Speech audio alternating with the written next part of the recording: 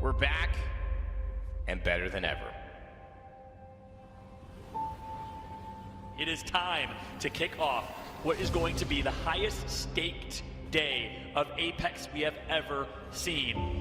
Let us see how impressive you truly are. Oh my word! Oh my god, what is happening? Are you kidding me? Oh my god! That was insane. Let's go!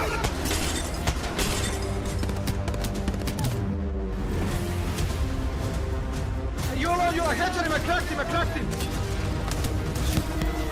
It all comes down to this.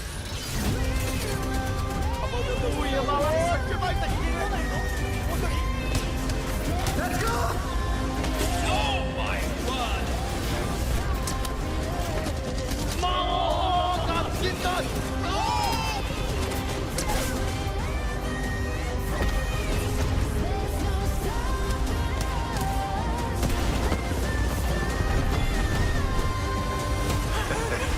Today is gonna be our day. Let us begin.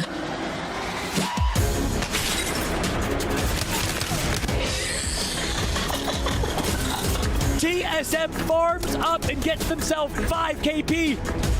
Again. EMP them! EMP them! It's fine, it's fine, it's fine, it's fine, it's fine. In the corner, spin nade! Burning.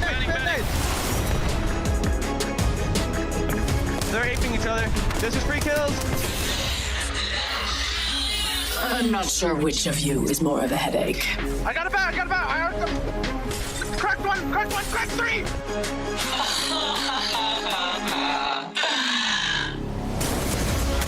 He's not picking me. Good.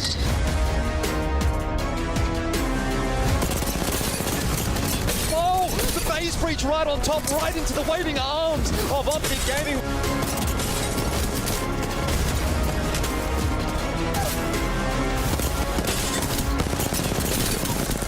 Now it's just the mindset. Does he fall or does 4-7? You've just got to stay alive for a little bit longer. Can they do it? No!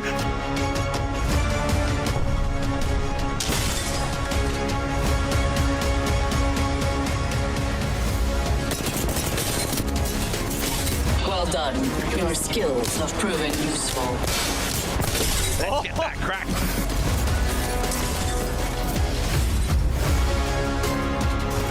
D3 Vega flanks wide right, and unfortunately will put Elevate to rest here. Great shots, great swing, great plays.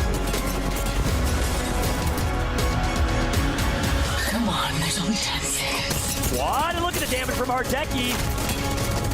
Nade on top of it. He actually predicted where he was going to be out of that base. That's actually crazy.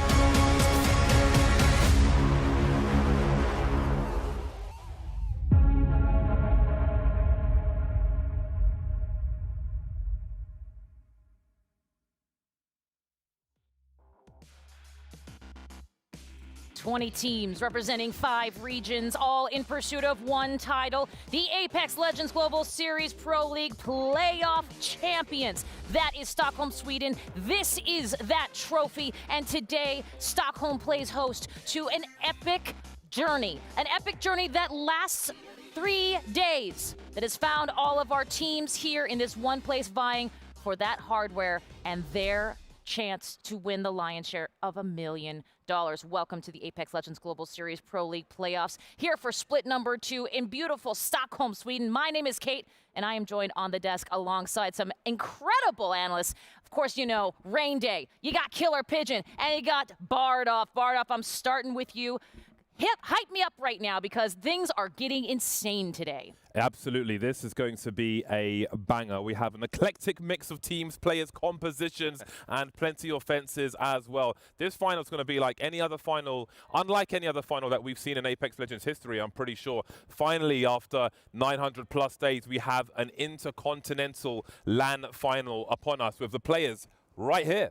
Right here, just a stone's throw away. Speaking of the players, let's take a look at who is vying for that title here today. And Evan, you can't not spell greatness without the words Optic Gaming here today.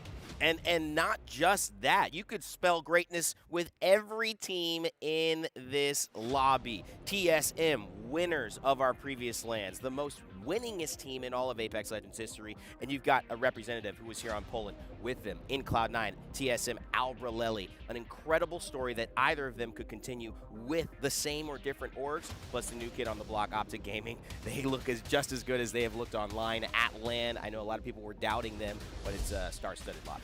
It is a star-studded lobby indeed. And Killer Pigeon, I know it all comes down to the math so often here today. I mean, I'm going to ask the big question. Who is on your mind most as we take a look at that player outlook? I mean, it's honestly very difficult to gamble against the likes of Optic, right? They've been looking dominant. They've been stacking up, top of the kills, top on placement. The averages are looking phenomenal. Like right now, I'm just looking back and like, how does anyone compete? But you know, the flip side of that is everyone's watching you, right? Everyone's analyzing you first. What if we have to look a little bit further? We can talk about maybe the Cinderella stories of like an Elevate, which melt our hearts. We'd all love to see something like that come out. But I think it's maybe a good idea to keep the eyes on people who came for that lower bracket, SSG, GMT, these teams that have remarkable survival times, great improvement, and probably are being looked at less than, say, your Optics and your Sudaraikus. Certainly. Absolutely. Well, you know, there's a lot of pressure on the line, certainly. And one of those pressure points has got to be the number and that prize pool here. Let's take a look at what these players are vying for. And Evan, we talk about the pressures of land, the hot lights, the fans, the those of us watching all here. This has to make a difference in the way that you approach the game. Oh, you could see the passion when we started. You caught that Elevate clip, just what it means to be here. Tears were shed yesterday at the teams qualifying for a chance at this prize pool. $250,000 for first. That is life-changing money, especially when you're talking about intercontinental gamers that are coming here with different opportunities here to showcase, maybe even for the first time. But it's really about what comes along with their journey of winning. And I think that's where they're going to go. If they do what they need to do today, that money will come with it. And I think that's the spirit of the competition we're seeing here. I love that you use the word journey, Evan, because Bardolph, this, of course, is but a stop on the road to ALGS Championships. And we talked about the teams, and we'll get to this in a moment, who have already qualified that are in this room right now. But talk to me a little bit about, I hate to say, the next step, because the pressure doesn't end here. Absolutely. We are not on the horizon yet. We have further to climb. And many of these teams have made it to the championships already, but there are still some slots to grab. There are three slots to grab. However, if you come in last place today, you are not going to be one of those teams. And you can see a list of the teams who have made it already. Some will join today, but some will be missing and will be in that last chance qualifier to try and make it there as well, such as Sentinels, who couldn't make it here. Furia, Tech, a man of science. He's not here today, and maybe he'll make it to championships. But as you can see, today, these are the teams who will be heading there, and there are 3 more slots to grab. There are indeed. And of course, we talked about day one was all about points. Guess what? There's a point aspect to this as well. And Killer Pigeon, 500 points is a lot. No question, you have punched your ticket, but 70 points. Some of these point totals can absolutely help, certainly, in that road to playoffs. They can, but they're kind of creepy and worrying detail, actually. It's like there's 3 teams that, if they come last, they aren't going to be like guaranteed that slot straight away. Right. And surprisingly enough, it's not the teams you'd expect. 100 Thieves, Luminosity, and 4-7 all in a situation where if they finish last, it'll actually be Team Suave from South America that gets that slot instead, who aren't even here. Aren't even here, exactly. And of course, a great regionality aspect to that. There's so much on the line. We'll find out how those teams will respond. Well, one way for you to get the most out of today's action, all the drama, all the action, is to head over to our multi-view. What is multi-view, you may ask? Well, I'm about to tell you. In fact, I'm showing you right now. That is multi-view. Head on over to the Command Center button, which is right by the follow button on our Twitch page. And that is where you are going to be able to make yourself the pro viewer we know, we love. You can watch all your favorite team POVs and listen to in-game comms. Is there a better way to hear how to update and upgrade your own gameplay than from the horse's mouth to the pros themselves? I can't think of one. Consider them your coaches. Let that be your multi-view. And remember, we've got a bunch of things we've added to that multi-view, including a stats sub-stream, which is going to give you up-to-the-moment stats, up to the second stats. You are going to basically be as informed as we are all the time on the desk here. More informed, I think. I think so. We can. Speaking of being informed, excuse me, Rainday. No, go ahead. Interrupting you. I forgot to mention Exo Clan from Thailand, the APAC South qualifier, last chance qualifier as well. That would be some huge representation. Thanks to the guys in the back for informing me on that team. I would love to see some Thai representation from Exo Clan at the championships as well. Love that. Our regions have been throwing down, and I cannot wait to get an additional aspect. Yes, EXO, let's do this. Something else I know you can't wait for is Twitch drops. There you see it. All you need to claim these rewards is to connect your Twitch and EA accounts, and you can start earning 4 different Twitch drops to commemorate this very occasion. Oh, man. I'll tell you, Randy, she looks gorgeous. Yeah, she looks good. Horizon main stand up. You'll see a little bit of her being played today as well, I expect. And that Glory Within charm, I think that's the biggest one to get. I think you have to spend a little bit more time watching to get that one. So it will be a little more rare for those who care about stuff like that. There it is, exactly. Just you know what? All you gotta do, just keep it here. Just keep watching. Just stay. Won't be hard. We're gonna be here. Come party with us. Enjoy it. You're gonna enjoy it. Trust me. Something else I know you will enjoy. I'm just gonna tease a teaser. That's all I'm going to say. There's some gameplay tease to a teaser. It's going to be teasing, and we're going to. What kind of gameplay, Kate? Boy, I wish I could tell you. What are you talking about, Kate? I wish I could tell you, but I think all of you may know a little bit something of what I'm talking about. I'm being appropriately vague so that you'll stay here and come and watch us a little bit later in the show, where we'll reveal a sneak peek of a teaser. Teaser, sneak peek, teaser. Sneezer. Yeah. That's not what we do here, but that's fair. I like it all very much. Okay, so the storylines, the wins, the losses, the X factors. Boy, there are a lot of teams to keep your eyes on, but which ones do you want to keep that focus on? Which ones keep in your multi-view? Our analysts are here to answer just that. Oh, and excuse me, before we get to that, I will say if you want to be a part of the Monster MVP energy, if you want to be a part of this discussion, if you want to name yourself a Monster MVP on this very show, take your cameras out, screen grab this now, because what you're going to want to do is head over to either the YouTube, Twitch, or Twitter chats. Use the hashtag ALGS Monster Energy MVP. That's ALGS Monster Energy MVP. And that, also that hashtag there of your favorite player. Look at, here we are, second screen. And you can spam all you want. Be a part of our discussion. Be a part of this choosing team to choose the Monster Energy MVP. Spam the Watsons. Spam the Watsons. You know who they are. Proud. Everybody else is irrelevant.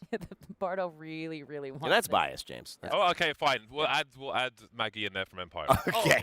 Yeah, there we go. We're being fair now. Balance it now. Let's just shake it on up. Speaking of shaking it up, as I mentioned before, we've got some teams to keep your eyes on. And one way to do that is to have our analysts do all the work for you. They've done the data. They've looked through the scrims.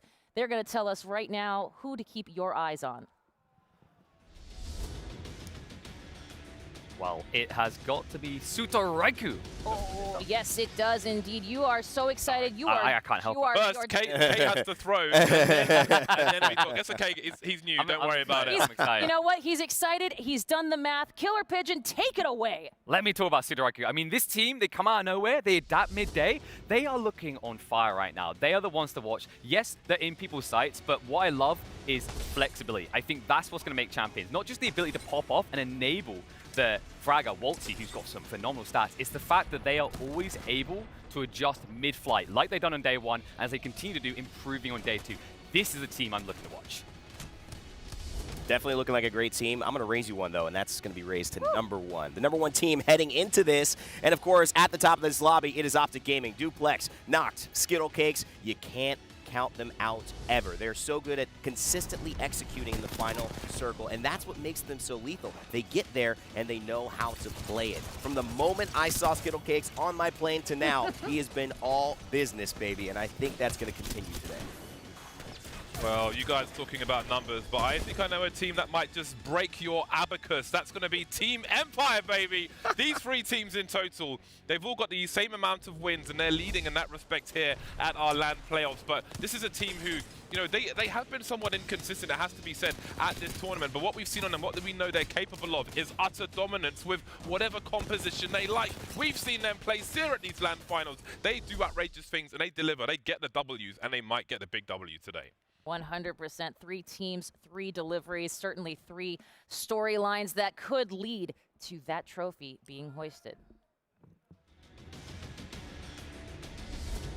I'll tell you what, hoisting that trophy today, there is palpable pressure right now, Rain Day. You can hear it, which is so much fun because, of course, we're on land for the first time in a very long time. And you can hear these players getting amped, getting psyched, just doing all the things that we are sitting here holding back, trying not to do on the desk, and they are popping off. And it's amazing to see how each player handles this pressure differently. Some go up to bed early and they get in their pajamas at 7 p.m. Some stay up all night thinking about it, planning it. And I think that's the great thing about LAN, exposing us to how their personalities not only play within the game, but outside of the game as well, taking it to that personal level.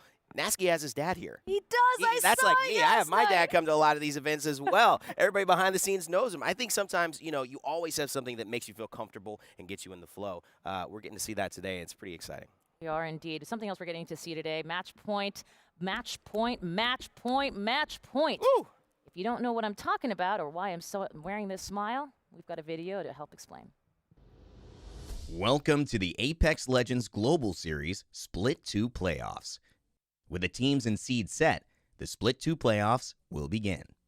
Scoring in playoffs will follow the match point format. In the match point format, there is no limit to the amount of rounds that can be played. Instead, teams battle to reach 50 match points, which are earned by kills and placing high in the matches. Once a team earns a total of 50 points, the next match becomes match point eligible for that team. The first team to win a match after they are match point eligible will be declared the Split 2 Playoffs champion. That's the magic number, 50. 50 and a W. That's how we play today. Bardoff, I know we talk about match point a lot in this elevated air. It definitely can change the strat for a team here on this LAN. Swiftly to 50, one must make their way. Man, do you know what? Winning here would be so special, and you know there's so much money on the line and so on. But to me, it's about making an indelible mark in history of Apex Legends, writing your own legacy. And this is one of many chapters to come as well. But what a chapter it's going to be to happen in a live environment with all your opponents and your friends and your enemies around you. We're all friends at the end of the day, but in that server, it's going to be a very different affair. And this is a type of pressure they just haven't seen before. So if you can get to that 50 and deliver that win afterwards, you are in for one of the greatest moments in your life, I think. Yep. Certainly is. Yeah, Killer Pigeon, you look like you're ready to say something. Yeah, Pigeon. I mean, we said at the start of the Tuki. We said at the start of the broadcast, right? Like, it was 957 days, 959 days now, right? This has been building up. This has been the moment they've all been looking forward to. There's been people, maybe they had moments of doubts as they built up to this. They've been waiting so long. It's all been holding up until now. And the incredible part is just how many young, inspirational players we've got that haven't even had that LAN experience yet. Right. This is what's so remarkable to me, is how many of them aren't even cracking under that pressure, regardless if they don't have a coach, an analytical team, or time to break down what their opponents are doing. They're reacting and they're delivering. And I will say, Evan, one thing that I keep reminding myself of, from all the teams throughout our entire playoff, only 2 do not have org representation. Only 2. And I believe Sutoraiku is one of those teams. Yeah, I mean, there's teams here from all walks of life. I think, you know, first time going internationally, represented or not, getting represented basically at the event with Optic coming in. There's all kinds of stories, and I think, you know, it's hard to predict where this is going to go, Kate. I've been struggling with my mind and my heart and my gut, and those 3 things telling me different teams that I'm looking out for today. Ultimately, I think you're going to have to execute, though, and that's a different metric. You know, you didn't have to win games yesterday and the day before. You have to win today. Absolutely do. And let's find out which maps and when these teams will have to win. Bardolph, we're starting on World's Edge, but then we go 2 maps and 2 maps and 2 maps and 2 maps until we get a winner. There are quite a few dynamics at play here. There's something for everyone in terms of viewership. But again, if these teams are to, let's say, contest each other on the drop, you only have 2 maps with which to try and adjust to that, and then you switch and everything changes again. So there's a lot of potential variance that we can have here. We know that a team like Optic, they don't care about any of this. They will engage in any kind of contest that anybody wants from them. But for other teams, there may be some fear in that, maybe some hesitation, maybe trying to limit that variance sends you to a place with worse loot and the entire game. You know, it could have a colossal effect on how things happen in the long run. And these are decisions you have to take very, very quickly indeed. These have to be snap decisions. You can't dwell, because if you dwell, you might die. Well, you might die. Somebody put that on a t-shirt and attribute it to Bardolph as we take a look at GMT. They've got to be in great spirits here, Killer Pigeon. These teams, some come in with momentum, and some, as Rainday mentioned earlier, are coming in having had a nice break.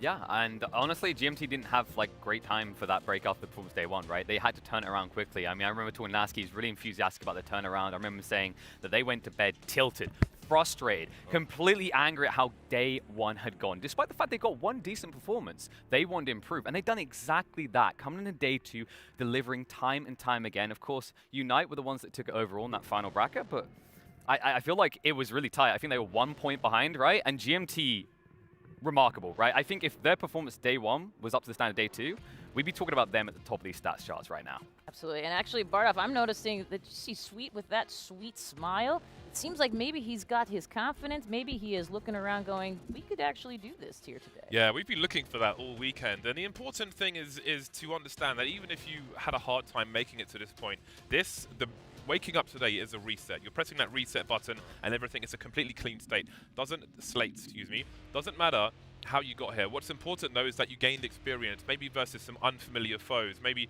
you're playing to an expectation of a certain approach, but a region will play differently and so on. So a team might be playing a little unorthodox, and that's something that maybe there was a struggle with. But now there's more information on the teams that remain in this tournament, and that's something that people can have confidence in. So it's nice to see NRG smiling. And I have to mention that somebody had one of those hot hands on their eyeballs. Wouldn't recommend that. Probably not recommended on the back of the pack. So let's just be careful about where we put our hot hands. That is a PSA from Bardolph to those who are watching. Please do not put the pack on your eyes. That's also a pro tip, of course. And of course, as we mentioned, there's so many teams that have proved themselves to be here. My gosh, today's talent predictions are going to be of epic proportions.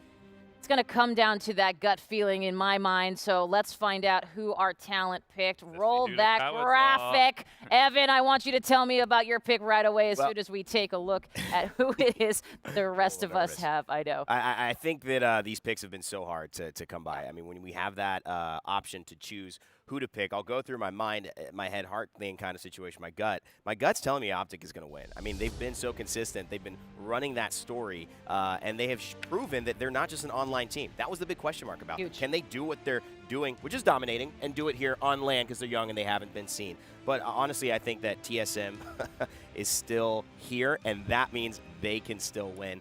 And Sudaraiku needs more really credibility in this scene right now. Yeah, absolutely. I mean, we talked a little bit about Sudaraiku already and how right now I think they're only one of 3 teams that have 4 wins. No one being Optic, of course, and I think it was Empire as well. The cool thing about like Sudaraiku, to kind of big up the Aussie boys here, is the way they play around Waltzy, right? They enable him so well. They're assisting him all the time. He's definitely a star player, and I love this composition they run. They have a tight formation. They have great patience for a team coming in like this. And also, you have to remember that Bullet, he's one of only 7 players to attend all 3 major Apex LANs. Yes. There it is. And Bardolph, you were a Sudaraiku fan. You have obviously put them as your fan prediction, your talent prediction. End us off on this desk here today with a little bit of a... Sure. To put it real quick, I think that today is the day of the underdog. The big names haven't delivered, and I think that these have been some of the more consistent guys. I think they can do it. They can. You hear them? And you can hear them, and that confidence rings throughout this arena in Stockholm. And that means it's about time to get started with game number 1. And for that, we head over to our casters, Fallout and Vicky Kitty. Here we go, guys. It's about time indeed, Caton. Welcome everybody to the caster's desk for the very first time. I'm Fallout, joined alongside Vicky Kitty as we get ready for history to be made for the first LAN competition in 3 years, Vicky. I'm so excited. You hear the energy of the players. You hear the energy of my voice. It's just been nonstop action all weekend. I mean, you may as well call me Vicky Wig out here because our voices have just transcended across the spectrum, and I love it. Look at that trophy. I was about to say, the energy in your voice or the lack of energy in your voice based on the energy you gave to the broadcast yesterday. And let's just be honest here. For those that missed the broadcast yesterday, you missed something remarkable, and I want to start with Elevate. The desk didn't have him. No one had him in their predictions. Well, I don't blame them, but at the end of the day, this team right here is representing more than themselves. They're representing a country. It's Brazil, coached by Coffee, none other than Ben, Sleep, and Nelas here far right. It's his birthday today. He'd like nothing more than to win this competition. Can Elevate do it for South America, Vicky? What a way to celebrate your birthday here in Sweden. I mean, what a way to even be in this competition. The final teams in this final lobby after such a long, grueling weekend for a lot of these teams, playing through so many games just to be sitting behind these setups. Well, here we go. Ladies and gentlemen, it is my honor, my privilege to welcome you to World's Edge for game number 1 of the Apex Legends Global Series Split 2 playoffs live from Stockholm, Sweden. And we are going to kick off with none other than hopefully TSM. You know what I'm saying? I got a little bias. I got a little bias. I saw you in the talent predictions, Fallout. Trust me, I saw it. But we can't ignore consistency, and that is what we're going to be looking for today in the match point format. $1 million prize pool on the line. $250,000 for first place. We have to reiterate this. This is insane. So much money here. All our players in this lobby have just been so talented. The production team disrespects me like that by putting Optic on the screen. Green wall, green wall, green wall. Welcome to Apex Legends. Optic Gaming. They're going to be landing at their usual spot, Big Mod. But let's ramp this up a little bit here, Fallout. Optic Gaming, what's their story been like here? Oh, absolutely. Their story has been quite the journey for the last 1.5 to 2 years. Skittlecakes grinded, was an amateur player. Not many people put respect on his name. He played with Protectful and others, dropped Fragment East, tried contesting TSM way back when. Well, people say it was the emergence of Valkyrie that really rose him to the map. He's the best shot caller in the game when it comes to Valk rotations. Optic Gaming is a team we got to keep an eye out for. Meanwhile, we have 100 Thieves, also a rags to riches story alongside Sudaraiku. I love 100 Thieves. I love to see their progress within the split 2 of the Pro League, and now they're turning up here in the finals. Luminosity Gaming, another team, our only all-Mexican team here in the ALGS, making sure that they were able to pull up from the Pro League under Scry, and now they're here as Luminosity Gaming. Absolutely. And then you have the black and white. It's TSM. And ladies and gentlemen, if you're a fan of the CEO of Apex Legends, Imperial Hal. Blow it up in the chat right now because we have none other than the GOAT, the greatest player, the Tom Brady, the Michael Jordan, the Cristiano Ronaldo of Apex Legends. It's Imperial Hal looking to cement his history in the Hall of Fame. It's a lot of pressure here, Follow. We know where the circle is going to be pulling now. You see that's pulling all the way north, and we've seen these circles before. Now predicting where we could expect that next circle to go after that small circle, we sometimes see it pull all the way north a little bit by Skyhook, or even that sniper tower that's south of the tunnel from Skyhook. Yeah, great breakdown here. And look, I actually see Verholz putting some shots. Shout out to our EA team, our engineering team that actually shows us live reactions and feeds. People are shooting as we have a fight going down right now near landslide. TSM was also fighting in Fragment West. I'm interested to see how TSM plays this. They got a really, really close zone here, Vicky. That's a great start for them. But AD Raccoon, the Koreans, find themselves in a fight with GMT. Let's look at GMT Esports position. What's the sniper tower that we were highlighting? Yeah. Talk about wasting no time.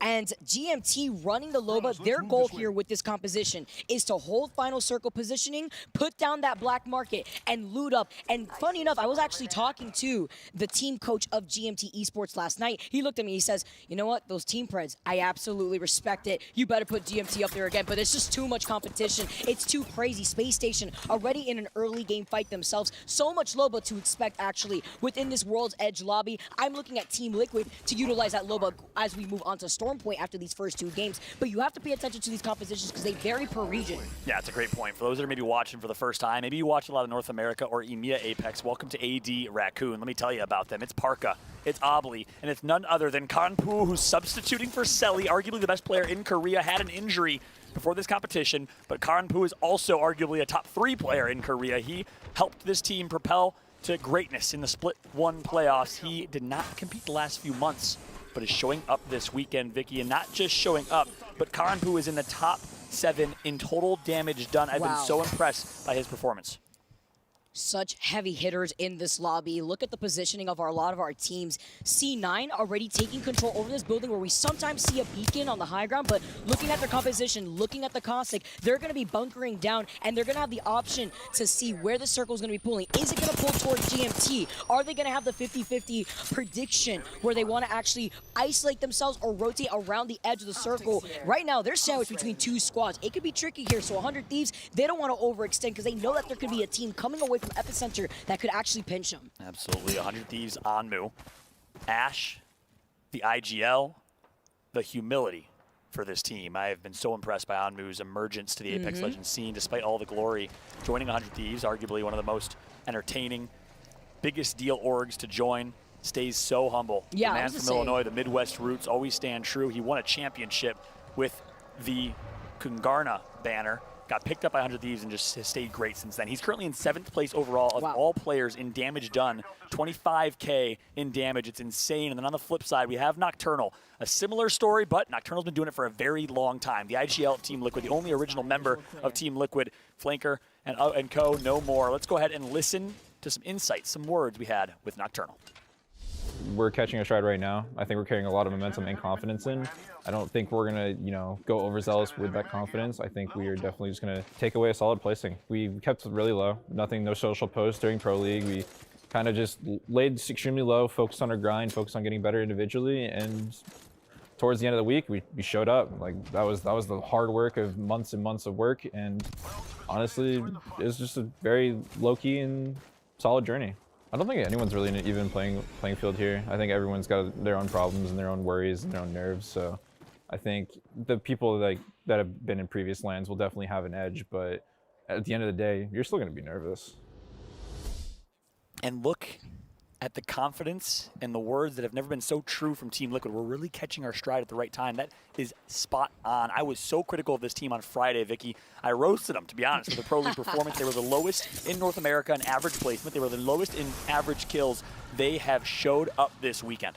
And I like how he highlighted that there's nerves on the line here for a lot of their teams. Some of these players have never performed on land before, and they're under the heavy, hot, big lights on this big stage. Team Empire, they love this position in the tunnel. This only team running the Mad Maggie, incorporating this into their team composition throughout the entire weekend. You know what they also love?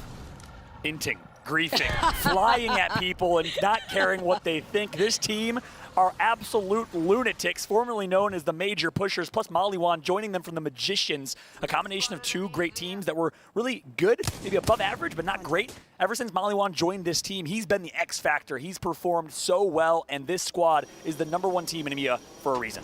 Now talking about #1 squads here, #1 NA Optic Gaming, who have been so consistent within the Pro League, going in for the quick rotation. Look at the loot that they were able to get, not only off of Big Mod, but off of Lava City as well. I want to point out, look how late they're rotating. Wise decision. They recognize it's a northern zone. They're going to take their time looting. They drop Lava City, which is so advantageous. They get all of that, all of Big Mod. No one wants to fight them. If you go Big Mod, they will push you with a Caustic ulti instantly. That's how aggressive they are. And that's their play style. So Optic Gaming well rotated. Meanwhile, Team Empire, they drop Harvester and they work their way. They love playing through this choke, through this tunnel, and they love pushing any fight that they can.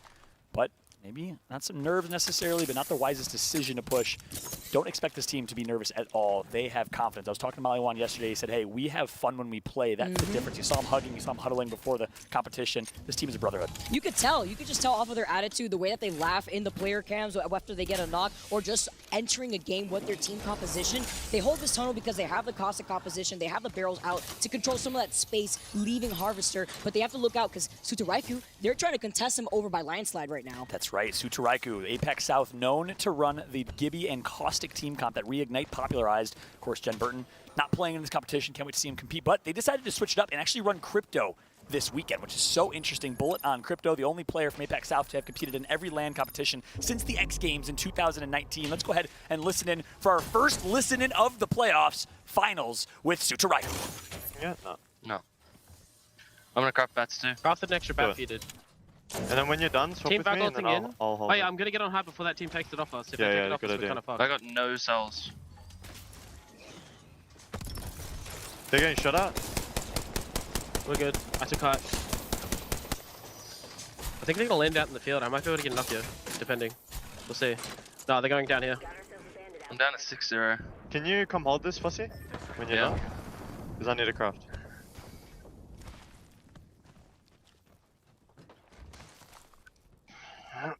Crafting now.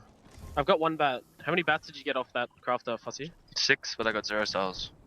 Are you holding the tunnel? Yeah. Hopefully that guy doesn't shoot at me. You okay? Yeah. They're in the tunnel still. You can hear them? Yeah. Trying to...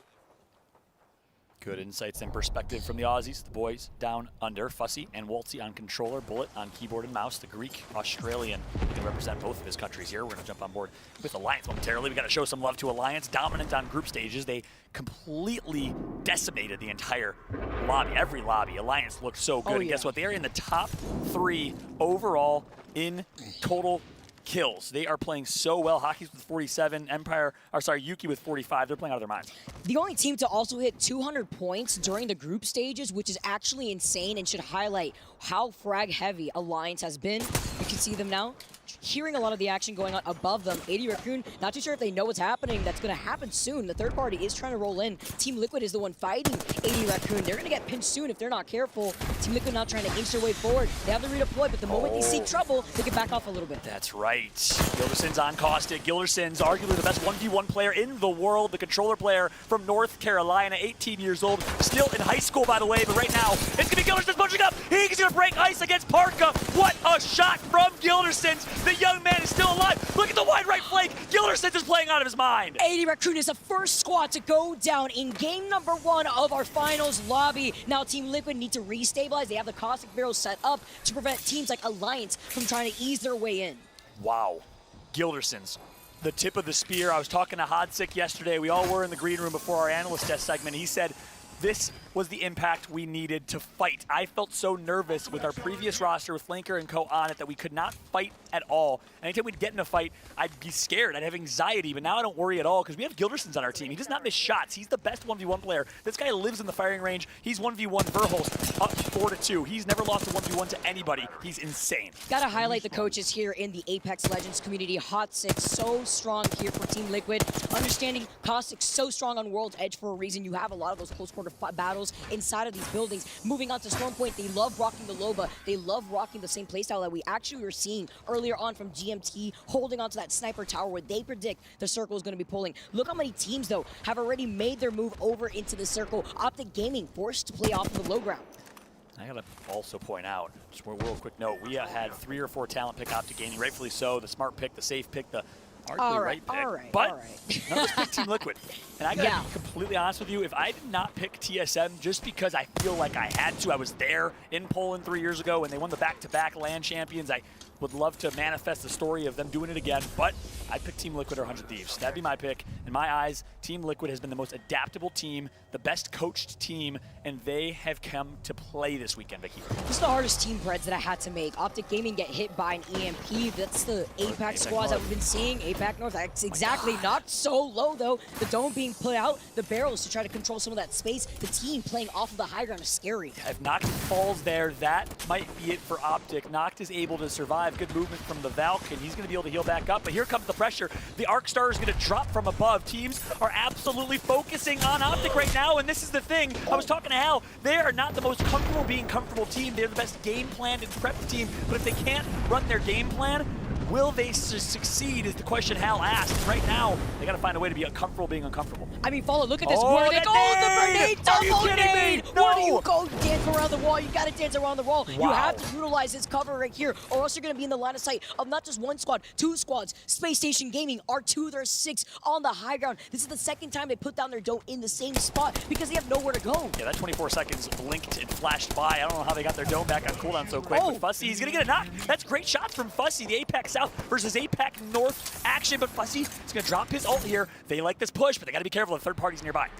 EMP coming in too, waited for the EMP, so he still has his dome to close in that gap. So Raikou now moving in, Bullet waiting for the opportunity. Oh, Fussy though, he was the one holding onto the door. He gets the first one to get taken down, and Jasana's now gone. But the biggest thing here is going to be the ability to block grenades here for Watson. That is why that pylon, that is why Watson is so helpful. Without the pylon there, they are toast to the nades of STK. They break ice, they get the first knock. Fussy wants to fight, he wants to fuss. Well, now he's in the death screen here. Suits Raikou down to 2. We have 2 squads now down to 2. Actually insane. FSV, they're gone for 7. Only having to play this as a duo. Exactly, the mobile respawn like you were saying. You see, he's got the gold backpack too, just in case Sungjoon needs any sort of help. You see Sungjoon now moving in, hopefully trying to see if they can get the res going, but it looks like Raiku's the first one to get the res and actually deny them the ability to get their own teammate in this lobby. My goodness, you thought the crypto comp would get it first, but they don't. And this is where team comps are so important. Watson and Pylon keeps them alive. The crypto allows them to recover the banner, but Optic Gaming still find themselves in this spot. How are they going to play it here? I'm so interested. Let's jump into our first listed of the playoff finals with the green wall. It's Optic Gaming. Left here. Keep moving forward. Look behind us occasion is... No, I'm not going to swing that rock. We're good, we're good, we're good. We're good. Nobody behind us yet. We're not in here. Keep moving forward. I'm getting tried right on my ass. Yep. It's from top countdown. That back. I cracked one right here. I have to bat real quick. I have to bat. I knocked the guy right here. I think we have to play He's in the corner. He's in the corner on my red ping. I think it's a solo. Safe on me. Safe on me. Safe. These guys are swinging behind us. I got we need to swing right to the rock. I ulted them. Bat up, and I think we have to ult. Valko, I think. No, just swing right to the rock. Right. It's like a solo Watson in the corner over here.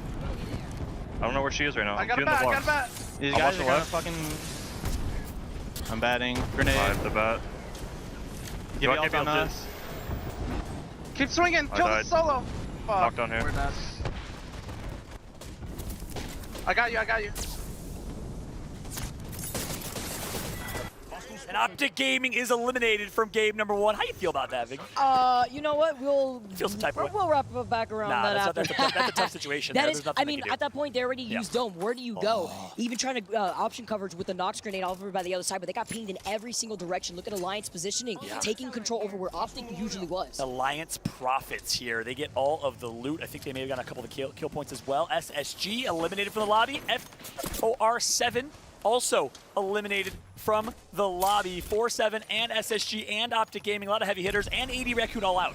Can we highlight the fact that Team Liquid right now has 6 Oh kills? my God. 6 kills. They literally booted everybody out of Countdown. They were pressuring Space Station Gaming. Now they have the high ground. Yeah, it's not the sniper tower that we were talking about before from GMT that was running the Loba, even controlling that space around that area, because look at where the circle's pulling. And a lot of our APAC North squads with the crypto that gets the scan on the beacon understand where it's already going to be pulling. And if I remember correctly, it's exactly where GMT rotated to. And there they are. Nasky, one of the smartest players in Apex, one of the best IGLs, makes the right call for where this zone is going to go. Coming from Landslide, gets Sniper Tower and well positioned here is GMT. We'll keep an eye on them. V3 Vega, the Japanese squad here. See what they can do. Watson fences out. What I also really like is the fact that they gave up some of that high ground because they know that they're early rotated, overlooked a lot of the action, and now have taken real estate inside of the truck that's off to the right of the sniper tower, because with a lot of these cryptos here in this lobby, you have to worry about those EMPs. That's a great point. Now we're on board of TSM. This is such a hard rotation. Bad loot. Fragment East got ninja nerfed by Respawn twice, and the loot is awful in Fragment East now, so that's why TSM has not been doing so well. It's a big part of why. The loot that they get, the gray shields that they leave with, not good enough, as we are now on board with Reignite. They find themselves in a fight nearby. JMW gonna get some good shots in 0, and V3 Vega gets taken out. Reignite's playing so well. Reignite is actually out of control. They also were able to pressure out Team Empire. They clean up V3 Vega. They're getting taken out. TSM down 2. Hal gone. Rev's gone. It's only up to Verholz from this team. That's it. Verholz last up. Down to 20 HP, and that's the Caustic difference. Speaking of Caustic, Hal is on Caustic, and everyone here needs to know they have no practice with Hal on Caustic. They made that audible yesterday out of nowhere because they needed to do something, and they're rolling with it. Again, long conversations with Hal yesterday, and he was not sure, as of last night at around 11 p.m., what comp they were going to run. He said, "Did my teammates want me to run Caustic? I don't know, because we don't have practice. We don't know how to shot call, how to rotate as a team, how to play with Caustic. So it looks like they feel like they have to adapt." Well, Verholz is still alive here, and that's really good news for you here as well, Follow, as Alliance is still playing underneath of the sniper tower. Look at where the circle is going to be pulling, though, away north, where GMT had relocated, because this is where they wanted to be just in case. But here's the thing, GMT's getting fried by Team Liquid. Team Liquid is unstoppable. Gildersons with 5 assists and 3 kills, 9 kills for TL. They are farming. Team Liquid is here to play. They're knocking on your doors. They're knocking inside of this truck. They're exiting out of the dome so that way they can avoid that arc star. But look at Fun landing a lot of these massive shots. He's still going through the cracks. Where do you go? Where do you hide? Fun, you are an animal. The best fuse in the world, in my opinion. Now rocking Gibraltar and impacting this team. He was a content creator first. So underrated. I saw him for the first time in the Lulu Lovely throwdown play out of his mind. I said he needs to get picked up by a team. Team Liquid picks him up, and look at the impact he's had. And Hodzik was saying Gildersons and his desire to be great has helped elevate Fun to also want to be great. That's what good teammates do. They elevate you, they make you better. 10 kills in the pockets of Team Liquid. They have 100 Thieves in their sights. 2 members of 100 Thieves playing by the edge of the fence. Team Liquid playing so well, but they have to inch their way into that next circle because this truck isn't going to be in this. Reignite still alive. Burger just got knocked by Game with. Also from APAC North. On board with NRG. NRG is in it. They have looked very, very subpar this weekend, barely qualified in 6th or 7th place, but they are here, and that's what matters, and there's no difference between 10th and 1st in yesterday's lobby. 100 Thieves down to 2, Game with down to 2, maybe 3. Matsutasu still alive. Here we go. F. John of Team Unite with Legetta, one of the best players in Japan. On board with them now. Legetta, you gotta go big as crypto. Team Unite, though, they lost out on one of their teammates. They could potentially get this res here. They have the Watson fence to set up. The Nox grenade, though, going inside the mouth of the tunnel. NRG are coming to show up. They need to. They have something to prove here, and now they're looking to close in that gap. 7 kills for NRG, 10 kills for Team Liquid. NA on top as the USA is dominating. They are frying. Nocturnal, Team Liquid, NRG can't be stopped. 16k damage for the young man, Nathan. 7 squads left here. NRG are dancing around this fence, landing these PK shots, making another one. Can somebody stop Nathan? Rocker was taken down, and Sweet is still alive. They need to play off this Kree, because they still need to worry about 5 other squads. This man's looking like Kobe with the jumper there. Nathan connected, can't miss, can't be stopped, but here comes Game with. They want the third party, and they're gonna be able to. 100 Thieves Scurry gonna get a knock here as well. Game with is gonna finish 100 Thieves. Nathan gets knocked. NRG is eliminated in 6th. Game with, they heard you, Fallout. They heard you hyping up NA way too much. They got to clean up NRG. They got sent back to the lobby. 100 Thieves also now in some trouble as Scurry's the last one alive. But look who it is. APAC South, Australia. Jen Burton, stand up for your boys right now as Reignite is alive. Team Unite from APAC North in game with. So, all the hype for NA. We got 2 APAC North teams, 1 APAC South team, and I believe Team Liquid left in this one. Now you see Alliance only with Hockeys. Hockeys gets called out though. He's literally one. Where does he go? He can't escape. He was literally one shot right there. He was in the line of sight of Reignite. You gotta be kidding me. And I actually saw the analyst predictions and the teams to watch. I said, Sutaraiku over Reignite? Are y'all crazy?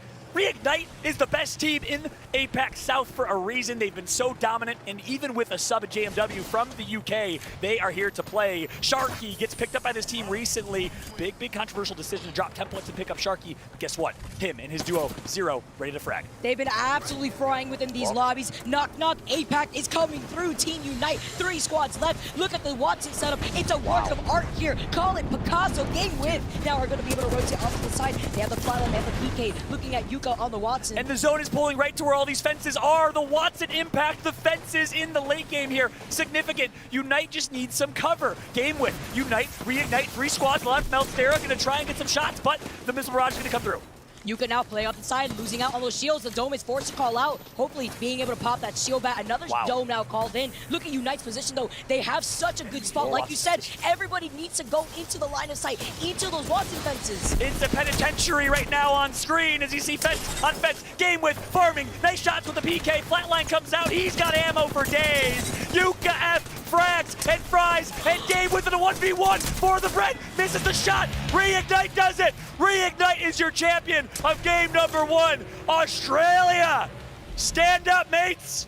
What a start from the boys down under. You love to see APAC South coming through game number 1, taking World's Edge. What a strong start for our teams. And Fallout, you highlighted perfectly. This is Reignite. This is the best team in the APAC South region, and they are showing up already with such a strong start to our finals day here in the ALGS. Sutaraiku? Sutaraiku, the number 1 team in APAC South over these guys? I don't care if Jen Burton isn't here. But boy, if he was. Boy, if he was. Arguably the best controller player in the world. You can only imagine, but instead in the middle there you see JMW, was a keyboard and mouse player until a year ago. Former competitive Halo player on Xbox, switched over to controller and has been dominating for Kangarna. This Kangarna roster, by the way, didn't qualify here, but they've all stepped up. Every single Kangarna substitute, Graceful with Cloud9, all have filled a team's role and Hell of Fun success. Can we highlight the fact how frag heavy that game 1 was? That was insane. There were so many teams with double-digit KP already to set themselves up for those 50 points for a match point. That's a great point. And on top of that, we got to break down what we saw there. I mean, how did Reignite win that game? They were coming from low ground into fences, and they had no heals. Zero, no shields.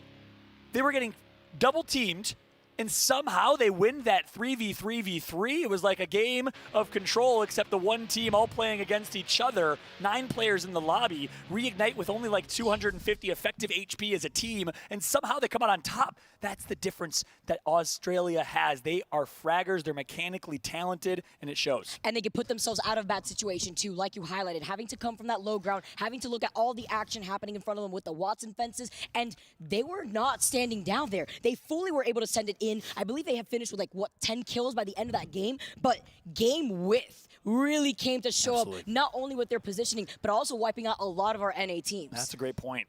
Game with Team Unite, and none other than Reignite.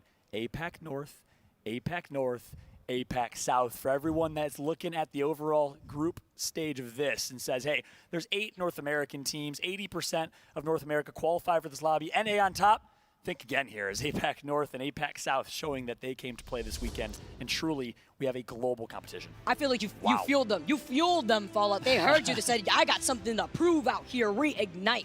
10 kills exactly, double digits, 22 points, but so did Game With. They didn't get the dub, they didn't get those 12 extra points, but with that 9 placement points and the 13 KP, they tie themselves already up with Reignite. Talk about racking up as many points as you possibly can. Also, we have to highlight the way the Energy Team Liquid did with also their double-digit KP. What What a frag-heavy lobby, I have to reiterate again. And you can see with game number 1 how aggressive our teams are looking on World's Edge. Yeah, and by the way, for those that didn't know, there's this little country surrounded by a lot of water called Japan. And Apex Legends is huge in Japan. It is life, it is culture. Their version of Times Square lit up with Apex Legends billboards. That's how big it is. They have some of the largest streamers. And guess which country represented the top 3 there? Well, 6 of the 9 players, Japanese, Matsutasu and the rest of them. Legetta, in my opinion, the best Japanese player in the world, showing up in game number 1. And that's the beauty of this LAN. We have players from all around the world competing here in person, and I love it, Fallout. You get this raw energy from our players, whether it be nerves, whether it be excitement. It's amazing. Now, looking at the progress that we have from our team that just took game number 1, Reignite. Look at this. Over 1,000 damage across the board, minus JMW, who played a much more passive role, creating a lot of that space with the Caustic Barrels and the Nox Grenade. The biggest thing I have to point out here, Vicky, is Sharky 3415. Looks like I'm playing Xbox 360 with that gamer tag, but no, you got to be careful. The shark's in the water. Look, they dropped Templex, the Indonesian Australian top player who's now a content creator for Reignite. Why? Even though he was great, even though they were great, he wasn't a Gibraltar main. He was kind of forced into that Gibraltar role because all 3 of them are just fraggers. They said, you know what? It's a tough decision to walk away from someone when they are that dominant, when we are that dominant as a team. But if we want to win on this stage behind me right here, you need a Gibby main, and Sharky was that main. Zero competed with Sharky early on alongside MT way back in the early days of Apex Legends. And let me tell you, Sharky, reunited with his duo in Zero, is showing up. 1,700 damage as a Gibraltar is insane, but oh my goodness, what a start. Listen, it's a shame that we casted game 1 because we got to invite the Australians up here to cast game 2. I know they're going to be hyped for Reignite. We're going to jump to a quick break. Ladies and gentlemen, I'm Fallout. This is Vicky Kitty. This is the ALGS playoffs, baby. Spread the word. Blow it up in the chat right now. Let us know who you want to go in game number 2. We'll be right back right after this.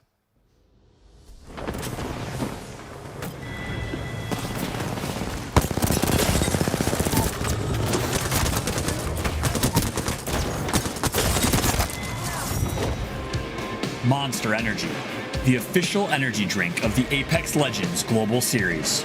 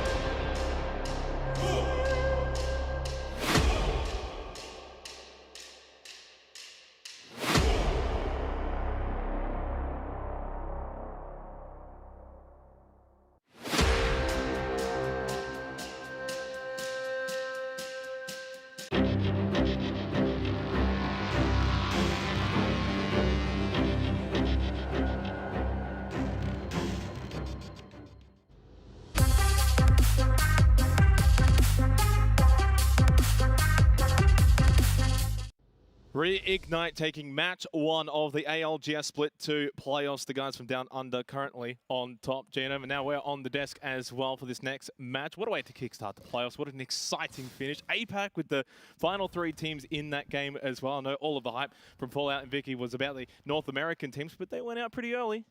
Yeah, we had that listening with Optic. We see them drop. TSM eliminated by Reignite. Look, there is some hope for the NA fans. I mean, Team Liquid had a huge game 1, racking up kills there. We saw them take out GMT, who I think were really playing in Godspot in that caravan when you get that circle. But, oh man, Reignite, they played that so well. You saw they were probably 1 or 2 seconds away. If that bubble had have come up any later, absolutely gone, would have died to the zone, I think. But it came up just in time, and then they're able to get on the top there, on top of those APAC North teams. Not the only team to sort of touch on from that game to game with, finishing in 2nd place. 13 kills. One of the stats, our lovely friend Alfish, of course, in the green room, he put together a compilation of the amount of teams who have won games here so far over the course of the playoffs. And they're the only team that have not found a win, almost doing so there.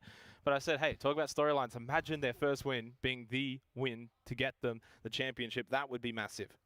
It would be, wouldn't it? I'd love to see it. The other team I love to see there, right on your screens, Reignite. They're feeling happy. It's a good start to the day for them. I was having a little bit of a chat with them on stage just before they jumped into the lobby, Xenox, and they were telling me here on World's Edge, they're very happy. They've got Lava, Siphon. I think they're splitting it with one of the APAC North teams. Might have been Team Unite. Either way, you know, this is their preferred drop spot. And actually, you know, they haven't had that the whole way throughout this tournament, right? So a lot of the other teams that were contesting them, they've actually dropped by the wayside, and now they've got this, one of the most premier drop spots in the entire World's Edge to themselves, and that's helping them to a win in this first game. Speaking of Premier, we just saw that very Premier looking trophy fly on by as we head into World's Edge match 2 here for the finals. Genome, again, no team really in that match point position just yet. Still relatively early days, but boy, you know, you look at Reignite, game with Team Liquid, all 20-point plus now. If they have another big game, they'll edge closer. Over 2/3 of the kills in the last game were mopped up by 4 teams. We've got such a top-heavy lobby as we get into our second game right here. Rig game with TL, NRG, all posting double-digit kill numbers. That means we've got a bit of a race to the top here. As we keep talking about match point, they need to get to that 50 before they get the win. So those teams picking up big amounts of kills. That means there's a lot of teams down the bottom. We see Reignite pick up a gold backpack almost immediately. That's what I'm talking about. Lava Siphon, man. When it's your day, it is your day, Genome. Will it be Reignite? Could they pull off a fairy tale story? It's been said countless times, Genome, regarding Jen Burton going out. Of course, JMW comes in. We weren't quite sure what to make of Reignite, but right now, that #1 positions is theirs. Will it be at the end of the day? We'll have to wait and see. Into match 2, we'll have a look at the map. We are going down towards the southern side of World's Edge here for match 2. Lava Siphon was actually the hot zone here. That's part of the reason why we were seeing the gold, the purple loot come there for Reignite. You can see, yeah, it was Team Unite that is sort of splitting a little bit of the loot there, but honestly, you know, it's mostly that sort of budget Siphon loot up the top. It does look like this circle is going all the way down south. Remember, we had that segment yesterday where I was sort of talking through a very, very similar circle to this.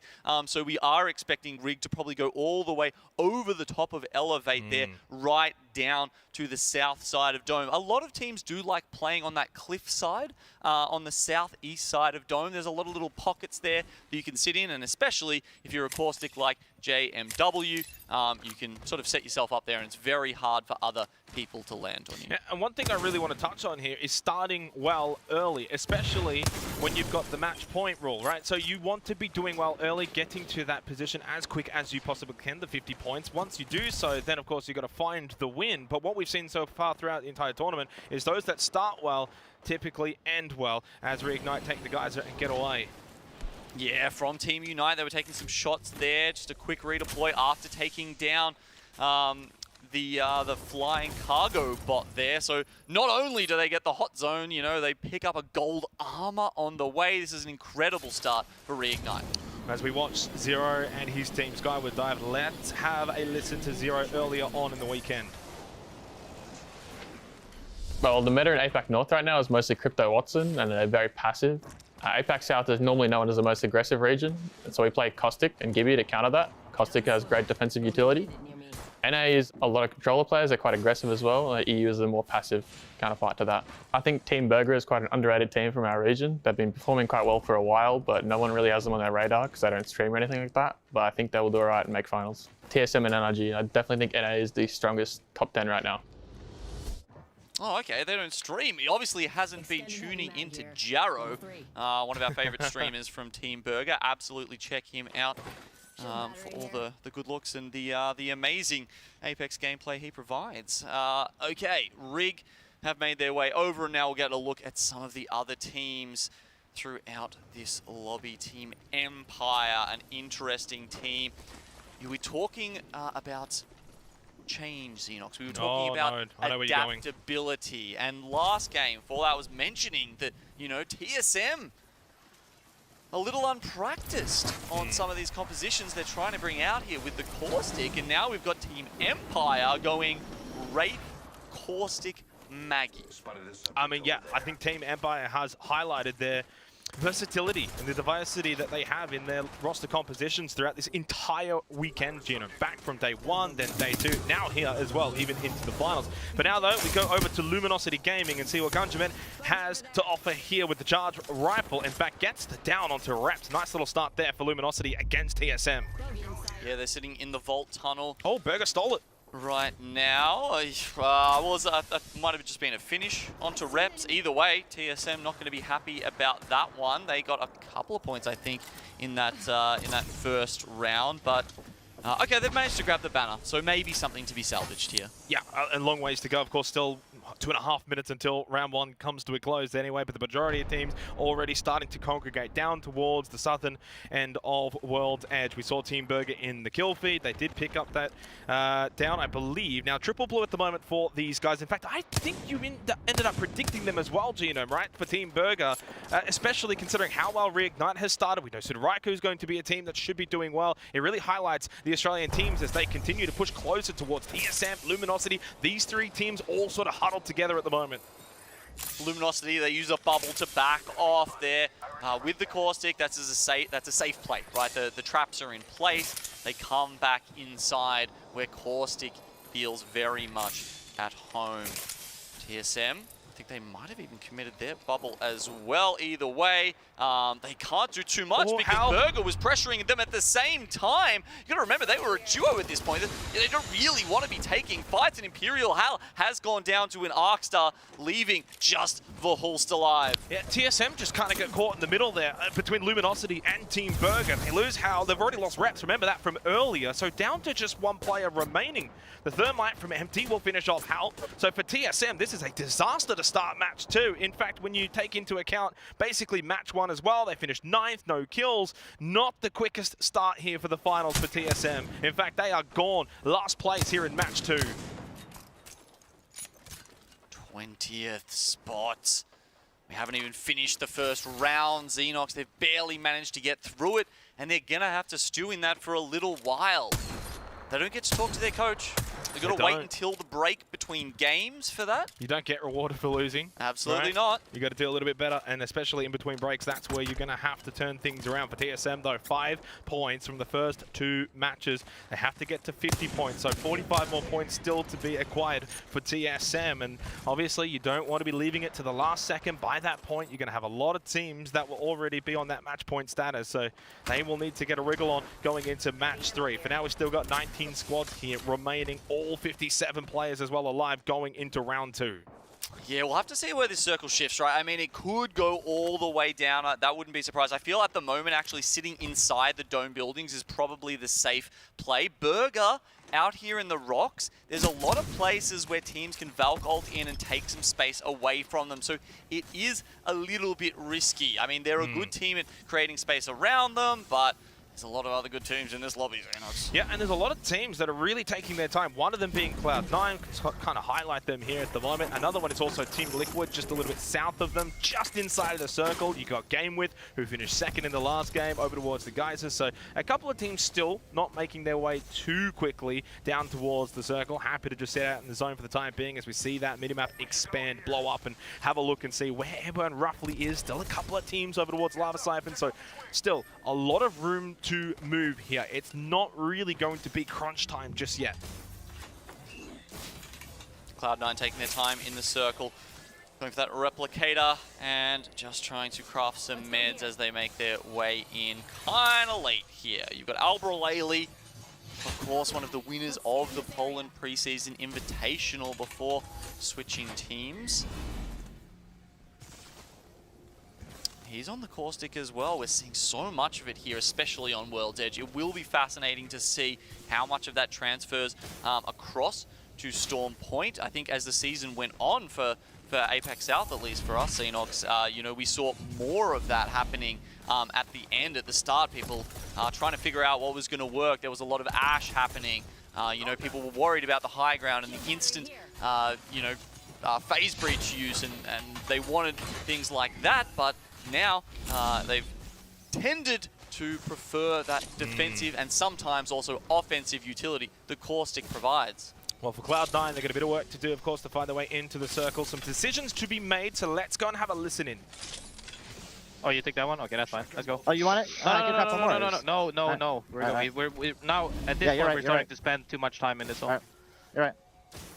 All right, since we're not sure exactly how we want to play it out, we just need to get into the zone for now, and we scope things out, and we figure things out from there. We're all super stacked to fight, correct? Oh yeah. Yes. I think our best bet is working the balloon on the west side. Yes. Okay. Well, then we start by getting into Lava Siphon, and then we'll see where we go from there. Okay. Okay. How would you approach us? I would get one more beacon, so I would probably go Lava Siphon. I like that. Okay. I like that actually. Because there's no reason for us to, when we can't get in, to just try to get in and it pulls the fuck off of us. Okay. So we just need to play this slow, disciplined, and then if we have to take a fight, we'll run through them, and then we decide what to do next. All right. There should be a zone where a lot of teams die. 100% they will. Just gotta live, baby. We just gotta make sure we're not walking in on a side, or like if we see too many teams around us, that like we don't start a fight when there's like 5 teams around us. That's it. Sutaraiku eliminated. Yeah, that's super good. Who was the first team to die? Did you guys see? No. I know it wasn't a team to note though. I saw there was one guy who got thirsty. It was 59 for a long time, unless somebody crashed. Don't know. All right, sounds like Cloud9 need to pay a little bit more attention to the kill feed there. They might have seen their NA rivals TSM falling out first, but V3 Vega, they're trying to get someone else out of this lobby. Get those Spencers up, Jig, and get those Spencers up in time to try and salvage this one against Team Liquid. No, they can't. Gilderson's too quick and clean. Now, they lost Nocturnal. That's okay, though. They did pick up those kills. Good points for Team Liquid, who started well, of course, in match 1 as well. They had 10 kills from that game, too. So 2 players up. Team Liquid continue to get some points here. Good start to the finals for them.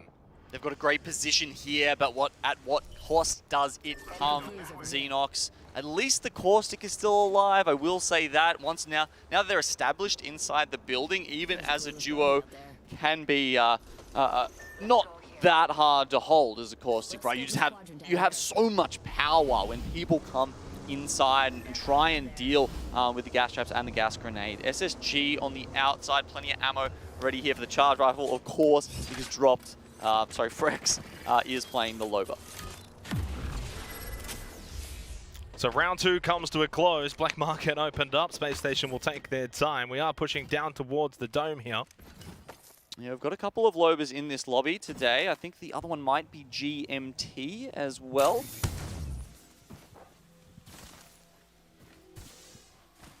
See the points leaderboards as well on the right-hand side of your screen. That will be flashed multiple times today, Genome, of course, to kind of keep up to date with where teams stand. They've got to get to 50 points from there. Then you've got to find that win if you want to be the champions here of the finals. Alliance at the moment, 8th place. They've got a couple of points to their name on the right side of the leaderboard. On the top 10 currently for NRG, it's been a bit of a turbulent playoffs event so far. Day 1, day 2, a little bit up and down, but they're here, and we know what they're capable of as well. When they're at their best, they're a team that is certainly capable of walking away as the champions here. They are a team to be feared when it's their day, when they're in their stride.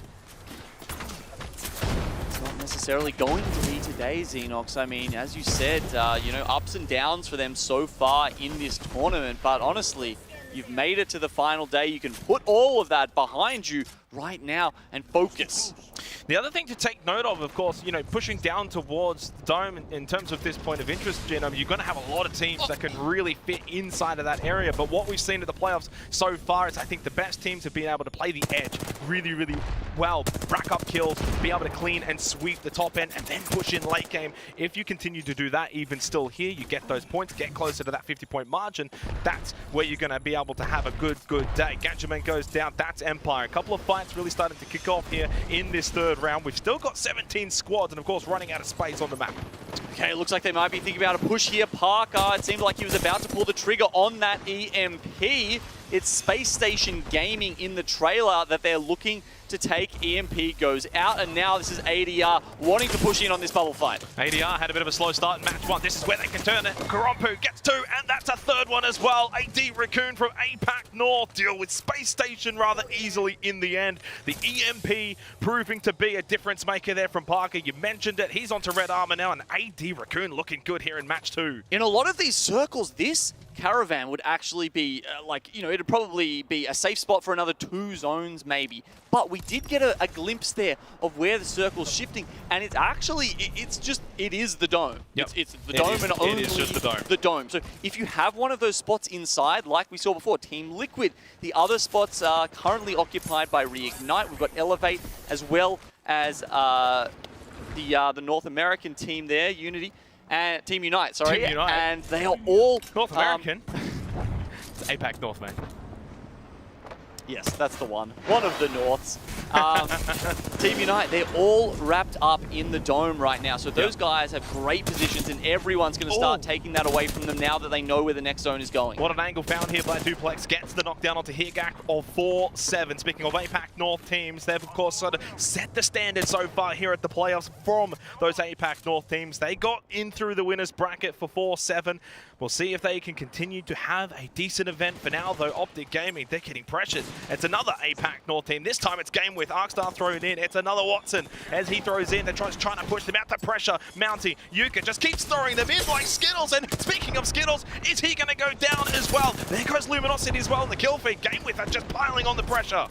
So many grenades in there, and somehow no one's going down. I don't get it. Optic Gaming, they did get one knock. Okay, there's the second one, finally. Gone. Optic Gaming are gone. It didn't matter what chair they hid behind, which end of the trailer they were at. There were Arc Stars and Frags on top of them. A lot of utility, though, committed there by Game With. Took them a lot of time, and honestly, I was a bit surprised halfway through that. I'm wondering, is Optic Gaming going to be able to survive that? No, they weren't. Neither is 100 Thieves either. 13 squads left all of a sudden. We've just lost 4 in about a minute or so. Now into the 4th round, and now over to the dome. Like we said before, Genome, it has really pulled right on top of this POI, and this is going to allow a lot of teams, though, at least a bit of safety.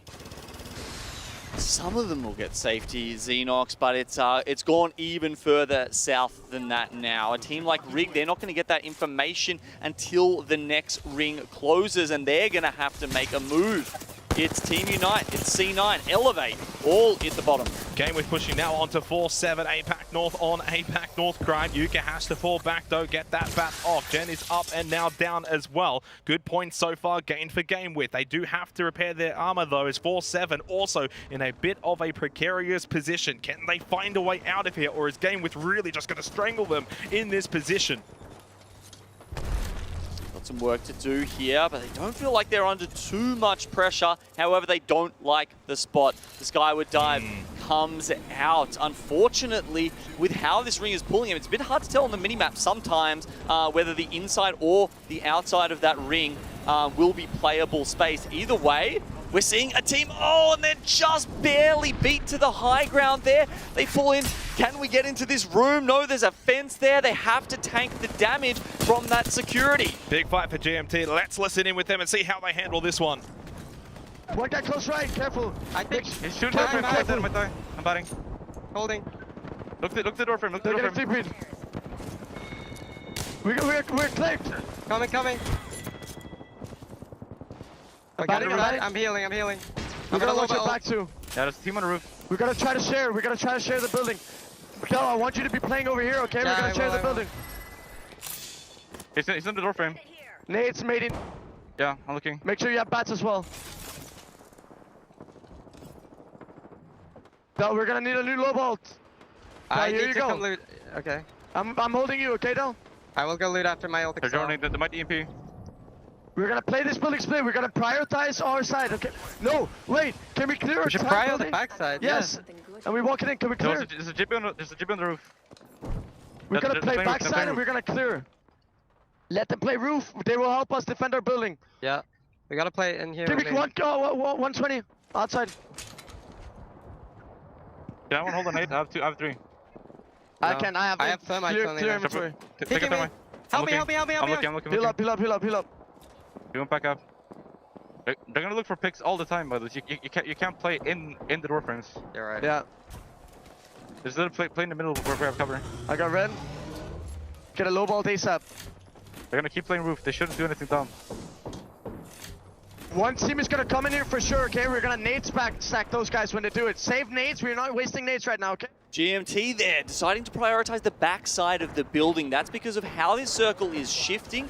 If they can lock that down for now and just take this next 30 seconds to solidify that position, it's going to be very hard, and then they'll probably only have the one angle to worry about. Yeah, you want to be inside for a bit of cover, but obviously you need to be able to get onto the outside as well. Team Liquid, they did have a route on the outside, but forced back in, saw them in a bit of an overview earlier, throw down a bubble, took a lot of damage, forced them back inside of the dome. Game with though, do they have a god bot here, Gino? They high ground, they can basically punish anyone on the outside. This instance, it's Reignite, our winners from match 1. Now Sharky is down. It's the Gibraltar. They can't get the bubble to get this res, so they're just trying to put down caustic traps to make just a skerrick of cover here to get them back alive and get that third back up and running. Big EMP just exploding there over the top as well. Let's see what is going to happen here. Now into the 6th round. This is where it's going to be really congested, really tight. Game with still on that high ground. Of course, they don't want to overstep this position. If there's lines of sight looking up towards them, they could get punished here. They could get down rather easily. The fences aren't going to do as much, especially here in this instance. Other teams now trying to take up position on the top of the silo. You can see damage being traded from those teams across, elevate down the bottom. It's almost like playing that arena map, Xenox. You love to be a Valk and just go up the top there. It's a fantastic position to play. Wow, damage coming out quickly. I think they might have even eliminated that interception pylon, so that's some free shields gone. Oh, once that bubble dissipates, though, that should be a lot of damage onto game. With 9 squads still remaining, we have so much at stake here in match 2. So many points up for grabs. Rig have managed to stabilize a little bit there, but you can see they're still taking damage from either side. Alliance go out in 9th now, and we're still watching these teams up the top who don't have to move yet. Elevate on the low ground. They've got double purple. Sleep still on white. Doesn't matter. They'll get the job done. Abraleli goes down. So does Cloud9. Game with have been eliminated. 7 squads remaining. Team Liquid now. They need to get a move on as well. The silos have been cleared. No one up there. Look at AD Raccoon though. GMT, Reignite, all so close to each other. You got Sweet still alive as well for NRG. There goes Cloud9, courtesy of Team Liquid. Oh man, GMT. They are in a fantastic spot. I'm glad we had that listen in with them before just to see how they were feeling about that and how they managed to wrangle it.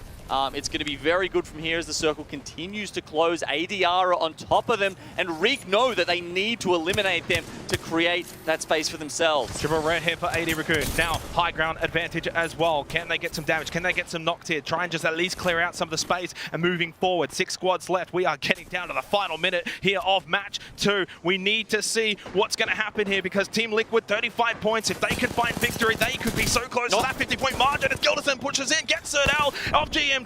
Sweet, the solo player for NRG, goes down to Karompu. Liquid though, now they feel the pressure too. Gilderson loses all of his armor, goes down as well. Can they fight back though? I thought he was the clutch player for them. It's going to be tough without him. Maybe this is a 2v2 now against GMT. Team Liquid in the blink of an eye. All of them have gone down. 4 squads left alive. Now here's the fight between Rig and ADR. Elevate from the high ground, come in. Elevate, they made it in on the final match of day 2. Could they find victory as well here in match 2 of the finals? It is getting down to the final seconds here. Elevate double red, high ground as well. They found victory yesterday. They should just about do so again today in the finals. Elevate from here. They'll be the winners, no doubt about it. Match 2. Elevate champions. Elevate are the only South American team in our final day here in Stockholm. And they're giving the fans at home something to cheer about. It was emotional scenes last night when they made it through in that final game. And they're still running hot and running high on adrenaline. It's only match 2, but being able to win in this lobby against this competition, the day that we saw from Elevate yesterday, now coming into the finals today, they're proving that they are running on pure adrenaline, Genome, that they've got the capabilities to find victory, to find success. They didn't get too many points from match 1, but they're going to get a whole heap of points here in match 2, no doubt about it. Elevate, bleeding red at the moment. They are looking good. Fantastic effort by them, and well, I mean, Reignite though, probably should touch on them, Xenox, because it was a 3rd place, so that's at least 7 placement points from them, as well as a couple of KP, I'm sure, in there. Here we go. 19. Amazingly quick stats here coming in through from the production team. 5 kills as well on top of that, so 12 points. That's going to put Reignite in a fantastic spot. GMT and Elevate, of course. AD Raccoon, Team Liquid, though, that might put them up to number 1 overall. Exactly, and like you kind of said at the start of this game, match 1, a little bit top-heavy. Match 2, once again, rather top-heavy. 15 points for Liquid, 15 points for AD Raccoon, 12 for Reignite, of course, back fresh off of their win from match 1. GMT, a big game. We had, obviously, a big follow-on of them too, but Elevate, you can't look past them. What a result.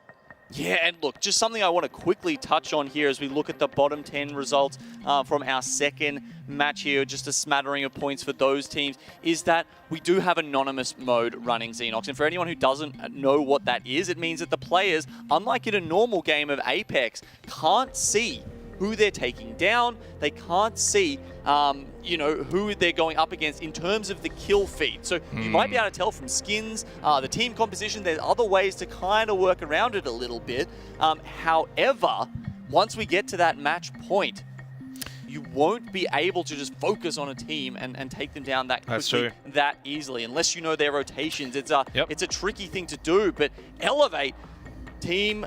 Our team here that's made a big splash in Game 2. Yeah, our champion squad for Match 2, they felt like champions last night, late into the night too, in the final game, to even be here, to find victory now to start the day for Match 2. Says a lot for this team, their ambitions and their ability to do well in this particular lobby group of these 20 teams. They go up to 20 points now, up 14 place positions. Of course, it's all about sort of the race to 50 points. From there, you then need to be able to find a win, but you've got to get to those 50 points first and quickly.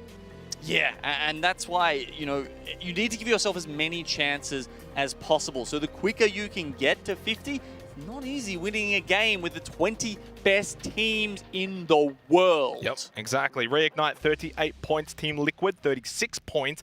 Definitely those two teams we have our eyes on moving forward, especially soon into Match 3. They are very close to that cutoff point. They could very well be our first teams to get to that match point status. For these teams, though, Genome, well, they need to be able to find some points in the next couple of games. Otherwise, they may run out of opportunities. Only 11 here for Alliance, and then going down from there, that's at least 40 points away. That is at least 2 games of solid play to get your way to match points. So these guys aren't going to see an opportunity to take out that $250,000 first prize until at least probably game 4 or game 5, unless someone like Reignite or Team Liquid steals it away before then. Exactly. What a start here for the ALGS Split 2 playoffs. Our first 2 matches done. World's Edge done for a little bit of time. For now, we go over to Storm Point. We're going to head off the desk as well. Fallout and Vicky will be on the other side.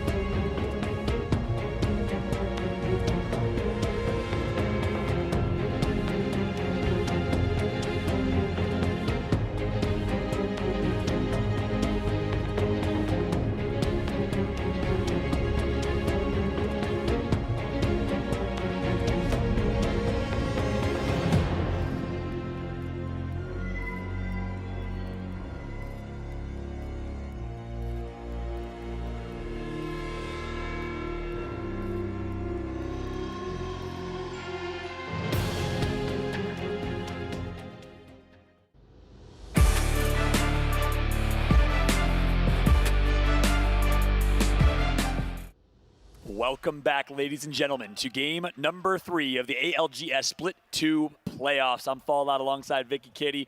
The boys just killed it, my Aussie brothers. Great job in the cast there as we get ready to switch gears here onto Storm Point, Vicky. Yeah, Storm Point. What is that going to bring for us, Fallout? What compositions are we going to see swap over onto Storm Point? We're seeing so much Caustic on World's Edge, but are we going to see something similar now as we move on to a different map? Yeah, a couple examples for everyone watching right now. Again, maybe you're new to competitive Apex. Maybe you're new to North American Apex watching from Japan. Konnichiwa from all of those watching from Japan. But Team Liquid is a good example. They switched their play style. They switched their team comp on Storm Point. They actually run Loba, drop center map, and early rotate, which you brought up a great point. Yes. Maybe TSM should be doing the same thing on World's Edge, Vicky. They're leaving Fragment East. Have been critical. I just tweeted it out as well. We got to make sure that Respawn knows we got to buff Fragment East, all right?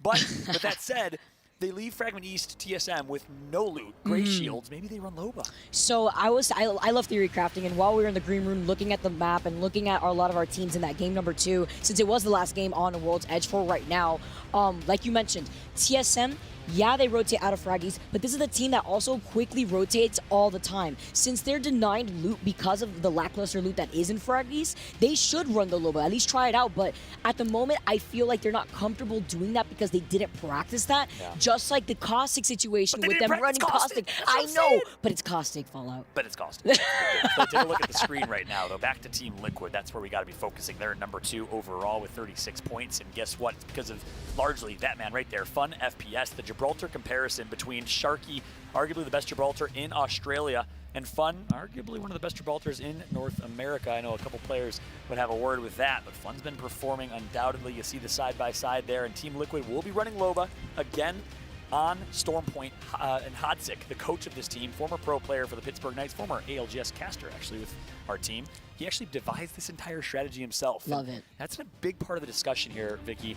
The teams, I'm going to change gear. You want to make a comment a little bit first, and I'm going to change gears a little bit. Yeah. Okay, so looking at the coach situation here, when it comes to the competitive, that's exactly what I was going to say. Oh, you see, that's why we are synergized here. We are on the same level, Fallout. That's why I know you would always follow up with me if I get a crack on somebody out here on Apex. But you know, when it comes to the coaches here in the competitive Apex Legends space, I think it's actually so important, and Hodzik is a really good example of this, coming up with these game plans, not only swapping where they're going to be landing on Storm Point, but their team compositions like you mentioned. That's spot on. And a discussion for another time is also, well, TSM doesn't have a coach. NRG doesn't have a coach. And if you talk to Sweet and Hal, they say, we don't need one. I'm the coach of my team. But at the end of the day, I disagree wholeheartedly. Look at the teams that have found success this weekend. With Cloud9 has a coach, a great one at that in Fun FPS. Team Liquid, Hodzik as their coach, both former pro players, and they're the teams that are showing up in an international competition. You need a coach who can help you with the prep for all of these regions. It's critical, and in my eyes, that's a big, big loss for TSM and NRG. Love this, though, Follow. Looking at the map, looking at Storm Point. The first time we get to see Storm Point, by the way, within this finals day. Elevate, they take over Lightning Run, and we have a full North Circle. What does that mean for our Southern squads, though? That means it's going to be difficult to Valkyrie redeploy because of the natural terrain of Storm Point. You have the high to low ground differentiation here, where the northern part of this map has that high ground elevation, and those squads that are moving from the south have a bit more trouble kind of gaining that distance with the Valkyrie redeploy since they don't have the terrain in their favor. Yeah, that's absolutely right. Meanwhile, we'd be remiss to cycle through any teams on Storm Point if we're not cycling through Optic Gaming, dropping in the mill, the most dominant mill team. They will fight anyone who drops here undoubtedly. On screen right now is Skittle Cakes, and if for some reason you've been living under a rock, you haven't heard of him, or maybe you're from Japan or elsewhere, he is arguably the best player in the world. So much speculation. Is he an online warrior? Is he this? Is he that? He's proven everyone wrong. He's shown up big time, rocking Horizon here, and he is the soft-spoken IGL of this team, co-IGL with Duplex, but he's so good at rotations. I love how they have that synergy together, too. Amazing. Yeah. And you could see that going on as they progress through the ALGS. Just such a strong team. That's why I have them in my sights. I always look at that team, even before they were Team Optic, before we got the green wall here in the Apex Legends space. Alliance, another team that has just shown up right now. They're trying to progress here in the overall bracket, but not having the strong performance that we saw in day one. At the moment, yeah, they're in top 11 here, but so far, teams that have been performing after these first two games, Reignite, Team Liquid, Game With. We have to see now, game number 3, how Storm Point shakes things up. Yeah, absolutely. Speaking of great IGLs, it's Hawkus. the IGL of Alliance. If you haven't heard of him, well, you better listen up. He is former military in Sweden, takes his same approach in how he leads his team with direction. He's so talented, so good at the game, manages to get most damage, most kills. He's actually number 3 in kills with 47. He's number 2 in total damage this weekend with 26.7k damage, and number 4 in assists. This guy is in the top 5 in every statistical category. We had a chance to chat with him. Let's listen. I think there's going to be a lot of upsets this weekend, considering there's a lot of subs on a lot of teams and stuff like that. But I feel like in the end, the teams with most experience are probably going to pull through. Our biggest rival right now is probably G2, since we're dropping on the same spot and we're most likely contesting this weekend. Top 3 teams going into this weekend. It's very hard to say since we have a lot of subs on a lot of teams, but I'm going to say Alliance, TSM, NRG, CCA. Confidence, communication, and awareness. That is our motto. That's how we know how to play the game. Always great to get perspective from ALGS. You heard about his top 3 teams in his opinion. You heard about his rivals. Well, the rival's not here. G2 not qualifying. Big storyline here. And of course, the bigger storyline is Designful and his tweet sharing that he will be retiring from competitive Apex Legends. And I shared it on broadcast. I shared it on Twitter. I'll say it again. I hope that was just a decision in the moment and he reconsiders, because Designful, of course, is so talented. As we take a look at a replay here, Nasky on screen. This young man, so kind, so talented. And here we go, Hockeys finds himself in the fight. Look at the ultimate, such a brilliant ult from Hockeys. The black hole comes through and he shreds Graceful. Graceful can't do nothing about it. He breaks down the doors with that black hole too. He cleans up Graceful. I also saw earlier on in the kill feed, NRG are grieving these teams with the charge rifle, not just on World's Edge, but on Storm Point as well. Such a powerful weapon that we heard the coaches just yesterday actually talk to us a little bit about how they think the charge rifle is just absolutely dominating right now in terms of the compositions and actually denying a lot of the rotations from these teams on Storm Point. Absolutely. Alliance, arguably the best team in EMEA over time. They are one of the top 2 Titans alongside players who unfortunately did not qualify with their substitute PKMK. Artico could not make it to this competition. On board now with Frex. Frex, of course, the only one of 7 players in this lobby that has been in every LAN competition starting from the X Games. Meanwhile, it is going to be Team Liquid eliminated. That is huge. They pride themselves in a brilliant Storm Point play, and of one of 2 Storm Point games, they're out already. That's the team in 2nd place, Vicky, with 36 points. They only needed 14 to hit match point. And like you said, they know that they're super strong on Storm Point, so to go down this early, to go down in 16 overall on Storm Point is insane. C9 maybe joining them soon after Lele manages to get away, has the safety of their own caustic barrels to actually manage to go back towards the building. Cloud9 are just cleaning up kids, though. 4 kills in total right now for Stay Naughty. See Legetta getting taken down by Unite. So Unite being over by the side, it's going to be something to note as so many other teams are taking up this real estate. And they got the banner and the res on Graceful. That is huge. You heard the listen in last game for C9. Graceful has gotten so much respect and trust from this team to the point that he is IGLing and making late game rotation calls while Albert Lely's making kind of the early game calls. As we can take a look at replay here. Oh my goodness, Sweet with the tracking. Sweet, are you kidding me? Wow, him and Rocker melt, reignite, and that's their Valkyrie, by the way. Are you joking? What a play from NRG to take out the #1 team in the lobby. We missed that, but our production team, PGL, is unstoppable. They caught the action for us. Love the highlights. Love more of these redeploys being unleashed. Cloud9 moving in, going to be able to delete some of these Watson fences. Can we talk about the follow-up between Energy, not only with the Hemlock, but with the charge off on our Alliance in a fight too? Yuki losing out on these shields. They're playing by the edge of the dome, but you get blasted in the face by a PK. And V3 Vega, they come out on top. Wow, V3 Vega, the Japanese team. It's going to be One Tappy. My favorite gamer tag in this entire lobby, by the way. This man's name is One Tappy. How epic, legendary. Shut up, One Tappy. Shout out V3 Vega, taking out Alliance. That's a big, big kill. And right there, we have Reignite, we have Team Liquid, we have Alliance, and we have SSG all eliminated. This is Storm Point, Vicky. In North America, we're used to it being slow. 7 squads left, and this man's getting absolutely thralled by a Prowler. Rip and pepperonis. It's just gotta cut right through them too. Team Empire, another team that we have to talk about because we always talk about these compositions. They're rocking the Bangalore and Bloodhound. Their goal, the smoke into the Bloodhound between the scan and the Beast of the Hunt. It's gonna be lethal. You want to take your eyes on that. Legetta's still down here as Team Unite managed to rotate off to the side. They may actually have to leave Legetta behind. Let's see here, which is crucial because that's the crypto on their team, and that's gonna be the safety net to try to obtain those banners and get the beacon scans too. Absolutely. As we take a look at the leaderboard here, Team Unite in 11th place with 13 points, but what you saw on the first page is it might flip back over in a second. Is Team Liquid with 38 out. Reignite with 38 out of this lobby. So if you are rooting for another 11-game series like we had in Krakow, Poland at the preseason invitational like I am, it was so hype. It was the debut of Match Point. This is a good thing.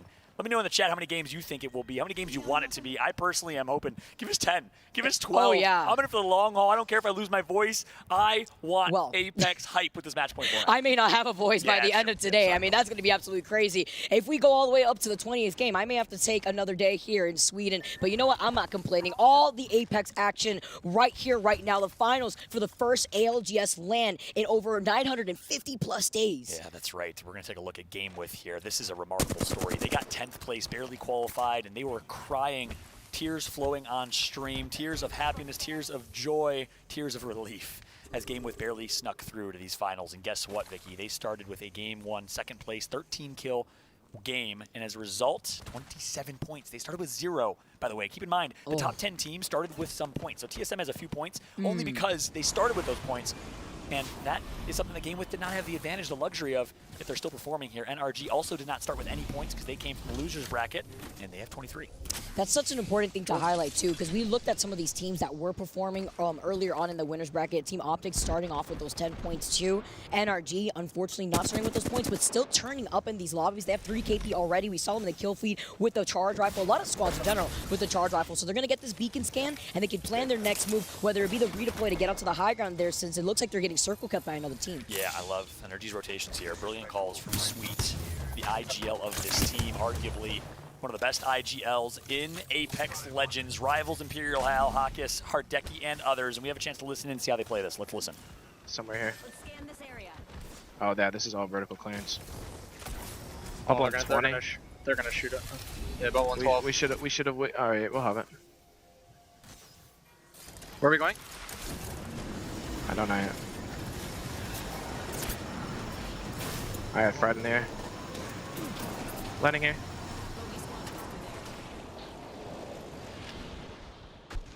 They might just study us, bro. I'm not gonna lie. They might have. Get ready to caustic ult this nade there. I'm ulting. Ult this right here. You're good. You go back to the building. There's an arc on my door. I can't make it to the building. I might give you ult. Did you caustic ult, Nate? No, I did not. Can you throw your caustic ult here for LOS? I'll do it, yeah. Throwing it. Backing up. They didn't push, so. Alright, I know. We're good. I'm not fucking with that. Alright, there's no one across either. We just need to get across. These kids are controlling this whole side of the map. We need to wait for next bub and then cross it all together, okay? I can just charge. They just got fried on the side. They just got fried on the side. Cross now, cross now. Should I give you this ult excel or should I pop it? I need it. Okay. It's gonna suck because we need caustic ult for when we land. They're Gibby ulting. Yeah, we could look at this. Here, take it. I'm gonna make it.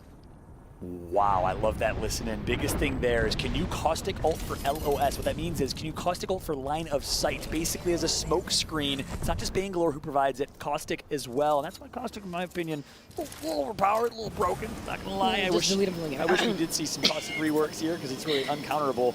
The guy has smokes like Bangalore and gas that murders you. It's a little crazy. That's why we're seeing a lot of caustic this weekend. Well, at least no one wants to sit next to him because he smells. But anyways, Optic Gaming with the rotation. They're not rocking the caustic. Instead, on Strong Point, you see a lot more mobility actually prioritized here. The verticality is so important between the Horizon, between the Valkyrie with the redeploy here too. So you can see them with this reposition. They know where this next circle is going to be, but they don't feel comfortable where their spot was. They know that Unite is in this building. They were getting shot at in the middle of that redeploy. And as we heard in Energy's comms, 80 Raccoon is controlling the entire side of that northern part of the circle. Yeah, but what's so interesting about 80 Raccoon, about 80 North, their play style, for those that aren't aware, they like to early rotate, and they play really defensive. They like to bunker. They play very similar to how Apex was played in Season 2, Season 3 with Path, Watson, and Wraith. But here's a big fight. Luminosity Gaming, Mexico, stand up, Ganjamin, the tip of the spear. He's top 3 in damage overall this weekend, and he's trying to show why, but Enemy Go, his duo, trying to do what he can here. They play on default Xbox controllers. I'm not even kidding, but right now it is Game With in a 1v1. Gonna take out Luminosity Gaming. Unfortunately, Mexico falls. Oh, is that NRG pinging them from afar with the charge rifle? Are you kidding me? They have the purple sniper scope as well there too as game width. They're going to try to restabilize. Where do you go? You're trying to get the res on here, but you don't even have natural cover because the lip doesn't let you get the res. And the shots from Team Empire far left, rocking the Bangalore and the Bloodhound. That's the team comp I like to see. Molly 1 on Valkyrie, making Shiv proud right now as Team Empire, his fellow EMEA compadres, as they're rocking Bang and Blood. My two favorite legends to watch here in terms of just action, high octane, and Ranches Cleave, two of the best pure slayers in EMEA. Showing why. It's about diving all in from those smokes, having the intel of those scans in those late circles where you don't have the other teams actually having the same information as you. You can see the ultimate accelerators being popped as a priority. EMP though, Empire, they're creeping up on TSM. And it's funny because Hal was saying yesterday that Empire typically respects TSM and does not push them in situations where they know it's TSM. Well, right now, obviously, anonymous mode is on. I don't know if Empire has any idea. I don't know if they're going to respect anyone in this lobby anyways. The major pushers are so aggressive. And here comes the push with Bloodhound for the intel, with Bangalore for the smoke screens, TSM on the defense. And Imperial Hal is back on Ash. That's huge. No more Caustic. We're turning the page here, Fallout. We got Stormpoint. They want to prioritize their own mobility. Another one of those teams set of the horizon this time around like we saw from Hal yesterday. We see the Ash instead. He's got the phase breach, but he still just wants to wait it out, but the Bangalore smoke denies him that line of sight. Does. That's a nice Bang smoke. I don't know. Are we getting pushed or are they backing out and retreating? And the answer is the latter. Team Empire doesn't like what they see there, but they're going to have to move eventually. The question is, do they go wide left and swing?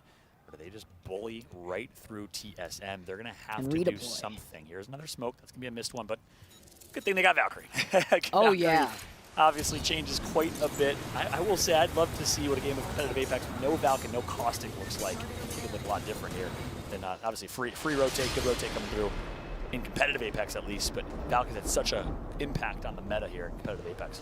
And with this redeploy, they note that there's so many other teams right above them with the Valkyrie passive here. NRG in trouble though. Sweet gets taken down. Rocker still's got the charge rifle in his hands. He's trying to get that quick res with the Gibby Dome as they're just trying to cover each and every angle. They got to knock themselves here, and it's going to be Bullet, the legend that you were talking about earlier. Absolutely. STK, 2 down for them. The last one's going to be Waltzy, forced to survive if he can.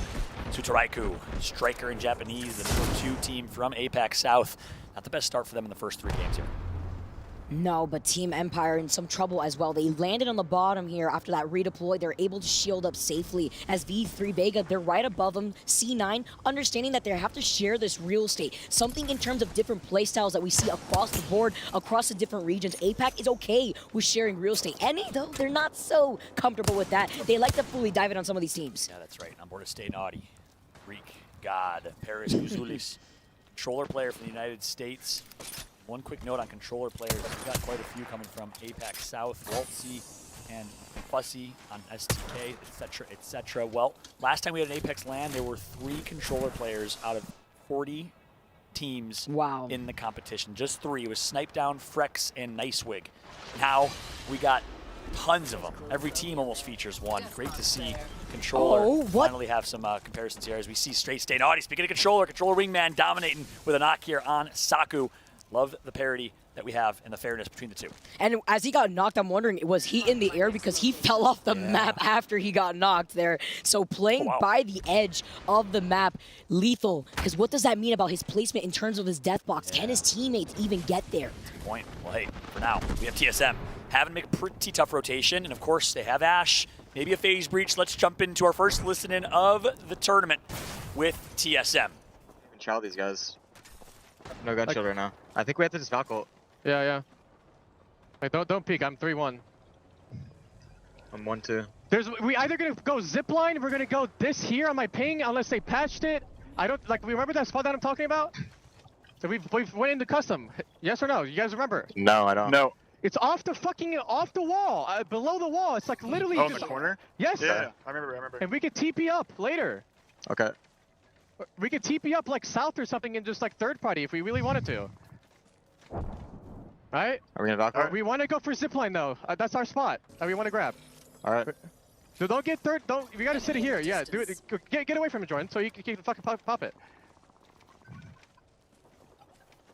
Let's do it now. There's a team's bottom zip, I think. Yeah, there is. We have to go to the spot, I think that we surviving that corner? I think we go for the spot that I was thinking about. Okay, I'm going for it. I'm going for it. My red ping. I'm on it. I'm safe in it. Just hide. Can we just hide? Chilling. Don't make any noise. Do nothing. I'm 3-1. I have TP, so we can... Oh my God, was that the most tactical listening we've ever had in ALGS history? What? Hal says, do you remember the spot we went over in customs? This is the hours and hours of prep they put in off stream. They said, no, we don't. And then they landed there anyways. And the spot is in. They're going to be hiding for the rest of this game. Oh, but not NRG because they got scooted and booted into the lobby. Optic Gaming coming through now, taking control over this building, cleaning up the rest of NRG. Has multiple spots, are taking some shots at them, taking chunks. Game with now having to play off the back of that knockdown. Actually crazy, the utilizations that we're seeing from TSM, from Optic Gaming. Yeah, it's an Apex sandwich right now. Team Burger and AD Raccoon sandwiching game with Matsutasu currently knocked on board with MT. Former member of EXO Clan, alongside Zero and Sharky, the dominant Australian team that competed early on in Apex, playing with Jaro on Team Burger, alongside Pricey on board with Abli now. Abli, Kanpu, and Parka are just watching and waiting to fry their peers in APAC North here. It's game with Japanese. See the intel that the Crypto does provide here from AD Raccoon. They're shooting at them from afar. Yes, they're not in circle, but they have to get moving soon. Less than 30 seconds before the circle starts closing in. Now they're going to be able to fully dive in, but they're playing this so passively. They know that they're trying to get away, but we're getting some cracks off the wingman. Parka's not missing. He's in the top 5 in assists, and that's why. Does such good damage. Burger Pricey's going to actually get the knock here on Yuka. That's going to be a kill point for them. Pricey with a red Evo shield. Jaro going to get knocked down to 75 HP. Needs to heal back up. On board with Pricey, the caustic, the nades. Pricey is frying. Oh, and he's still going. All these grenades make it 3. Another grenade on top of that. Did that just bounce back here? Team Burger actually giving some respect, backing up a little bit, but they were able to get so much KP in the middle of that fight from far away, and that's the risk that you have when you rotate late into the next circle. Krabby Patty.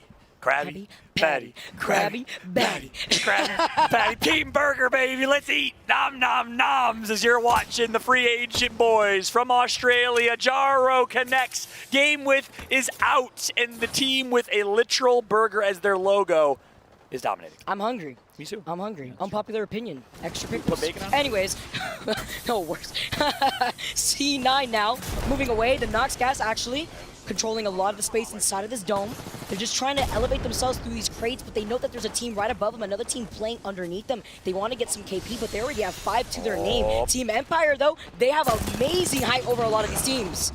Branches is ready to feast. He's on high ground, and he's ready to melt, but it's going to be forced to back out and reset. Maliwan going to defend him. Cleave with the support from the high ground here. I'm loving what I'm seeing right now from Empire. So well played. He's going to keep scanning and give them all the intel and let his teammates dominate. Optic Gaming also getting a bunch of knocks in the kill feed here. They have such a good position. Team Empire still putting down some bullets, putting down some pressure. Optic Gaming note that they are right above them. They hear the fighting after they were able to clean up that squad that was right next to them. They're playing this so patiently. They're right next to the circle. They move out. They utilize that dome so that way they can see what's happening on the other side by the walls. And look at TSM still in the same spot, ratting. Usually it's with one player left. All 3 members of TSM will just eat up these placement points like their burgers, like their sandwiches. They're just putting cookies in their mouth right now, getting point after point after point. F-John last alive for Team Unite. F-John seeing the bombardment says, this is not my business, I don't care. I got the Watson pylon, I got the difference in composition here with this team pick. Does manage to get the banner, could potentially go for the shield swap as well here, just in case. The shield drop on purpose, in case their shield gets broken, they can just pick that up. We got number 1 in EMEA, number 1 in North America and TSM, number 1 in maybe your hearts. On left in this game, Team Empire, the EMEA superstar team, the rising stars of EMEA, looking so well poised to win this game. Cleave on Bloodhound. Bangalore smokes everywhere, but guess what? They have scans. Exactly, and that's exactly what you saw. Imagine the beast of the hunt. TSM just booted them. Oh, hello. Never mind. Knock. Here comes TSM. No! Oh, no. They had a plan, and it was not executed. And that was actually such a good plan. Almost did they gain God's spot, but everyone else turned and focused them. They got 5th place. So close to a big game from TSM, but instead they have no kill points really, and not a great placement points. Burger left. Optic Gaming gonna jump on board with Duplex. Big Dupe, King Dupe on the streets. What you got? But see, he's got to heal up. He's got the gold Evo shield. Team Unite is still alive. Wow. F-Chan has been alive for so long, has been able to avoid the bombardment pressure. Optic Gaming get another knock here onto Team Burger. Team Burger under a lot of duress. They get the knock and the reset. That's huge. Skittlecakes, Duplex. This is why they're such a good duo. And guess what? It's a 3v3 v1. So Optic Gaming is gonna dance. Where they're are gonna you going? Where are they're you gonna going? dodge. They're gonna run. You better believe it. Green wall, easy dubs. Game number 3. Optic Gaming are your champions. Coming out on top on Storm Point on top of it all. That's what I like to see, Fallout. My Team Preds coming alive. Yeah, I said they were gonna dance, but they're not dancing. In fact, they're not even No, celebrating. you know what? They're just looking like it's another day at work for them. And that's In fact, they that look concentration. pissed. They look actually angry. They're like, they look like they got 20th place with 0 points. Wow. Ice in their veins. Duplex. Skittlecakes. Knocked. The controller. God gets dropped from Cloud 9. Replaced with Albrelelli. Joins this team for Verhulst, leaving them for TSM. And now Optic Gaming enters Apex Legends for the very first time and picks up the best team in North America and arguably, potentially the best team in the world. It's actually crazy to look at them and look at the difference of energy between some of the teams that we've seen win some of these games and how Optic looks. They are here for business. They are professionals. They're wearing these jerseys, but they may as well be wearing suit and ties out here because it's just another day at work for them. That's right. Listen, I said it very vocally. Whichever organization picks up this team will not regret it. This is a team with the most discipline, the best preparation, the best execution that we have seen for the last 6 to 8 months, arguably consistently in North America, the most competitive region in Apex Legends. That's right, I said it. You know what? I have to agree with you here, Follow, because they are #1 in NA for a reason. But highlighting how heavily aggressive we saw right now from all of our teams on Storm Point. Optic Gaming, they close it out with not just a double, with 9 kills in their pocket. Team Unite followed up with the fact that F-Chan was a solo for the end half of that game. On the Watson. That's absolutely huge because we were highlighting Team Burger. They redeployed for the high ground. Yeah, they cleaned up so many kills, but Team Empire, they were in that god spot for so long on the high ground with their team comp. Game With gets 7 kills and 10 points as well. So Team Unite in Game With, top 3 teams from game number 1, also performing in game number 3. I'm excited for the overall standings. V3 Vega gets 4 points. Team Liquid gets 2 kills, but a quiet game from our teams that performed in game number 2. It's Elevate, Team Liquid, and a few others. Obviously, Reignite as well. Not able to do it here on Storm Point. They'll have one more chance as we take a look at the stats here for Optic Gaming. Optic Gaming held down that points for so long in that building. Skittlecakes cleaned up right after Duplex. Look at the synergy that this entire team has together. Some damage here. It may not be over 1,000, but it's the fact that their positioning was amazing that allowed them to get that dub. And I'm just going to say, shout out to the dude. I'm so sorry I'm blanking on your names from the Competitive Apex Reddit that put together that photoshopped edit of Dupe on main stage as Gibraltar. And then he added me in there as Mirage. It was the most fantastic thing I've ever seen. I just tweeted it out. Accurate. It's amazing. If you didn't see it, go look at it. It's great. Big shout to all of our community members in Apex. Of course, Drovich in the German stream watching right now. My man Nicewig above us. And the watch party going on. And of course, every single one of y'all watch partying at home. My girl, hey girl, and the rest of y'all. Thank you so much for supporting Apex. Touche. I love you, buddy. That's going to be it for us here for a moment. We're going to go ahead and throw it to the desk to break down all the action. Kate, James, Rain Day, and Killer Pigeon, take it away. Thank you, everyone, and thank you, Fallout and Vicky Kitty, of course, both of our casters there. Really incredible stuff. And Rain Day, Vicky just said something very interesting. Optic Gaming were wearing jerseys, but they might as well have been wearing suits because today is just another day at the office. Business as usual. I like to say job's not done. I'm a Kobe fan. Rest in peace, one of my idols and mentors in the competitive space. But I think in general, these guys represent what it means to show up and just play for the sake of winning. There is no laughter from Skittlecake's face. You saw that man stare. We thought they didn't realize the game was over. We were like, they know they're not playing anymore, right? That's the level of focus that they've got, and I think that's why they've been so successful. It looks odd, but it's because it's special. That is special, and let's take a look at how that special math has come to fruition with our leaderboards. And James, I'm looking over at you here for a moment. We are seeing some interesting change-ups, but we're not yet seeing that all-important 5-0 number. Yeah, the way Team Liquid especially have been racing in these matches, you thought that maybe they would be talking about match point earlier, but we saw a lot of casualties in that game 3, which we'll get to later on. So indeed, it is getting busier towards the top of the table now as we see Optic move up 6 places. Same can be said for Team Burger, who got a lot of kills in that last game, and Unite are creeping forward as well. And sometimes these Watson teams can, I feel like, be gatekeepers when it comes to actually winning. Some are threatening, though, to get towards that match point territory, as we see with GameWidth on 36 points. But if they are to make it there, then there are other questions to ask after that. Well, there's a lot of questions to ask, KP. A lot of those questions are definitely directed towards the second page of our leaderboard. Yeah, there's some big surprises, right? Like TSM, there's kind of that will they, won't they. This is the kind of undisputed champions when we get to LANs. Not looking on form. I did love that switch up in the final game, though, right? That tight spot. A lot of us like, what the hell are they doing down here? What's the tone on this? They were playing with zero vision, zero info all game long. I do like that they're actually surviving long. Yeah. Speaking of survivors that aren't making it Space Station, you know, I was bigging these guys up. Longest average survival time, and they keep ending up first out despite getting what looks like good positions. So something definitely has to change there.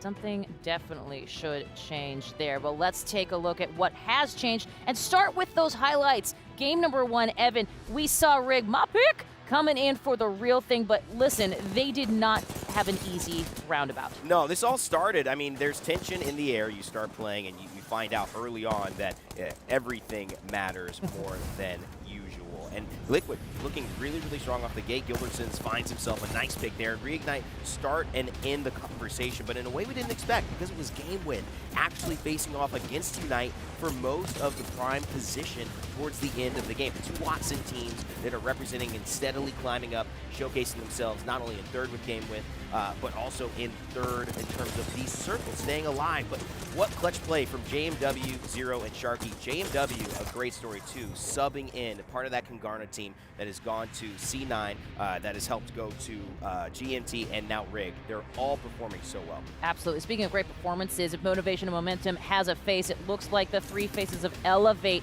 here, KP, bringing in match number 2. Yeah, and it fits perfectly. Unite and Rig contested them in the first game, gave them a 17th place to bum them out early. What do Elevate do? They switch up so quickly, completely changing the map drop, and they get the pristine one down at Dome where it finishes. And what I loved is the way they shoot patience. They were actually scouting out a lot of the early information, weren't afraid to frag, but they weren't being overly aggressive. They understood that all attention would be coming to them, and while some people had finite amounts of information, they, at the end of the day, knew everyone that was going to need that final set. Big brain for sure. And James, we changed up the map here for match number 3, and that's the response I'm going for. My God, Kate, we lost teams in spectacular fashion. We had highlights from start to finish. We had big names in the body bags early. Reignite got wrecked, as we saw there at the beginning, and there's more crazy frags to come. 100 Thieves out 19th, Elevate 18th, GMT 17th. All these teams that are really looking to get that first place, missing in action. And it didn't stop there. It got even crazier when we carried on later on. We saw some teams like Empire finally turn up. They got a bunch of kills here once they got an elevated position. We saw that late rotation from TSM once they got onto the rock, but they didn't have enough space in the zone to stay up there and fight properly, so they didn't last very long up the top. Moving down to the last 3 squads now, it just continues to be absolutely crazy. And of course, the big boys, the monsters in the lobby, Optic, doing what they need to be done from above, just keeping everybody's heads underwater. Ooh, underwater, and there it is. Cool, calm, and collected. A little different than Elevate when they win, right? I mean, it's like polar opposites. We've got all of the spectrum of reaction there. But I just, Kate, you know, to piggyback off what we've seen with James and the Watson fences and talking about that meta, I think Watson generally is an undervalued legend, because when she got out of the meta, people just forgot a lot about her. They said, we need buffs. We need to continually get this character more supported within the game. But they didn't come. And for me, that always working in game dev and finding that out seems there's probably something statistically very good about her performance at all levels that they don't want to push too forward. And we're seeing it now with virtually no changes to her, showing up and being able to compete in the highest of levels. A small hitbox as well, one of the smallest in the game, does help. But I think we're going to see more transitions to different legends coming out as the tournament elongates. Absolutely. And one thing, oh, Oh, KP, sorry. bring it in. I know you want to. I mean, I love that you're bringing up Watson because I think something that maybe doesn't get talked about enough is this whole idea of not just zonal denial, but information feedback, right? Yeah. Even if you don't block an opponent out infinitely, even if they take out your fences, it's actually a drawback information to you, something you can utilize to your advantage. Am I being flanked? Am I not? And when we see these teams that split up and play a little bit too wide on these buildings and get caught off guard because of it, I think that's a situation where Watson is an advantage. Yeah. You don't have to posture someone so far away from their team that they can't be backed up. Exactly. And here it is. That is exactly what we talk about here on the analyst desk. Something else we talk about is your pick for the Monster MVP, and that means it's time for you to take a screenshot, take a picture on your phone. Here's what you're going to want to do. You can vote for your favorite player on our Monster Energy MVP using the hashtag of that chosen player. You see it's right here on the screen. Isn't that amazing? And then also hashtag ALGS Monster Energy MVP. That's the hashtag of the chosen player. And then hashtag ALGS Monster Energy MVP. Use that in the YouTube live chat. Use that in Twitter. Use it on Twitch. In that Twitch chat, you're going to want to be a part of this historic Monster MVP vote. And that is certainly the way to do it. And you know what else? Something you may have seen throughout our split playoffs here is a fabulous chair that we've been showcasing. And listen, we got to say a huge thank you to Herman Miller Gaming because their products are on sale for 15% off right now through May 9th. Plus, if you use the code APEX5, that's APEX5, you get an extra 5% off. Evan, I'm not great at math, but that feels like a great deal. It's a great deal. And I'll tell you what, guys, I actually have that chair before we were sponsored for the event. So Herman Miller, I know a lot of the casters would like that chair. I've experienced it myself. It is very comfortable. And you can too. Anyway, let's talk about something you can also do. We've been teasing this gameplay trailer, and it's coming. When is it coming, Kate? I'm glad you asked, James. I'm waiting, Kate. That's fair, but you know what? Before we get to it, we got a sneak peek of it because it's coming a little bit later, and by that I mean tomorrow. Take a look.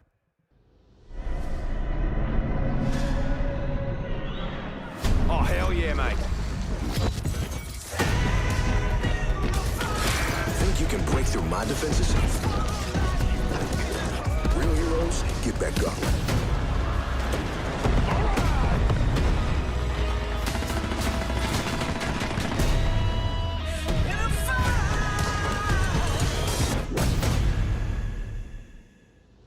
Okay, James, as you were talking, you were excited.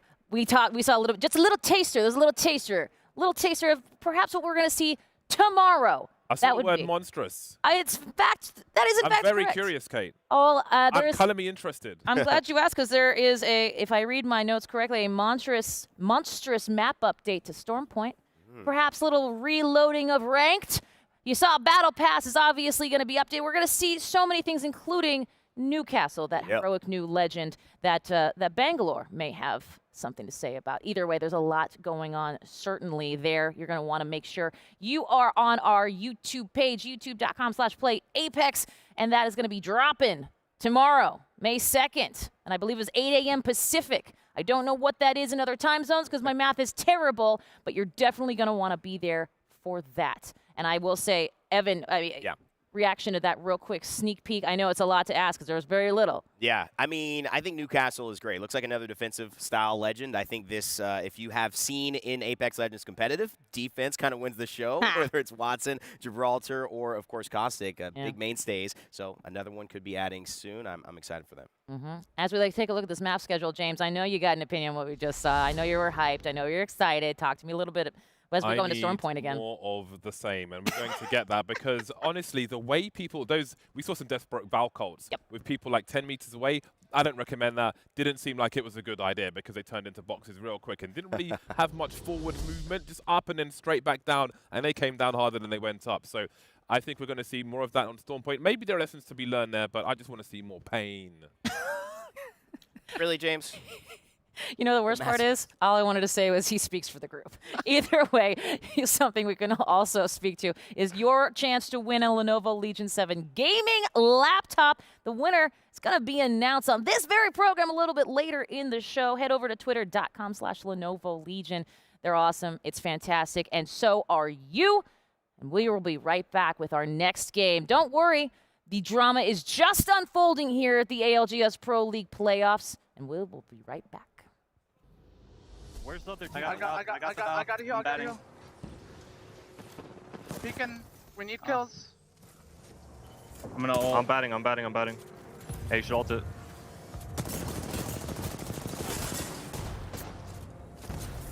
He's behind the gym. Got them all. Last dude. On you. Good, boys. Let's go. That felt not like a real game. Yeah. Yeah. Kills I ain't complaining. I think I had at least like 10. We got at least 10 off of that. Herman Miller, the official chair partner of the Apex Legends Global Series.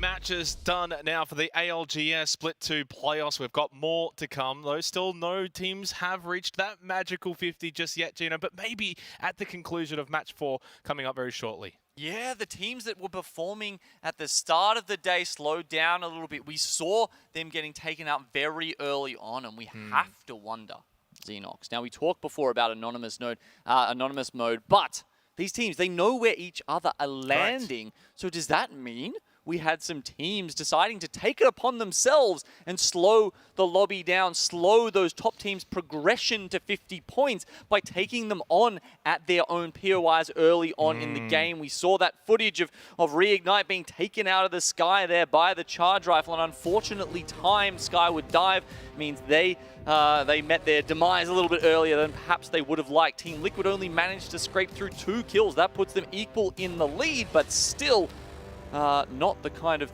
game 3 they might have liked. Well, when me and you were last here at the conclusion of round 2, it was Team Liquid and it was Reignite that had a bit of a buffer going into match number 3. Now that buffer is completely gone. Game with 36 points, Optic 34 points, fresh off of their win as well. A 9-kill win too from match 3. NRG, Cloud9 and Team Burger all around the mid-20s as well. So we've gone from what I felt like was rather top-heavy to now a little bit more of a spread. But still, those teams that are 30-plus points, they go and have a big game here. Who knows, they might be able to get over that magical 50-point barrier. Still a little way for them to go. Teams like NRG, they're kind of through the middle of the pack there. Well, I mean, 5th at the moment. But, you know, with 26 points, sorry, maybe, you know, halfway to getting to match point is a better way to put it. Consistency from NRG. You got to remember, they were one of the teams who pulled out the double-digit KP in game number 1, 10 kills to them. Now, we wouldn't be doing our job if we also didn't sort of touch on maybe some of the teams towards the bottom end of the standings, the ones that have started slow over the first couple of games, as we are heading over to Storm Point once again.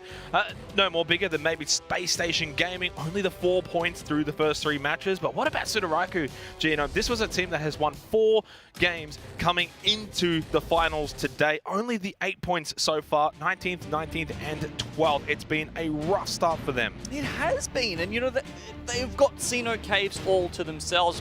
Talking to them about that this morning, they were so happy about it. In some of the other lobbies they played here in the playoffs, they've had to, you know, just scrape some loot together from in between Mill and Xeno. They've got plenty of Trident options.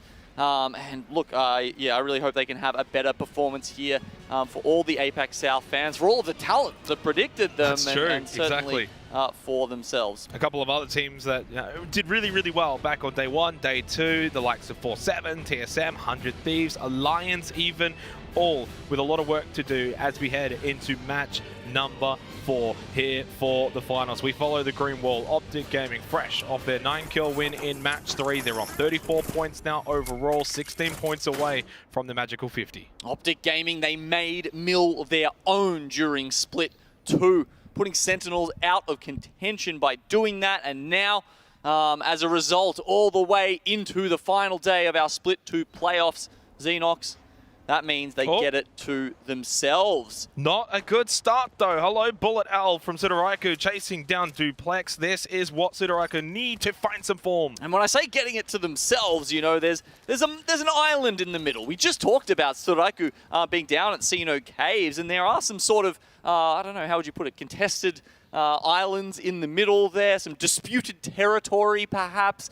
It looks like these 2 teams are fighting over that at the moment.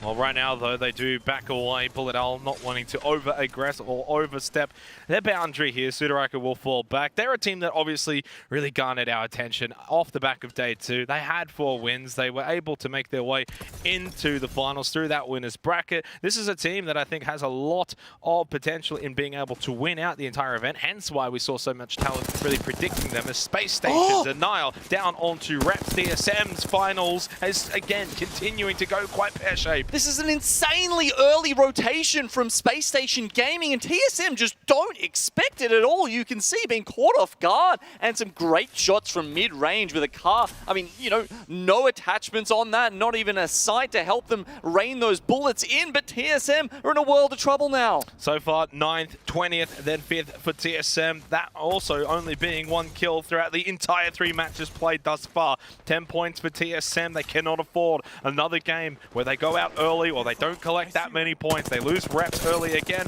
Multiple times we've seen that now as AD Raccoon, bit of a high ground. Nice crack as well onto Empty. Now throwing out some utility. Missile Swarm as well from Karompu, putting the pressure right onto this team as well. AD Raccoon really utilizing this high ground. They get that down as well onto Empty. We'll finish him off too. Team Burger in a world of hurt. It felt like it was looking okay there for Burger at the start of that fight, but Obley just sticks his head over the rampart, and all of a sudden it's down to 2 for Team Burger. You can see Parker's quite split from the rest of the team there. Karen Pugo actually going to go up the zip line. Ultimate high ground essentially for them now. We saw also just how quick things really did play out in match 3 on Storm Point, right? Really wanting to bring that up because we're seeing a bit of action here early on as well. Yeah, and it's because these teams are just rotating so early. The same thing is happening exactly here in Game 4 on Storm Point. Very different to World's Edge. These teams are just rotating super early. We saw that over at Antenna with TSM and Space Station, and now we're seeing it with Burger coming down from Jurassic Park to take on AD Raccoon. And we also just had a glimpse of V3 Vega. They've made their way over too. Now, I don't think they're going to get too overzealous or too aggressive. AD Raccoon probably can be feeling quite safe for the time being. Now, Reps is back, fortunately, for the TSM fans. They've been able to bring him back into the picture. Hopefully, for his sake, can get re-equipped as well for Team Solo Mid. It's going to be an interesting circle and to see how this one plays out. Xenox, at the moment, it's covering sort of, it's both Antenna, it's got a little bit of Barometer in there, and Jurassic Park. Now, we don't see circles generally pull to Jurassic Park, so it probably will be one of those southern ones. At the moment, the teams are kind of split on where that's going to go. We see a lot of them, you know, Jurassic Park absolutely not occupied right now, okay? They understand that these teams have done their research. They know that is a spot where the circle will not finish, so they have just piled into these buildings like you can see. Storaiku, they've actually managed to get all 3 over here to Barometer, but for how long? Early bubble, Fussy got cracked and taken low on health as well. We'll be able to heal back up in that dome. AD Raccoon still on this high ground. Not only were they putting pressure onto Burger, now onto Sudoraiku as well. So it's a bit of an all APAC roll Fiesta currently. Sudoraiku now, Bullet gets the crack. Can he get anything more as well? Gas Barrel's going to be popped as well. Now Fussy's still low on health, so Sudoraiku's got to be careful that they don't get too over aggressive in this situation. They really need to maybe fall back for a bit. Now remember though, Team Burger only have Bricey and Jarrow. They're going to blob a lot of grenades, lots of ordnance going down there onto the bottom floor, and they have to do that. They have to make themselves known and have that presence so that Storaiku don't push up the stairs. I don't imagine the Team Burger are going to push onto them. I think they just want to hold their ground for the moment. That's not going to be easy, though. Fortunately, they've still got Pricey up on the core stick. Can be a bit annoying to push into that 100 Thieves. Now, they make their way over as well, so suddenly it's getting quite congested with the amount of teams pushing over to this position. You can see Luminosity Gaming as well in the background. Same with even the likes of Empire even further away up towards the north. 2 minutes until we head into round 2. Sudoraiku, I think, are more than comfortable just playing a little down below now. They know that they've got some neighbors up above them. That's fine with them. They'll just sit here. Yeah, a little update for the NA fans out there. Looks like TSM did manage to get out of that icky situation they were in earlier, and they've gone over to Launchpad just to try and resupply. Storaiku and Burger still holding each other at range here. SSG that we saw earlier on, they decided, you know, the kills weren't worth it. They wanted early positioning in the ring and kept going through. Luminosity were kind of caught out in the open here. Just a couple of rocks to hide behind, and that's a defensive bombardment coming their way. 100 Thieves doing a great job to keep the pressure onto Luminosity. Defensive bombardment thrown out as well. Now, Niesel has a little bit of health, a little bit of armor. Bubble. They lose most of it, though. In fact, they're losing quite a lot. In fact, I think they're getting third party as well. Vaxor gets so aggressive, gets right in there, seeing if he can maybe put more pain onto Luminosity. I'm surprised they survived that defensive bombardment, to be honest. And now they are being bombarded by multiple squads. The missile swarms come in from both directions. The gas grenade finishes them off. That was about 3 tacticals, 3 ultimates, and as we saw, they did not have a bubble to play behind. AD Raccoon, 100 Thieves, compounding the pressure onto Luminosity, and they could not hold on any longer. They fall. First team out in match 4. A lot of fights early on Xenox, but not necessarily a lot of teams finished off. As you say, only the one taken down thus far. Yeah, still 19 squads. For reference, we lost 6 squads inside of the first round in match 3. So that was very much that sort of fast-paced, frenetic kind of game, especially for the first match of Storm Point. This now being the second one, it has slowed down just a little bit. But for the most part, compared to our World's Edge matches, we have still seen the pace really pick up. Yeah, still lots of teams rotating past each other. I guess they've maybe picked up on that a little bit since Game 3, and as a result, they're able to weave their way through and make those rotations, you know, maybe not safely, but certainly with most of their team members alive, a little bit better than they did in the game before. But, I mean, this is match point format, Xenox. There's not that many games to play with. We're already in round 4. I mean, how many are we expecting it to go to? 7, 8, that's about the average you see out of these, so... Well, you say that. Certain regions, though, got into the double digits back a little while ago, especially in the Split 1 playoffs. I know, at least in APAC North, I think we got to about 11 matches, for example. So it's never a given. You kind of want to err onto the side of caution, though, don't you? You do not want to predict and say, oh, it's going to go 12, 13 matches. You want to almost think we've only got maybe 6, 7, or 8 matches.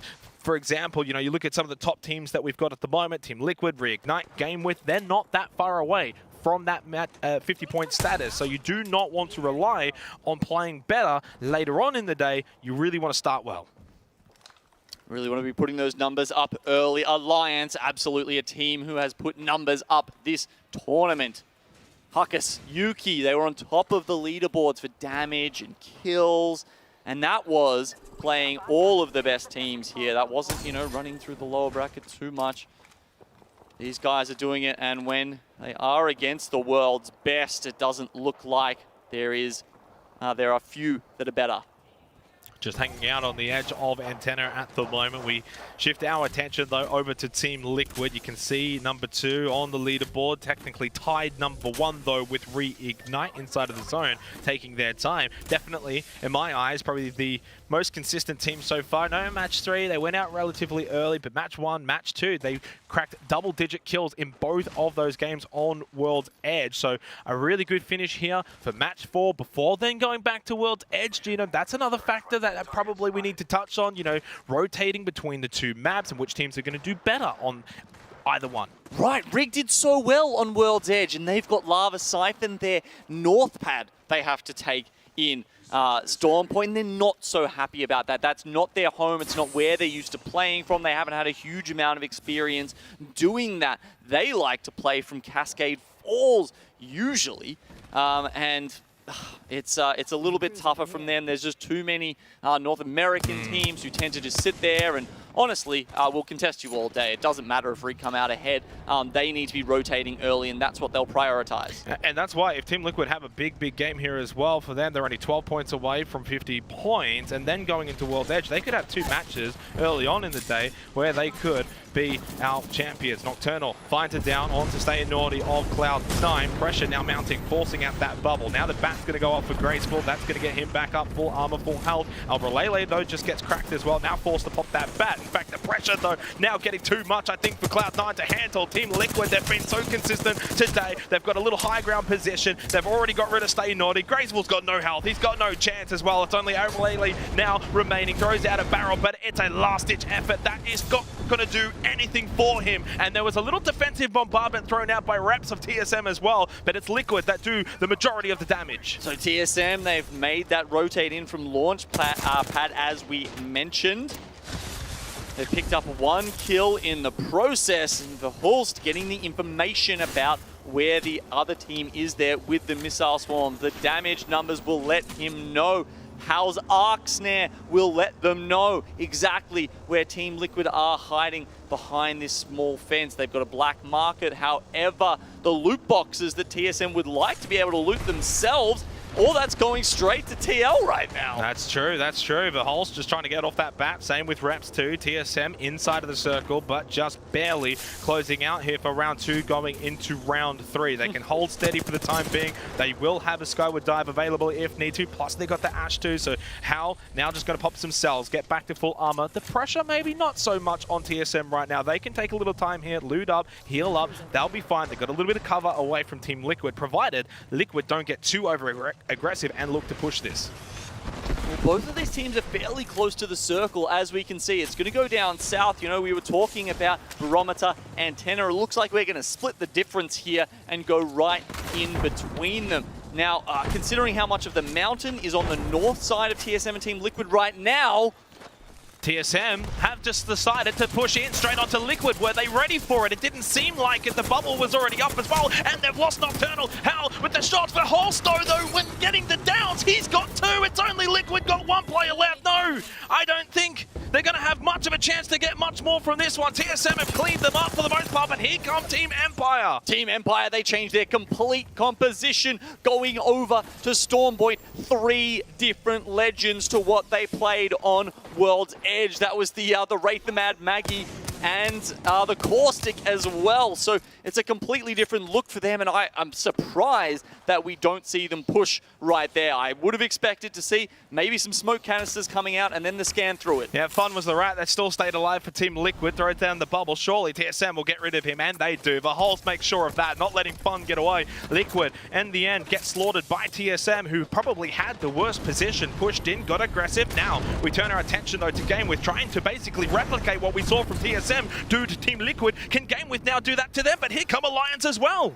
GameWith, one of the best performing APAC North teams today. It was a tournament. They made it through here to the top 20. They weren't looking like probably the best APAC North team, I would have said, coming into this, but certainly on the day when it matters, they're showing up right now. And Team Empire, though, making life difficult for GameWith. They can't push in too quickly, too easily. Now stuck inside of the zone as well. Empire, though, when do they maybe turn their attention over to TSM? GameWith just kind of get out of here, get out of Dodge. There's too much pressure. They got Empire, they've got TSM, but where do you go from here? They're basically going right on top of Alliance. Do they drop on them?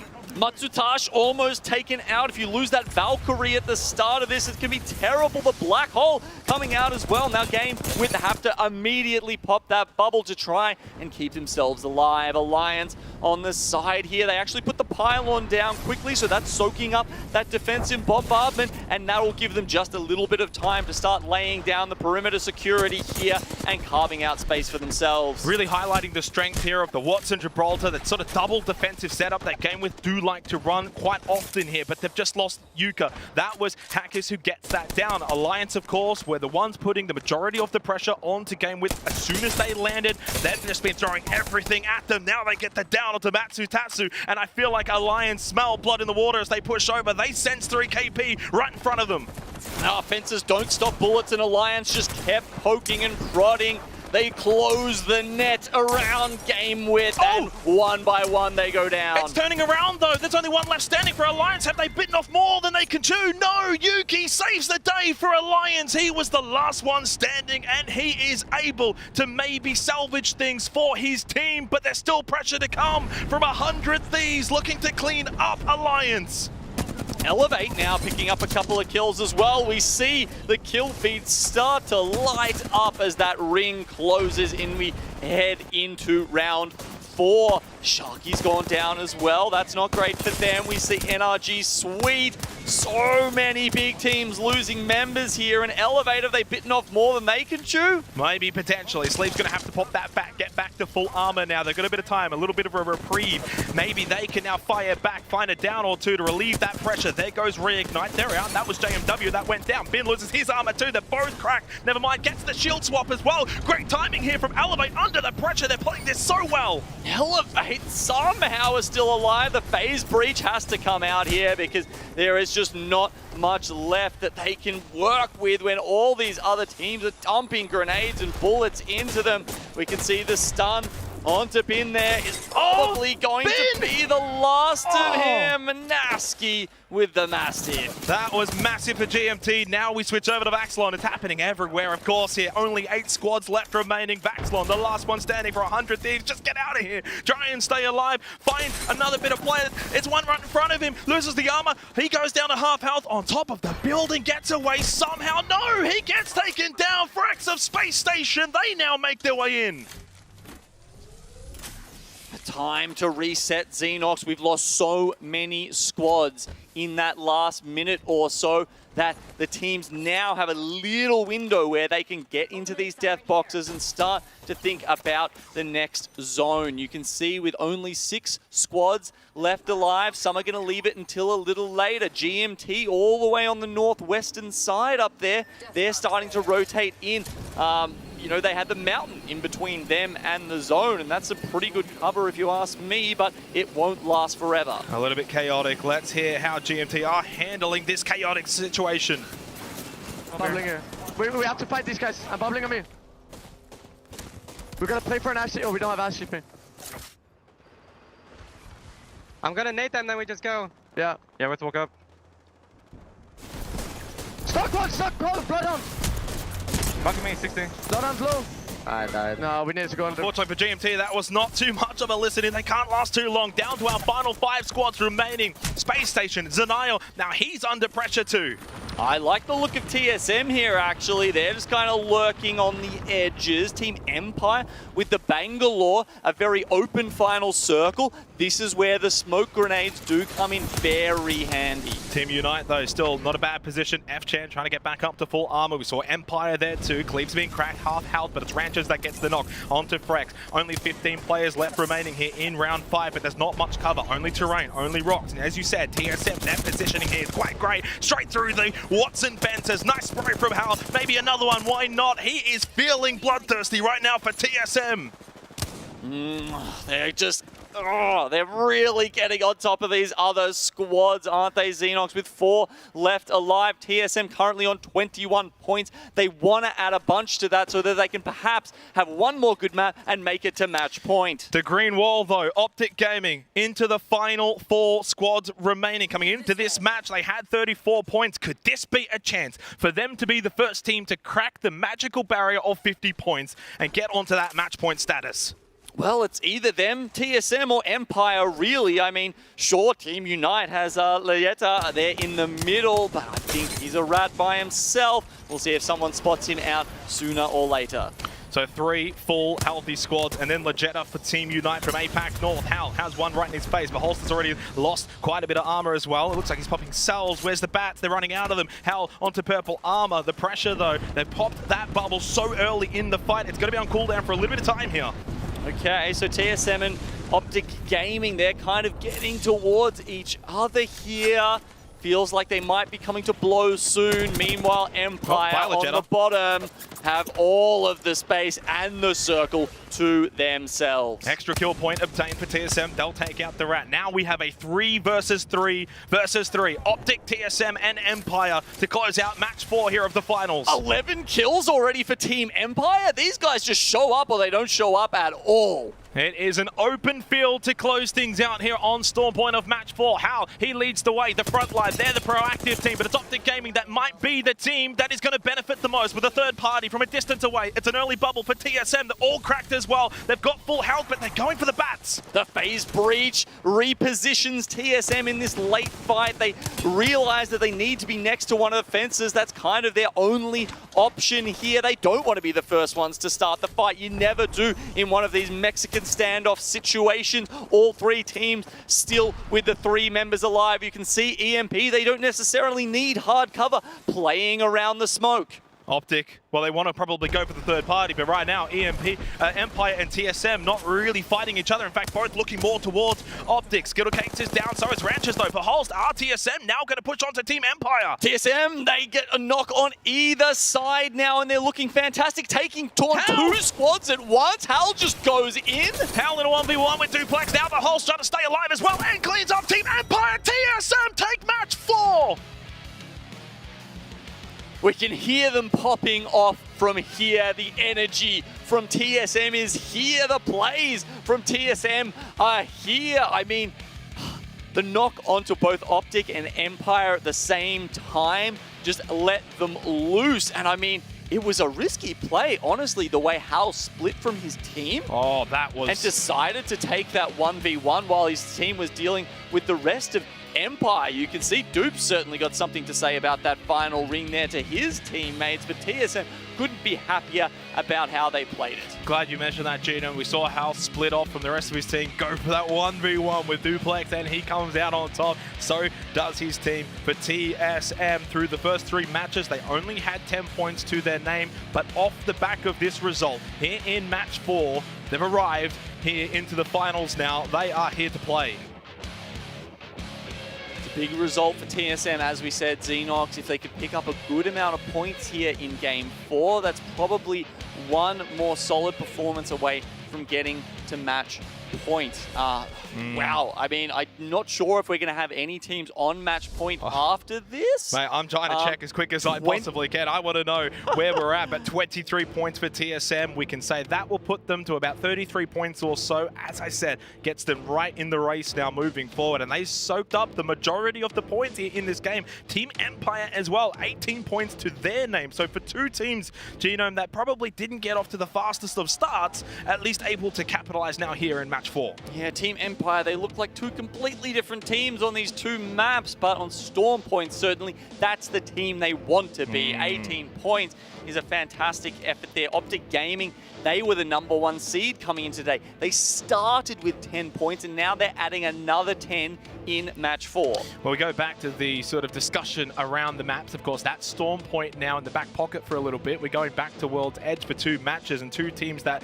played really well in our first 2 matches on World's Edge. Reignite and Team Liquid both struggled a little bit on Storm point. They weren't able to get too many points, although they now get to go back to World's Edge. We'll see if they can re-find that form there. Though for TSM, they're going to have to find now if they can carry their Storm point performance over to World's Edge after this. Big damage, big kills, big numbers here for our champion squad of match 4. The CEO putting up over 2k damage.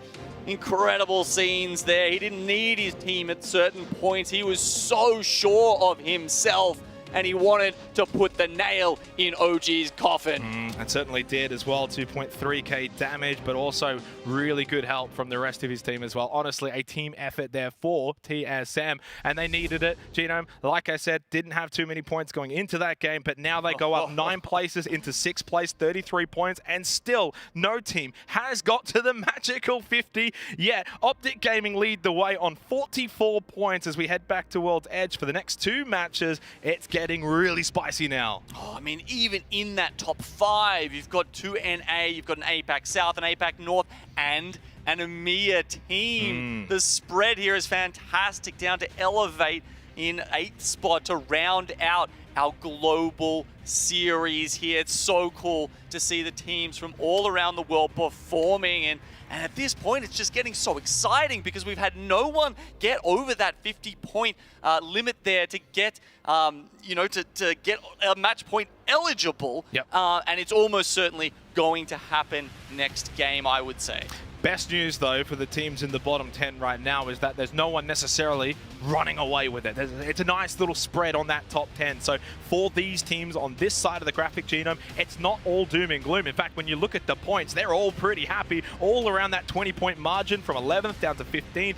But when you look at Space Station, 4-7, Suraraiku, Luminosity Gaming, and B3 Vega, the good news is that still no one's reached match point status at 50 points, so you've still got a couple of games to really get going. Yeah, for those bottom 5 teams, they essentially have to hope that the teams above them are going to take a little while to get into this. I think down to 15th, honestly, Xenox, those teams are looking for this, right? I mean, Alliance, 20 points in 15th place. Those guys have been known to play 30-point games here in the ALGS playoffs. They need to win 18 kills. They can do it. It's been a fascinating start. 4 matches that have delivered the goods so far here for the ALGS Split 2 playoffs. We're going to go to a short break. When we come back, though, World's Edge on the other side.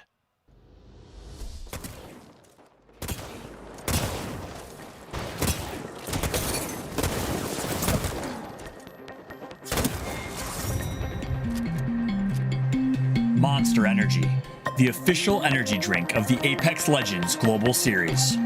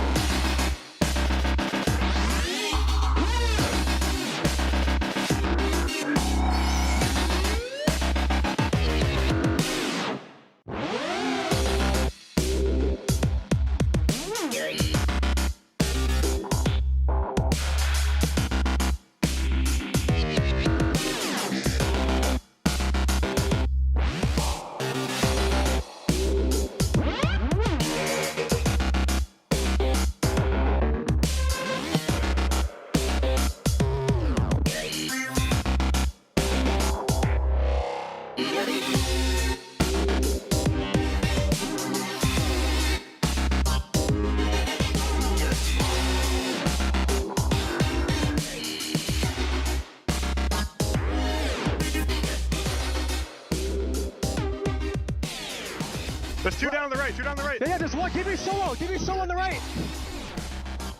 I only have a shotgun. He's this guy. He's some guy on the right. I knocked Bangalore left, Wait, Kill the Gibby on the right. Kill the Gibby on the right now. He's low. Go, you guys go left, I go right. I'm going go, left with you, Evan. Swing with me, Evan. 40 on blood. Crack the back one. Nice! Let's go, baby! Let's go. God, you guys are nuts! Let's go! Oh, we come back, baby! Let's go, Jordan! Good. Good stuff, boys. We were just killing everybody. Let's go. We're doing it. We're doing it, boys. Let's go. Let's go.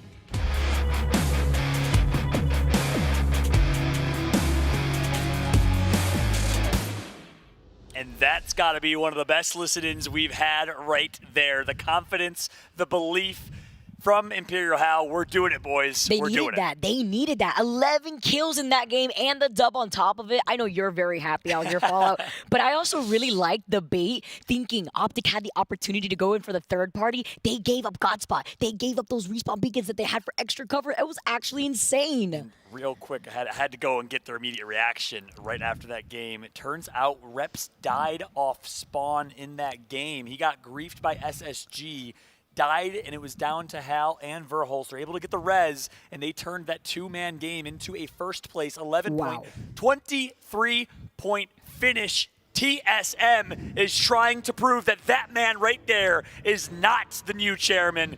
Imperial Hal still is the greatest here. Their coach minus tempo behind them. Reps far left. The most underrated player in terms of the shadow he sometimes lives in under Imperial Hal. Obviously, Hal, such a big name in the scene. And Reps also, he's the Pippin to the Jordan. You know, just to highlight where our teams are currently sitting in right now, 50 points being the match point before your team needs to take the dub. Optic Gaming is sitting in first place with 44 points. Team Liquid with 40 points. Reignite right behind them with 39 points.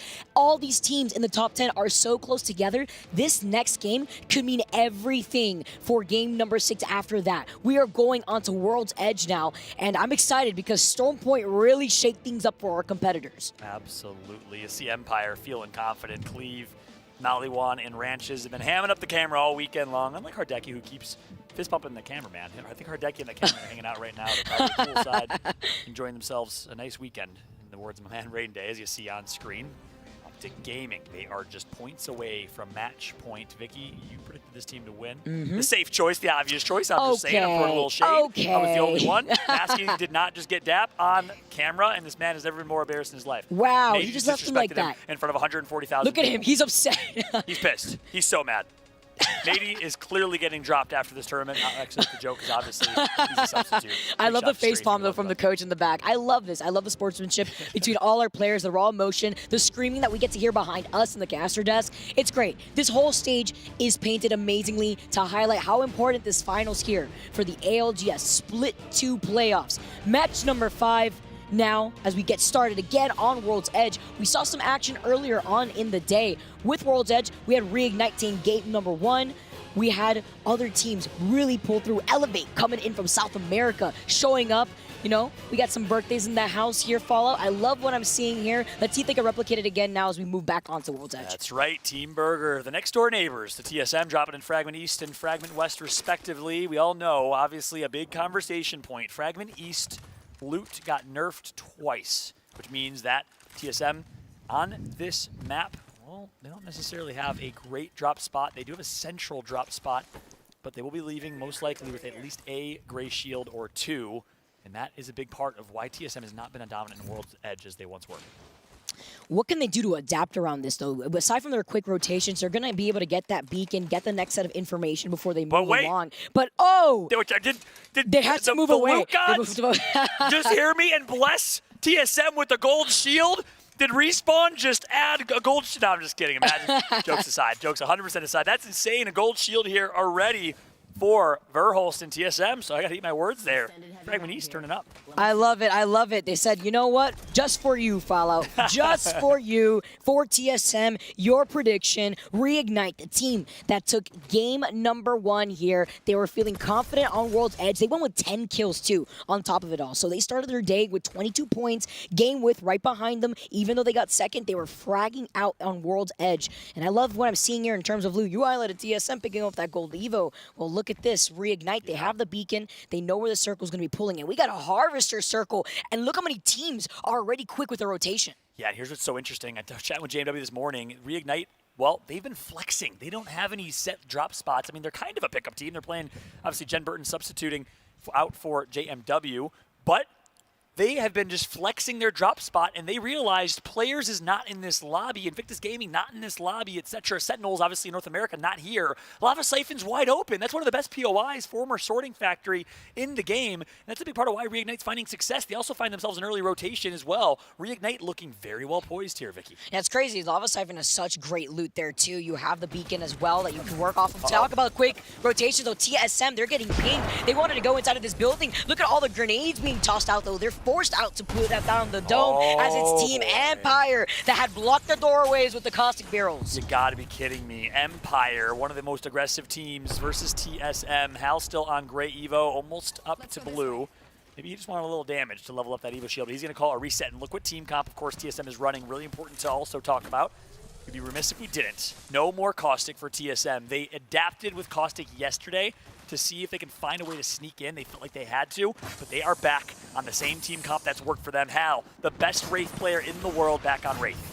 And look at the amount of teams that are already taking the real estate up in Harvester. Talk about team compositions. The Caustic is still up and alive for a lot of our squads, but this spot in particular for Alliance could be so tricky. It's going to be difficult. You're going to get pinged in all these different directions from some of these squads that are already taking up the high ground. You're going to expect a lot more Caustics blocking out those doors on the high ground too inside of those buildings, but Alliance are just trying to take an off angle here to see what pressure can they apply to build up their Evo shields. Yeah, they got a knock on drop, so drop gets dropped here from Alliance coming from Thermal Station, dropped from West Countdown. And look at the res, they should. Empire now under continued duress. So some way, somehow, obviously they continue to hold on to this choke point, this position, this key POI and location, but this time it's just a crypto drone. That's the APAC North poke that really has shaken up the meta quite a bit. I mean, teams that are so used to getting God Spot, which you can do and get away with in North America and EMEA because there's not many cryptos, well, Godspot is not so godlike anymore. It's pretty vulnerable. There's an Achilles heel there. And you're going to have a lot more teams get the information even quicker with those crypto drones. You talk about those beacon scans. 4-7 now are making their rotation with the redeploy, passing over TSM that may be actually at this choke point that they're flying right over. TSM maybe not trying to take a much more aggressive approach. I mean, looking at their play in Storm Point on Game 3, we saw that. They just wanted to hang out by that cliff instead of taking some of these fights. But look at this now. 4-7 just put themselves in the middle of two teams. We see the Bangalore smoke. We know Team Empire is running that composition. So now they don't even have line of sight of the team that's over there. That's right. As things slow down for a moment, as I say that, I think I see an Arc Star fly across the map here. Reignite trying to play aggressive against 4-7. Sweet and NRG farming on Team Burger. That's a top 10 team in the standings. NRG knocking 2. MT, see you later in the kill feed at the top right of your screen. With the wing dude too, MT getting taken down. We saw Team Burgers were on the other side of Team Empire. I'm wondering what the action's looking like in some of these buildings. You can see NRG, they've taken control over the Spaghetti building here. They're also running the Caustic. Again, a lot of these team compositions really comes down to how these teams have been able to adapt throughout the weekend. NRG, led by Sweet Dreams, former Rogue, competed under the Rogue banner back in the last LAN competition. Picked up Rocker, Nathan, two young fraggers, I believe 20, 21 years old, competing here on LAN for the first time in their careers. They obviously have performed online for the past few years, but everyone knows how talented they are. But they started slow this weekend. If you missed the action yesterday, first off, you missed out, sorry. Second, Energy didn't show up the way that many expected. They were really, really on the brink of elimination yesterday. They had to grind through the losers bracket to be here. And it's tough. That's a lot of pressure onto Sweet, onto the entire team in general, Team Empire, managing to get Ranches right back up. Yeah, and that's another big storyline here that we have to talk about is the lack of coach for NRG and TSM. And I briefly mentioned it earlier, but that's a key storyline. I mean, look at the teams that are succeeding in North America. Cloud9, Team Liquid, not the teams you maybe would have expected, but the teams that are the best coached. You have PvP. I said fun earlier, I think. Sorry about that. We have PvP, PvP, the coach of Cloud9. And then you have Hodzic, former analyst on the ALGS broadcast team with us, former pro player with the Pittsburgh Knights. He has made such an impact on the likes of Team Liquid, much like PvP has in Cloud9, but TSM, NRG, Sweet, Hal, I don't feel like they need a coach, and I got to disagree with them. International competition is different. You might be ready to prepare for all the North American teams that you scrim against on a daily basis, but you don't know what to expect against other regions. Yeah, you may have had some time in boot camp to try to figure out what these other regions were bringing to the table, but you could tell that TSM has taken a long time to adapt all around, especially teams like APAC North. Optic Gaming in a fight themselves, full purple Evo here. They're trying to delete the pylon. They're going to be able to do so successfully as the bombardment gets called down. Yep, and it's going to be a caustic barrel placed for cover. Skittle Cakes looking a little dangerous. He'll be able to heal back up. Bubble's going to be popped here, though. This is pretty dangerous for Optic Gaming right now. The early bubble, a team right above them who will have a late bubble. They advantage to the team right above Optic. They know they're at a disadvantage, and that's why they're going to burrow themselves up. Smart turtling play. Skynade's coming through for Noct to help his team be secure. I have the high ground here. Optic Gaming knowing to play a lot more careful. They have the Caustic. Yeah, you saw that they were able to toss out that Noxcast on the top of the roof just in case. Another team actually trying to go in from the other side of the building. See Game With now. Going to be able to contest them over by the other side. And they get the knock here. It's Optic Gaming. Skittle Cake's knocked down. Oh, Duplex last alive. He's got to go huge. And he connects for one, but it's not enough. Dupe has to reload, and Dupe is out. Optic Gaming is out. They will not reach match point. The green wall tumbles for now. 19th place for Optic Gaming. Oh my goodness. Game With coming up, showing up, actually replacing them and going around the other side of that building. Exactly. It was Matsutasu, the playmaker for his team. And this is one of the best stories we have right now. Game With barely made it in, Vicky. 10th place. Bawling, crying yesterday after qualifying by a hair. And guess what, Vicky? They are now showing up, performing, and potentially just a moment away from earning match points. They had 37 points coming into this game. They need 13. They just got 3 over Optic Gaming's 44 first place position. And forcing Optic Gaming to have to play through that 6th game without being on match point 2. We know what happens at match point. You need to take that dub if you want to be the winners, if you want to take home the $250,000 that you would in first place. Now, Team Liquid making their rotations. You see the gold Evo here on Gilderson's. That's right, and of course they leave with the Trials loot, so they're guaranteed at least a gold, purple. They're chilling every single game, but they're in that Trials position. It's obviously one of the coveted drop spots, best loot, best POI from that perspective, and they've been bullying that drop spot for quite some time here. And Cleave, Robin Hood, getting that pylon, took like 9,000 bows. Imagine shooting a bow and arrow at a pylon. Oh man, it's... Where are we? Sci-fi episode out here. Exactly. Although they did a lot of damage, but Ring Knight came and scooped up that kill with the wingman here. 4-7 get taken out. Tough position for them to be in. Even from the very start, Team Empire was putting down so much pressure with the Bangalore smoke. Yeah, we talked about the trials for Team Liquid, but more importantly, we got to talk about their success so far. Team Liquid currently in 2nd place with 40 points. That's another team in contention for reaching match point. If they can get 10 points here and win next game, it is over. For those that are joining for the first time, maybe watching competitive Apex for the first time, welcome to the ALGS. We have a match point finals, which is the most exciting format in any BR. It solves the scenario where one team, after the 5th game going into the 6th game series, has like 50 points of a lead over the next place team. And it's like, what's the point of even playing game 6? We know who's winning this. It's anticlimactic. Well, no. With match points, you have to earn 50 points to unlock match point, and then you have to win after that to close out the series. We could be here all night, potentially. I don't think it'll happen if teams continue to deny others of match point victories. That'd be crazy. We all have flights to catch here. I'm Space chilling. Station. I will miss my flight gladly for a 12-game beat Poland's record series. Very respectful here, especially looking at the teams that we have right now on land for the first time ever. Team Liquid 2 managing to back up a little bit. You talk about their loot. They're looking to circle keep some of these teams that are rotating away from Fragment. That's right. Team Liquid has been the most impressive team in North America this weekend, in my opinion, because obviously you expect in a lot of ways Optic Gaming to perform, but Team Liquid was abysmal, subpar in Pro League. Showed up big time this weekend, and it's because of the impact this young man has had, his destiny, his desire to be great. Gilderson's high schooler. He's a senior in high school from North Carolina, fun, much older than him. But Gilderson's has raised him up and made him want to be better. Let's go ahead and listen in with this Team Liquid roster, led by none other than Nocturnal. Yep.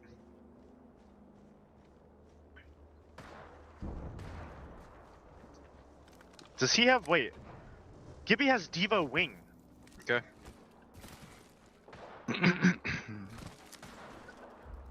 Their bubble fight is so weak. There's a Horizon here. We got zone wrong. Huh. Let's check out this way. What are we feeling? I'm trying to think. Maybe we go here. I say we move this way. Yeah, we can go. We can land there. I doubt there's anyone up there. After seeing this zone, you want to go early? You want to go late? 'Cause I think we can go like maybe like a minute. Yeah, I think so too. Okay. This team might move before we have to do anything. If they move, then it's looking golden for us. Damn, nice heady. I'm healing up. Gonna be 5-7. Yeah, Valk moved. No gun shield on Gib. They're moving? Yeah, they're all moving. They're all moving. Okay. We actually just take the space. I'm done. Kraber on the map. Crack outside. They're Valk ulting. 48 on mid. Heard. Let's take the space. Yep. Yeah. We're not even safe here, so. Yep. Don't get comfortable. I mean, we could force our way in. Let's go here. Yeah. They went south. Team on this door. Heard. It's Rocketing. SSG. That's SSG. Rocketing. You want to walk up and take space? Oh wait, no, it's a bloodhound. I hit Blood 133. Want to take space? Yeah, let's take space on them. They, Okay. I don't think they have a Gippy. Kraber. Oh my Get god. us. That's fine, it's fine, it's fine, it's fine. Let's go. Barrel on the right, barrel on the right. Caustic 30. I'm just blown up. Just heal, just heal, just heal. Yeah. I got Kraber. I'm batting. It's the Kraber on this team. We can take their height. We can take their height. Play it slow. Play it slow. We can take their height. They're popping dog. There's no reason for them to fight us. I think this is We, Ranches and them we if just they're chill. bloodhound. Yeah. We chill here. On the left here.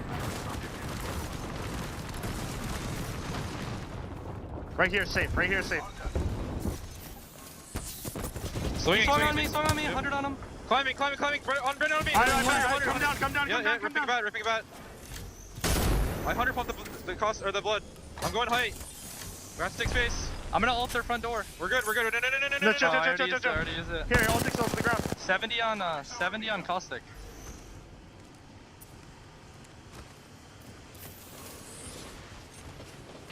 We're getting shot. Oh, I'm dead. Fall down. Oh, and it's looking bleak now for Team Liquid, a team that has an opportunity to secure match point. Gilderson's has to go big. He wasted his ultimate, though. I don't know if you saw that, Vicky. Yeah. Bit of a misplay. That was absolutely crazy here, too, on the other side. They're still getting pinged by another team. It's Reignite, and there's a Kraber. Listening to those comms, you know how they're trying to play this safely. Let's take a look at a replay right now after what we're seeing here with Game With. It was against TSM. Reps getting taken down. Imperial How getting taken down. TSM, I think, maybe got eliminated from the lobby from that. We'll wait for confirmation. I did see Reps in TSM get knocked. I don't know if Verholz was able to escape and rat. We know Optic is out. And RG still farming. Team Liquid back to full forces. The revives come through. Not just able to heal up in the bone. Oh, the double bubble comes in. The dome shield, perfect timing. They needed some rescue. Confirmation, Verholz is still alive here. TSM is still alive, but you cannot say the same thing as one tappy. T23 Tatsu, he gets taken down. Speaking of a one tappy getting tapped right into the face by a 30-30 repeater. Fun, showing that 30-30 can get put to work. Tap, tap, tap. He connects, and just like that, V3 Vega out to the hands of some extra kill points for Team Liquid. One by one. Team Liquid gets closer to 50. All right, Fallout, we tap dance out here. Team Liquid is 1 point even closer to finding themselves with a dub. Verholz gets found out, though. The lone survivor left of TSM. He's got House Banner, but he needs to survive. He gets taken out. It's Reignite, who are farming here still. They are just cleaning up so many kills on this side of the circle. Now the black and white TSM, nothing but darkness right now. Good night to the boys, as they will have to watch. Not the World's Edge performance they've needed and they were hoping for coming into this competition, so far they have been irrelevant on World's Edge, not able to find that success. And again, came into this day literally 12 hours ago, Hal saying, I don't know what comp we're going to run tomorrow. We have to adapt. We know that. My teammates want me to play Caustic, but I just don't know if it makes sense to play a new team comp for the first time. But this is Apex. You got to adapt. The teams that adapt will succeed. They decide to go back to Wraith here in this game, and I wouldn't say it's their team comp that hurt them more than was just unfortunate rotation there. But ultimately, TSM needs to step up on World's Edge if they want to win. It's difficult here with so many teams already taking up the real estate in these final circle positionings, especially with how defensive they've been playing. Talk about defensive game with who were able to knock TSM out here. You can see Watson on the field with Yuka still, so they can control the building off to their left with those fences. Seeing where the circle's pulling, though, we know where that next circle is going to go, and it's going to be an open field here for a lot of our teams. I was looking at the train tracks here that's not in the circle anymore, but that high ground is going to be key as Team Liquid now with the redeploy are scanning everybody. They're getting all the intel as they move inside of this bunker. Surely there's a team right off to their right. Yes, there is. They have the Caustic, though, and they're willing to block out those double doors with the barrels. Rotation from Team Liquid, and just like that, they find themselves pretty well positioned here. It's actually impressive, looking like they're channeling their inner optic gaming, but the fact that they're able to earn such good positioning, despite playing a little more edge focused. So, speaking of some great players, Alvarelli, TSM's former great back-to-back champion himself, gonna actually initiate. What a play from Alb as he's gonna connect, and Cloud9 dominates the fight. The Caustic knocks gas as they landed from the redeploy. NRG gone. Luminosity now moving in for the third party. Oh my god, the shot from Naughty. He just put Conjureman down. The Caustic gas comes through, and Luminosity is going to take out Cloud9. Naughty did everything he can, but that's where Caustic is just too strong. You have no counter there. There's nothing you can do there against a Caustic ultimate. Oh, it is the Caustic. That is what it is. Their space station get taken out. They get booted out of their own spot. But look at this, the EMP into the bombardment combo here. You're hugging against the wall. You have nothing to help you out because now you're getting booted off the high ground. Elevate getting a taste of their own medicine. Yeah, Team Liquid right in front of them. They are going to take God's spot here and get some kills. Ladies and gentlemen, get ready. Team Liquid is here to take match point and to take North America and the world by storm. They are in such a good spot. They have the high ground. Game With understands this. They're not the ones running the crypto. The crypto squad is inside. Hello, that is not the view you want to see coming out of those bunker doors. But with the fence out there, it's going to apply extra pressure the moment they have to funnel themselves out of that bunker door. Vicky, Team Liquid has 40 points coming into this game. Game With has 37. Reignite had 39. Optic, of course, had 44, but they are out. Game With is still alive. The Japanese dream story barely qualifies, turns up and shows up trying to do it for Japan. Can they do it? Meanwhile, Mexico, vamos!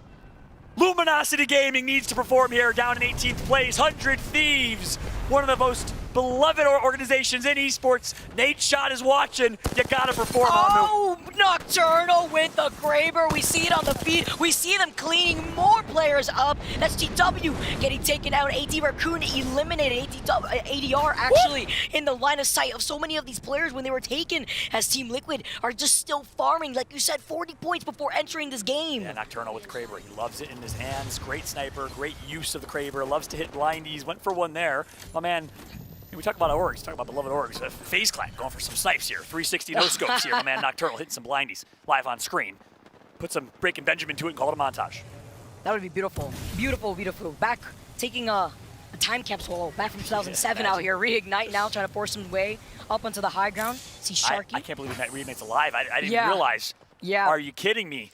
The top two teams, three of the top four teams alive with the opportunity to hit match point, which they likely will if they get top three here. Absolutely will. It all comes out of this. How does Game With, specifically Yuka, always stay alive here in this situation? This is the second time we see Yuka in these final circles still alive.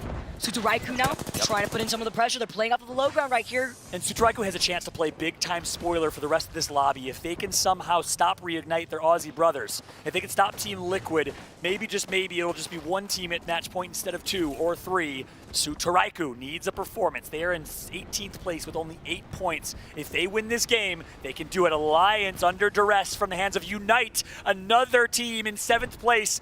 Unite with Legetta. Japan is playing so well right now. Reignite now trying to find an opportunity to maybe take some height, but they can't. They see Team Liquid has the height instead. Reignite are landing right in front of Luminosity, though. Luminosity was in trouble originally. 100 Thieves now. You see Vaxon getting the knock onto Hockeys, getting that knock with the wingman there. I'm going to make a bold statement here and say Luminosity Gaming is needing to win this game. Sutoraiku is needing to win this game. This is a must-win, do-or-die scenario for Mexico and for Australia. Team Unite pushes and takes out 100 Thieves. That's going to help them. Unite, though, is going to get grief. Luminosity Gaming Mexico stands up. Oh, say hello to my little friend, the Spitfire, mowing them down. They are popping off when they were in such a bad position originally, getting pinched by 2 squads now. They take care of 100 Thieves. They are out of the lobby. 4 squads left. Ganjamin is a monster, proving that he's been one of the best players in the world here. 2 controller players, 1 keyboard and mouse on this team. They play with default Xbox controllers, not even kidding. No paddles, doesn't matter. They don't need it, and they still perform. Luminosity, coached by Pistillo. You see the flag around the back of their coach, shaking his head nervously because his team needs to perform here. Here you go, Reignite jumping right on top of Team Liquid, though. No. Here you go. You see STK now moving in. You see Rig now trying to take a reposition. Reignite only down to 0. Reignite, 0 needs to go big. No, he's going to get punched in the face. Luminosity Gaming, Cielito Lindo, Mexico!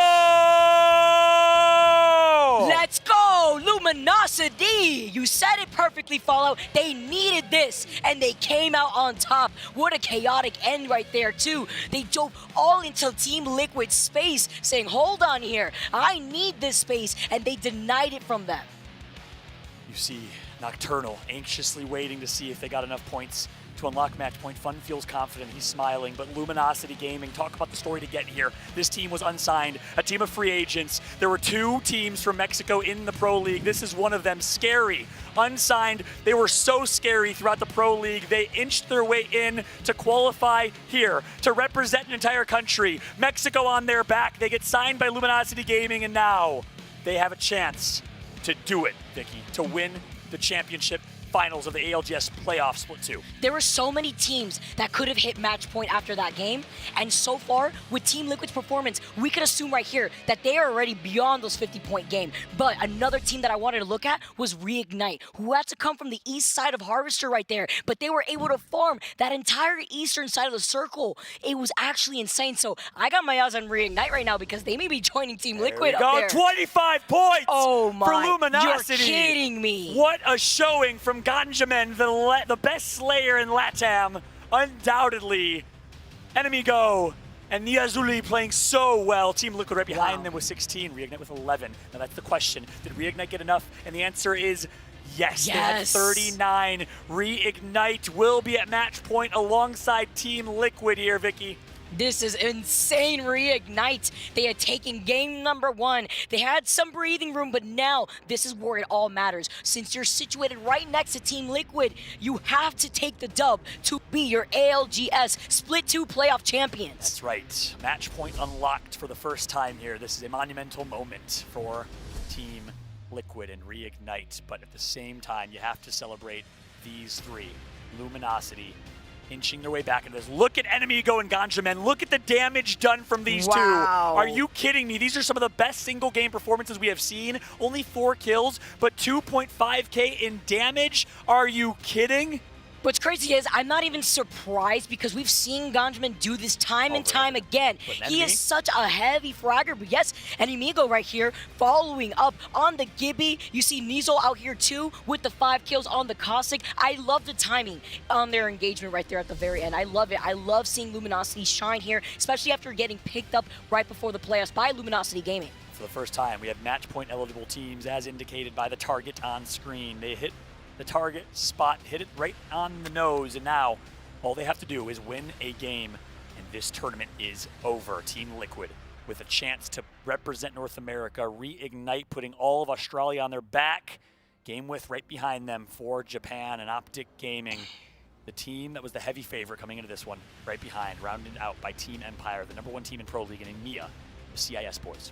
This is crazy to see the top 10 spots here because you could see Team Empire with 40 points. They could have that one pop-off game to be sitting at match points, but then looking at the slight gap between themselves, Team Unite, and then the gap between Luminosity and then the rest of the top 5 here. Even though they won that game, they skyrocket in the overall leaderboards, but I got my eyes on NRG, TSM, Elevate, who had won game number 2, still sitting with 33 points. Important to note in the discussion of Korea versus Japan and APAC North, Japan is stepping up. Team Unite and Game with in the top 10. AD Raccoon in 15th place. The heavy favorites, the winners of Pro League, Parka, Obli, Karanpu, not performing to their standards. We'll see if they can step up here in the next game. GMT Esports, multinational team, the legacy of Nasky and Dell, the duo, not able to play with Strafey this weekend. Nasky, Strafey, Dell, champions from the summer circuit of the ALGS. Such a dominant team back then. They reunited after Strafey left to join Na'Vi for economic opportunity, of course. And now Strafey is watching, and our heart goes out to Strafey in Ukraine from home. We have so much love for you, brother. We'll see if GMT can represent it, can do it for their boy. They're going to actually give a percentage of the prize pool to Strafey if they can, of course, continue to increase the amount of money that they will win. They got to step up, though. We're going to take a quick break. We have a chance to close this tournament out. Game point, match point reached. Fallout, Vicky Kitty, we'll see ya, hopefully, fingers crossed, in Game 7. If not, we'll see. We'll be right back, everybody.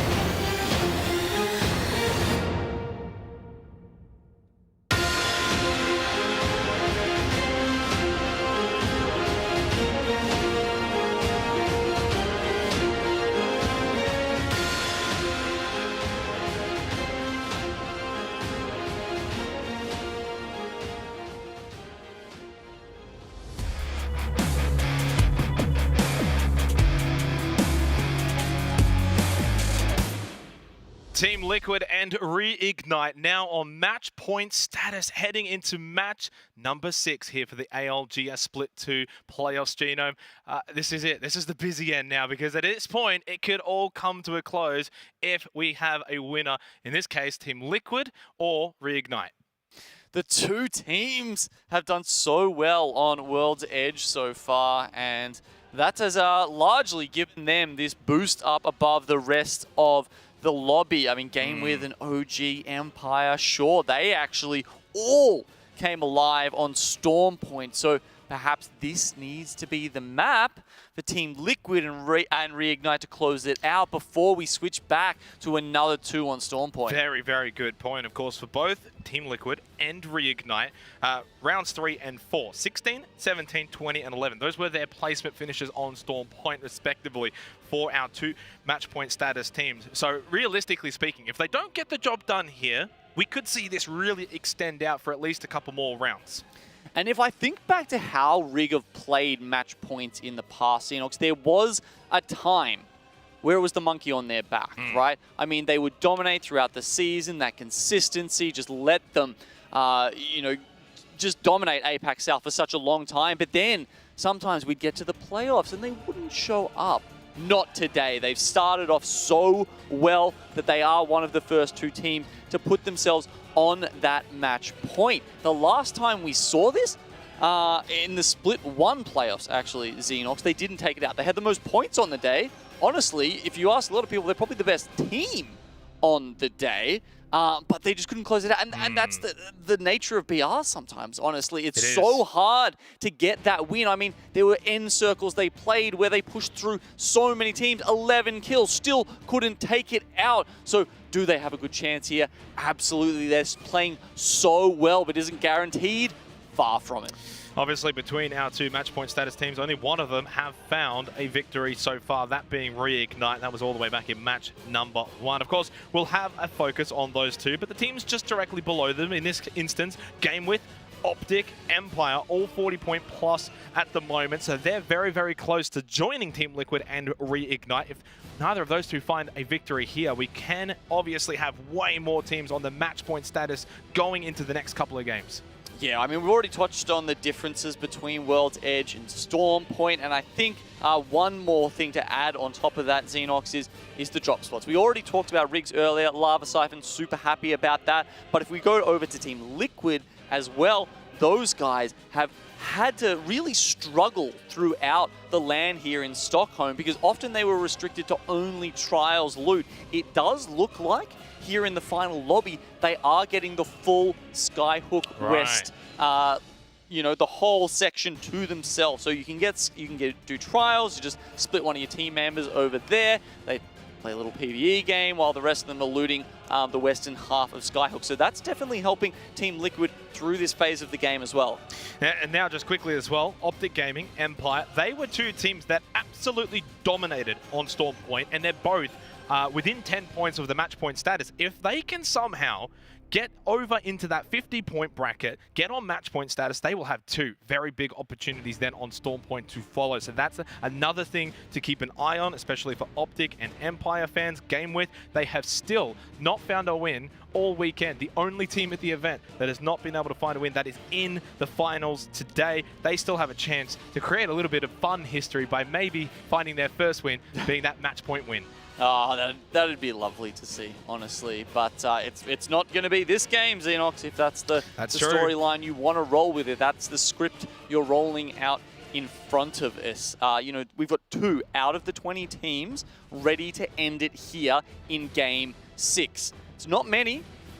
You would have to say chances are we've got plenty of Apex ahead of us here as teams start to creep up those point totals. But as we touched on, it feels like this is the one that benefits and favors both Team Liquid and Reignite. The other thing to take into account here as well, you know, aside from Liquid and Reignite, is also the prize pool differential, the playoff point differential. You still want to get points. If you're down in 13th, like I say, a Team Burger on 27 points, and you have a big game here, but say Liquid or Reignite win and it's all over, you can still jump up from like 13th into the top 5 GM, and the prize pool changes for that would be massive, as well as the playoff points as well for the championship later on in the year. Match 6. Let's get into it. 2 teams on match point status. It's Team Liquid. It's Reignite. So far, they have been the absolute best teams, especially on World's Edge. We go there one more time here for match number 6. Do we find our Split 2 playoff champions in this game?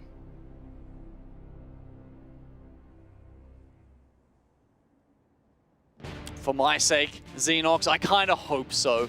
I'm wearing my heart on my sleeve here. We've got the APAC South boys running amok in this lobby. And I want to see Rig close it out. I can't lie to you. Team Liquid, also a fantastic team. Got a lot of respect for those guys. Would be fun to see them come through as well. But certainly those 2 regions are going to be cheering the hardest in Twitch chat all around the world and at home right now. So many different storylines, and that's obviously something we would have expected coming into the finals today. You mentioned Liquid, you mentioned Reignite, especially from APAC South. Game With, of course, in 3rd at the moment from APAC North. There's so much representation at the top end of the standings right now. Let's have a little overview as to maybe where we're going to be playing here for match 6. And obviously, this is going to be a big one. We've mentioned it. So for everyone in this lobby right now, you cannot put a foot wrong. Now, as we just talked about, TL, you can see them, Nocturnal is taking down Trials, but if we look where this circle is heading, Xenox, it's probably going to Countdown. There could be a chance, I think. I mean, we saw one around the Caravan that comes, you know, south of that passage through from Skyhook towards Landslide as well. And then, of course, you've got the giant Bloodhound Crow that sits on the southern side of Trials as well. So that's where I'm casting my eye, definitely down towards the southern edge of the mountain range that cuts off Countdown and Skyhook. And you already mentioned Team Liquid, of course, over towards Trials, not too far away from that circle for Reignite, over towards Lava Siphon. Of course, we're going to keep our eyes on those 2 teams. You have to. Match point status. But everyone else in the lobby, still so much to play for. You cannot give up in any way, shape, or form. You still need to believe, Genome, that those teams that are on that match point status do not find victory, that you can bring it back the next couple of games, get those points, and join them in that position. Oh, well, we saw Karen Poo there, didn't like his Crypto's position, so he's just going to grab the hammer out and move him around. Maybe you should be taking Nasky's tips we saw yesterday, the, you know, crouch while you're in the drone, so it's a little bit easier for your teammates to reposition you when you can't move yourself. At this point in the game, obviously, it's you know, not too big of a deal. I'm sure the teams aren't right on their doorstep. That said, we've been seeing a lot of early rotating Riot Xenox, and certainly teams pulling down into Countdown right now. Player comparison, and a very apt one, of course. Team Liquid, Reignite, Zero, and Nocturnal. Absolutely pretty similar, especially when it comes to the damage dealt. The big one, though, probably total match wins, though, 2 versus 1. This is obviously quite relevant now, you do need to win, especially for Team Liquid. They haven't done so far today in the finals. If they're going to be the champions, they're going to have to do it at some point. Look, a couple of players that are probably in the discussion for that Monster MVP award. Bojack, seeing a bit of bow and arrow today so far. Nice little shot there from Obley, the Gibraltar for AD Raccoon, the top team from APAC North, who haven't probably got fit and firing so far at this event. They've had issues. Of course, Sally, unfortunately, resigned due to injury. Grompu, a former teammate, was part of the roster back in Split 1, comes in. They've done well. Can they continue on? You have a big game here. Who knows? The next couple of games, they could still end up being the pride of APAC North. Reignite, though, what have they got in the bag here for this game? Yeah, I'm not sure if they thought they could perhaps slip through into Landslide through the Vault Tunnel there. It's a tough rotation for this one coming up from Lava Siphon. I mean, you know, they're going to be amongst probably the last 5 teams to make their way into that circle. That's not the style they like to play, Xenox. It's an unfortunate turn of events here for them. But on the flip side, TL super happy about this. They have essentially first rights to this circle. It's massive for Team Liquid. Going over to Storm Point, they have not been able to perform that well so far in the finals. This is a massive opportunity. They've got a good circle. moments on World's Edge. This is where they've been at their best. This is why they're on that match point status. It's all about now closing it out here in match 6 and not allowing, you know, the teams like Optic, like Team Empire to get back into it, to have their own opportunity on Storm Point to follow. There is that sort of leaderboard on the right-hand side of your screen. You can see how close Game with Optic, Empire are to basically getting on match point status themselves. Not too far away for a lot of these teams now. Alliance, they've got a bit of an overlook position here. You can see they're worrying about these craftings. I'm pretty sure that's Reignite that they're taking the pot shots at right there.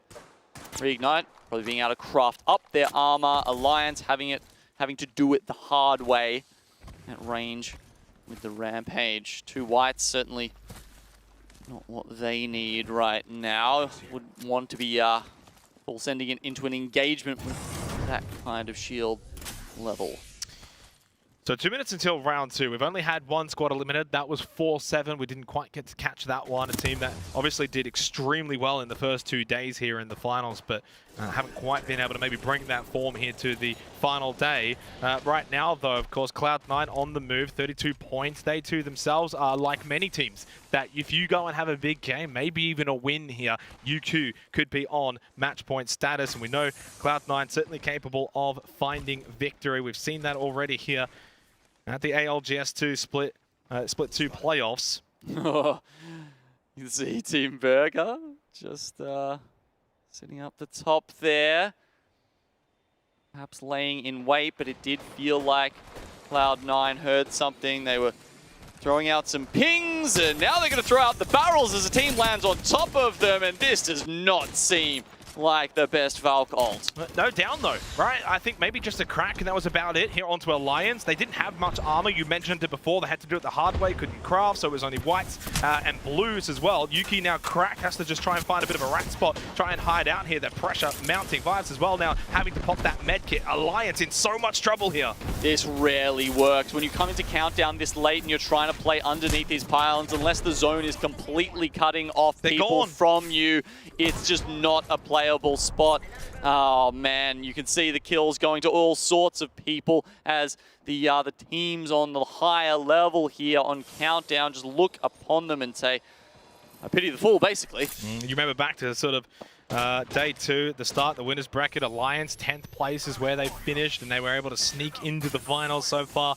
Not really being able to make too much noise, and now they're going to sort of sit back, hope and pray that someone doesn't win this game. Well, it looks like Game with an Optic are actually having a fight all the way over in Geyser right now. Okay, Skittles is going to lob that Thermite and catch someone off guard. Big fight though here because it's Optic and it's Game with. So if one of them loses out, they're not going to be able to reach that match point status. The winner though would obviously be able to get those KPs, move a little bit closer to 50 points. Now of course, now Duplex is down. They can still recover the banner, but Game with surely from here, you can see triple purple. It's only Skittle and Knocked. Game with in a big position to wipe out Optic Gaming. Yeah, they've got to take out a 2v3 if they want to be the ones to continue throughout this game 6 here and, you know, get themselves that chance to get onto match point. Game with, at this point, they have everything in their favor. You saw they even had the pylon up there that allows them to focus on healing up their health, considering all of these players are currently outside the ring. Optic having to set up barrels in a building this far out. I mean, how many syringes and med kits do they have left? Yuka is going to start pushing in. Well, remember, Game with not running the caustic though, so those barrels are going to be extremely effective here for Optic Gaming, and it might just force Game with away. I mean, the zone's probably going to start doing that too, but a big chance for Game with if they do wipe out Optic Gaming, the kill points that they get a little bit closer to that 50-point margin, of course, but for Game with themselves, you've got to worry about the game as a whole, and I think Optic have been able to escape here.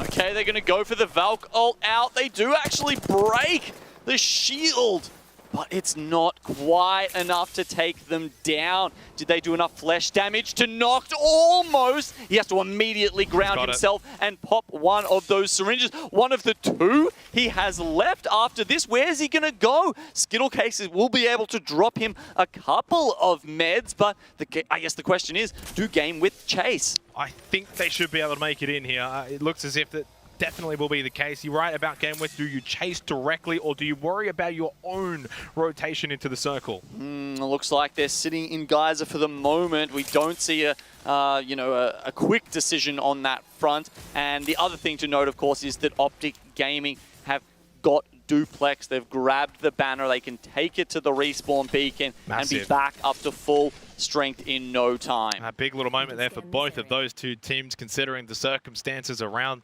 the amount of points that they've already been able to acquire through the first 5 matches. Okay, now if we look at where Rig here are, outside Lava Fissure, Xenox, it's an interesting spot. We noted that they were very late at rotating into the circle, and at this point, essentially, it looks like they're going to go for a strat where they have to just wait and Valk ult in at the last moment. We'll see how they play that strat out. Let's get a listen in.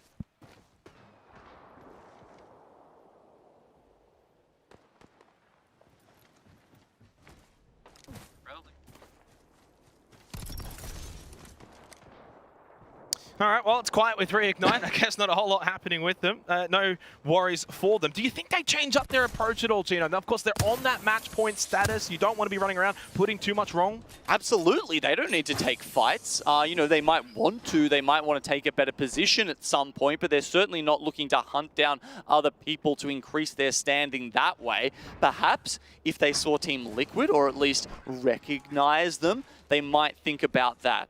Actually, one thing I should clarify, when we were talking about anonymous mode before Xenox, is they do get to see when a team is eliminated. So you might not know who you're knocking, but once you have fully eliminated the team, it will show up in the kill feed. And that's what everyone's hoping to see right now in the kill feed is Team Liquid eliminated, Reignite eliminated, because then they can feel a little bit safer about maybe continuing on here for the finals and playing some more matches. Now, Optic Gaming are not into safety just yet, still deep inside of the zone near Lava Siphon. That med kit is going to be right down to the wire here. Does he get it off? One more second. No! 0.1 seconds for Skittle Cakes. Yeah, and you can see why this is happening. So I believe, I think he was trying to get that med kit off, right? Well, but obviously. Sometimes in these early circles, the correct play is actually to go down and let your teammate revive you, because it just gives you a little bit of health back. That's true, and then you get that med kit off, so either way, you're just straight winning at that point. Although, they're not really in the best position anyway. Let's go back to Reignite, and let's see this time if they've got much to say.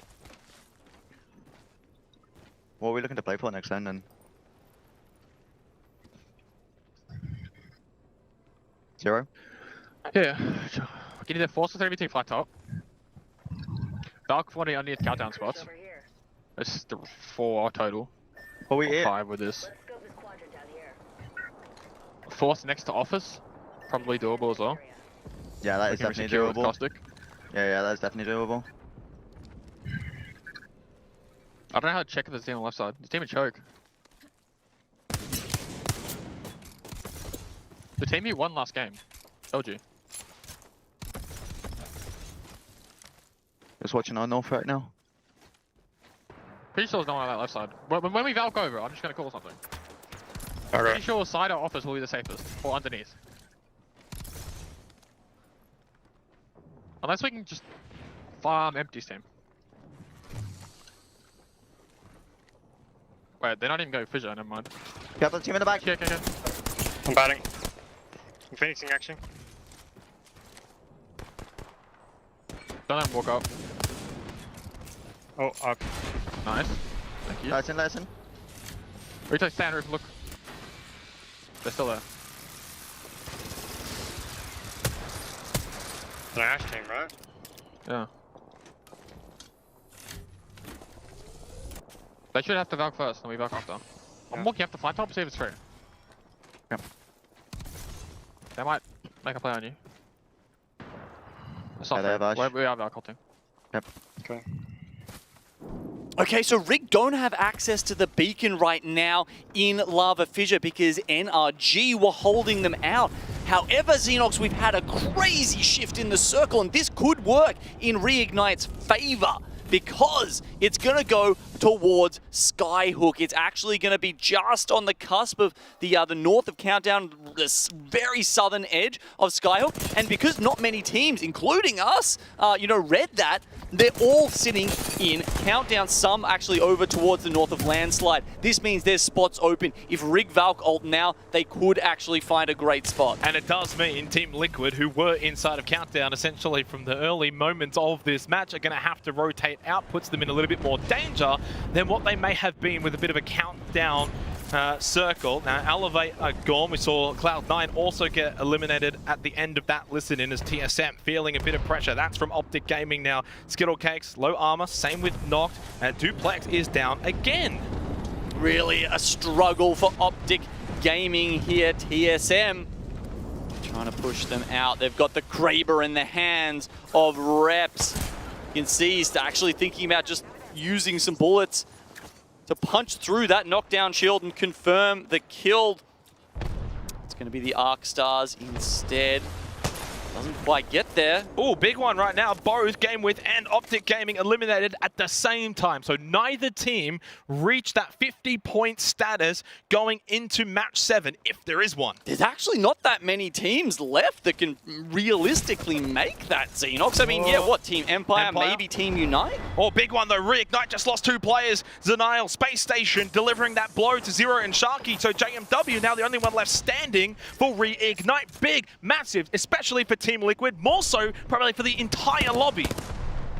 They haven't seen that they're gone yet though. With the one member left alive, the rest of the lobby doesn't know. One banner grabbed, but JMW, he's a caustic. He can't Valkyrie out of this. He can't bubble his way to safety. How is he going to play this? Team Liquid right here as well. Talk about storylines here. JMW just trying to defend the area. I think Liquid, though, are just trying to get out of dodge and get out of Countdown. JMW gets the second banner, but can he get them back into the game is the next question. It's going to be tough. I feel like a mobile respawn beacon is a very likely win condition now for Reignite. Team Liquid, I think we saw them moving past at one point. It was either them or Space Station Gaming. Liquid. And it's really, yeah, okay, so we are getting one of those crow circles, Xenox. It's right at that southern end of Trials. Oh, damn, Empty just with a quick triple kill onto Sudaraku, who are having a tough day of things here in the finals. TSM, they now force their rotation out of Countdown, that they find someone that maybe they can drop on, get a couple of kills, or at least an empty area that they can hide in for the time being. It will be the latter. 7th place at the moment, 37 points here for TSM. They could be a team that maybe gets that match point status. Now over to Space Station Gaming. Oh, never mind. They're gone. Sweet's still up at the moment. If NRG can consolidate from this position, we see a GMT up on high and Skyhook, just like we saw them yesterday, doing what they do best, griefing with nades that they can grab from that black market. Reps, still a couple of bullets left in the Kraber. Might be JMW that he's taking the pot shots there at. Okay, here's Team Liquid. TSM, they have that opportunity. You were talking about maybe squads left, Genome, that can get to 50 points, get to that match point status. They are one of them. You know, you win this game. I know it's maybe a match early, but at least gets you to that match point status, about 12 points away. You can see that Team Liquid are well within this circle. It's very good for them right now, but they don't have a lot of space to play with. Fun FPS. He needs to be so precise with his bubbles and just make sure that he's using that at the right time. If he pops it a little bit too early, teams like TSM that are watching like a hawk with this Kraber will come in and remove them from World's Edge. Deep into round 5, and we've still got 10 squads remaining, 28 players alive. TSM, Hal now goes up to red armor, and Rep still has 3 bullets left in that Kraber. That could be a big turning point later in the game, as AD Raccoon now make their way over just above TSM. You can see Empire further left of all of them as well, near the cliffs. Of course, JMW is still the solo rat for Reignite. Don't count him out. He could pull off something special. A huge set of fences there set up by Team Unite from APAC North. They will have to move forward just a little bit. We did see JMW. He's got that rat spot there. It's good for the moment. GMT, they want to have a little bit of an oob play here as they look to see they don't have to go through the fences. Xenox, they're going to go over the top of them. First shot misses there from Reps. Another one. There's the crack. There's the down. One more shot with the Kraber. Do you make it count, Reps? I think you might. He should be able to. No, just misses that one. Tough shot under the pressure for TSM as Matey goes down for GMT. They too also now in a bit of a pinch. They got Unite next to them. Luminosity Gaming behind them as well. 10 squads, but a whole lot of open space, Genome. You just can't fit everyone into this area. Oh, gold bag, they're going for it, but the Watson is savvy. They come around the corner and GMT Esports are out of this one. Team Liquid still firmly in it. Everyone's just forgetting about Team Liquid. They're just killing each other. This is perfect for Team Liquid. Surely they can capitalize from here. Luminosity now gone. 7 squads left. TSM just down to Verholst. He's got to get this bat off, and maybe he can just at least maybe find a way to influence this game a little further on. There is Team Liquid. They've got NRG behind on top of them. Could this be the moment? Could this be Team Liquid's championship? I mean, North America, they had the most teams coming into our final day here. Is Team Liquid going to be the one to make them all proud and take home the Split 2 playoffs? It could very well happen. 7 squads still left, though. A lot of shenanigans surely left in this particular match. Into round 6 we go, and JMW is still alive for Reignite. Don't count him out, Genome. The zone will start closing soon. 15 seconds or so until these teams have to make their next move. Unite have it's a whole oval to themselves here right now, as well as an EMP on the way. FGen has created a northern wall for the APAC North team. NRG, of course, above Team Liquid. Empire, they're gone. They're out. Now Nathan has to heal up. They're out on 48 points as well, Xenox. They were 2 off making match point, but will it even matter? Because Team Liquid have found JMW. They are the only ones now who can take this out. He does manage to get it down onto Gildersons, though. The young player has done so well to get Team Liquid into this winning position in the playoffs. Missile Swarm from NRG, now onto Team Liquid. That down onto Gildersons could be the difference maker in maybe giving Reignite another attempt at things. NRG, you have to wipe out Team Liquid if you want to be able to win the championship on the 45 points as well. 4 squads left alive. TSM for Hulse just by himself, as then we've got Team Unite, NRG, and TL. TL had time to reset here. It looks like they might have got them up, but NRG are pushing. Unite can third party this as well. NRG get the knockdown onto Nocturnal as well as fun. There's only one left up now for Team Liquid. They're out, they're gone. We are going to continue on here for Championship Sunday. NRG, though, should fall at the hands of Team Unite. They created that northern wall of the Watson fences. Now surely find victory. Our winners of match 6 from APAC North, it's Team Unite. This has huge implications for the scoreboard as well, Xenox. TSM were on 47 points there in the dying seconds of our 6th game today. You know what the difference between first and second is in placement points, Xenox? It's everything.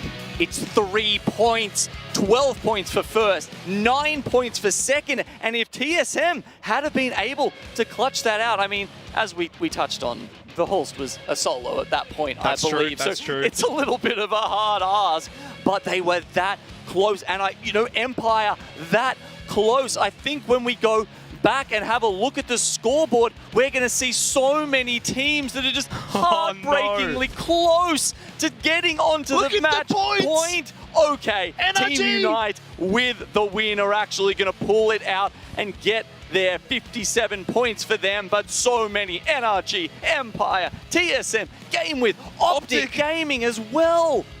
Just a couple of kills, just a couple of rat strats away from making it there. And okay, Game 6.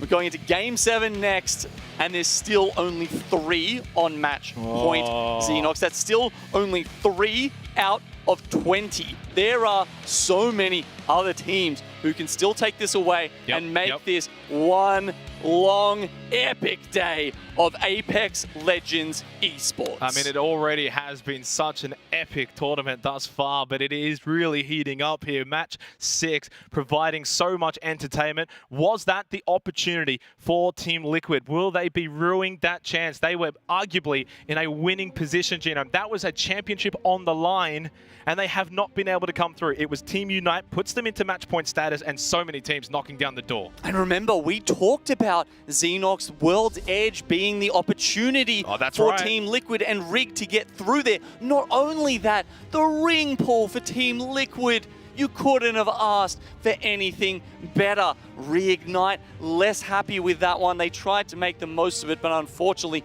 the rotation was too much to ask of the APAC South #1 seed. Now, I will say, of course, it's a very hype moment, and we settle things down a bit. Still 13 points for Team Liquid does put them in a good position overall, because if they don't walk away maybe as the winners, the more points you get, you know, at least second, third place, etc., it could still go your way. That's a lot of money. That's a lot of player points as well, but massive. And as you mentioned, of course, the difference, World's Edge, Storm Point. The only problem being we didn't really get the teams that we thought could do well on Storm Point reaching match point status. That is the big issue.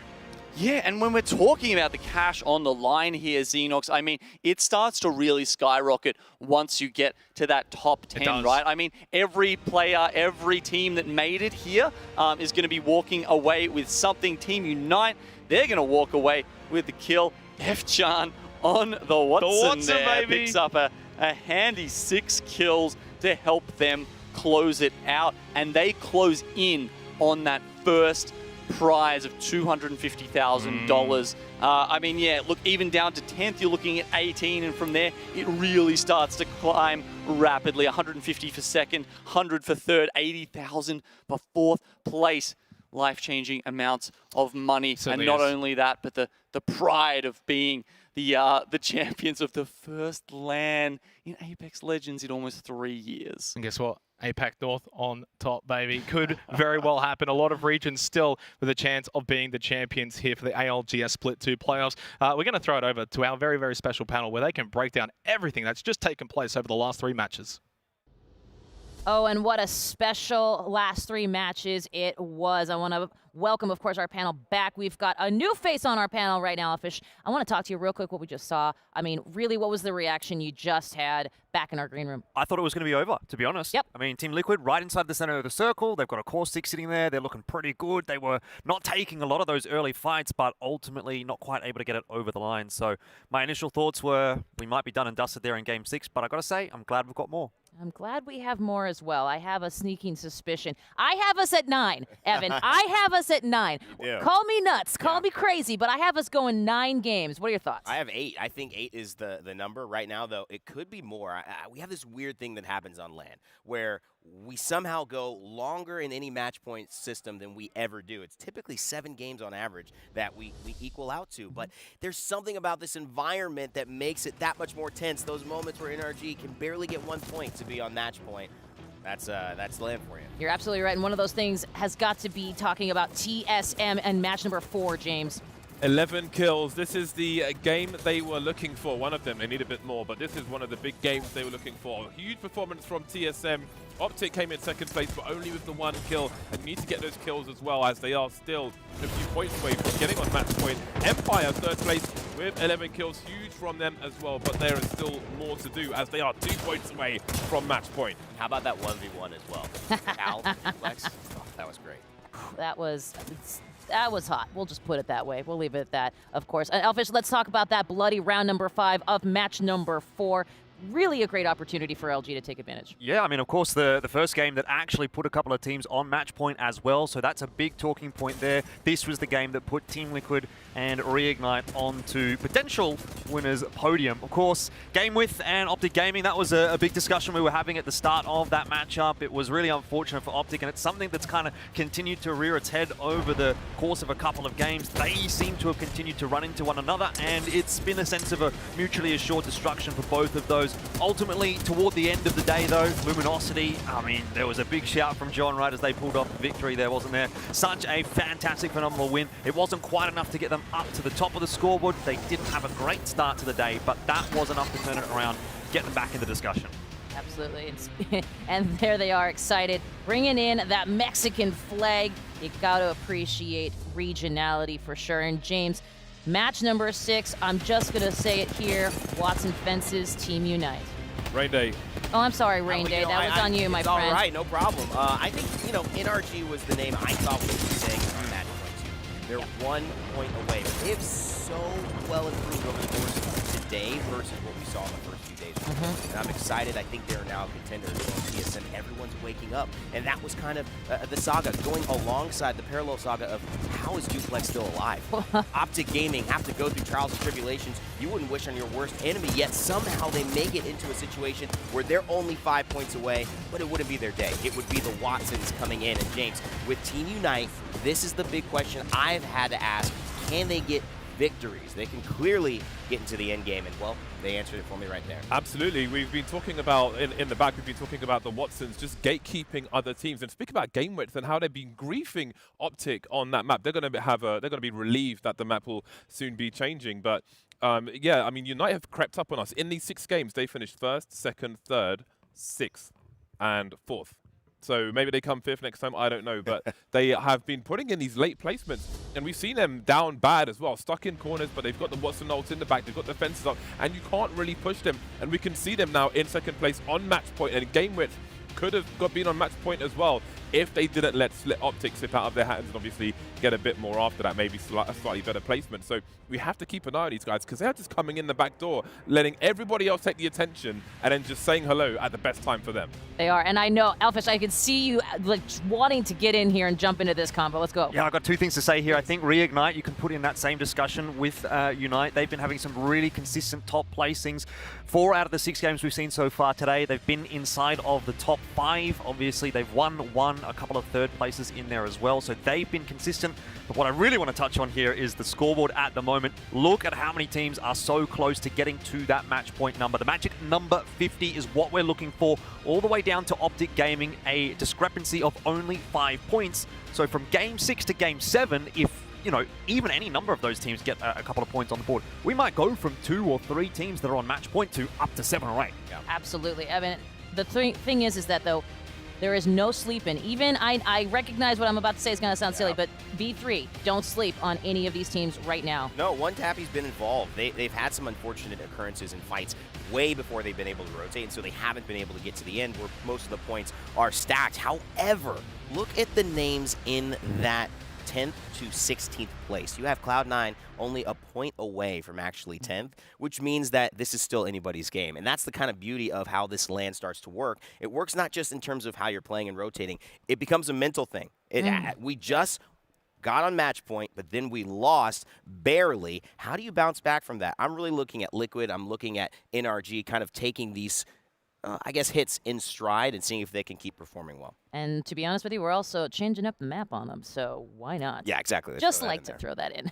At any rate, you can throw something in yourself. You can possibly help us choose the Monster MVP. Here's what you're going to do. Use the hashtag of your chosen player. You're seeing them on your screen. Go ahead and screen grab if you need. Take out your phone. Choose your player. Use that hashtag, and then along with hashtag ALGS Monster Energy MVP. That's hashtag ALGS Monster Energy MVP. Put that in the YouTube chat. Put that in our Twitch chat. Put that on Twitter. Spam it as you like because we want to hear from you on who's going to be... James has made his vote known on who is going to be going to that Monster Energy MVP spotlight, who is certainly going to be brought up onto the stage here. We're excited to see that unfold, and I know you are as well. James, I have got one last question for you. We were hearing in the back here, and you've talked about Team Unite, certainly, and you've talked about your love of the Watson fences. Game width. I know if you had your choice, you would change your prediction right now. Is that correct, or am I putting you on blast? Of course, absolutely. You might think I'm lying, but something in the back of my mind was saying game width when I woke up today. But it's just so, like, it's unprecedented based on what we've seen in the past. It's very hard to make a prediction like that. It's kind of crazy. Again, you've got the big names. There are so many names here that not everybody can do well. But of course, like a team like Team Liquid have been steamrolling. They are threatening every game to win this. So of course, it's one of those like 500 to 1 chances, it feels like, based on the information that we've had going into today. So it's very hard pick to make, but then so was Sutaraiku as well. Yeah. Absolutely, absolutely. And you know, Evan, let's talk real quick about seeding points while we get our players back to their perspective. Great point. PCs.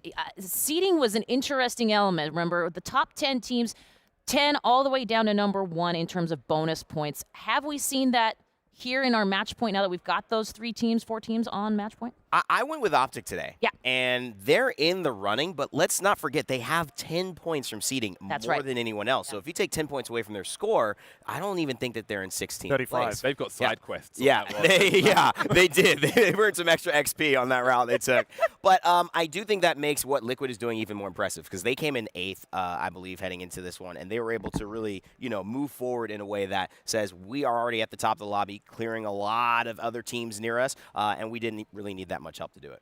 That's right, indeed. Well, hey, you know what? Here's some help for you. If you are interested in a Lenovo Legion 7 gaming laptop, head on over to twitter.com/Lenovo Legion because we're going to be giving one of those away a little bit later in the show, and they're awesome, and you could be awesome with that. So twitter.com/Lenovo Legion for sure.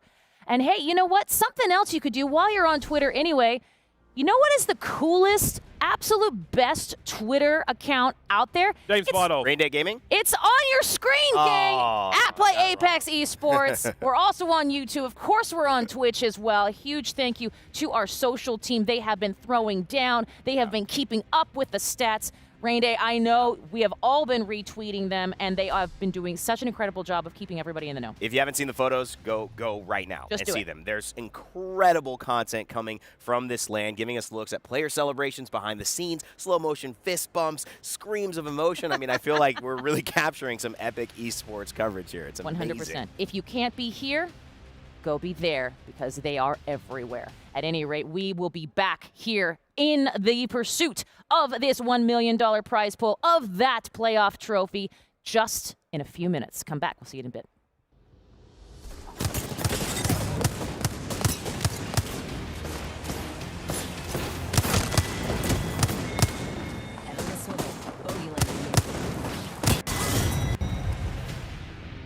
Herman Miller, the official chair partner of the Apex Legends Global Series.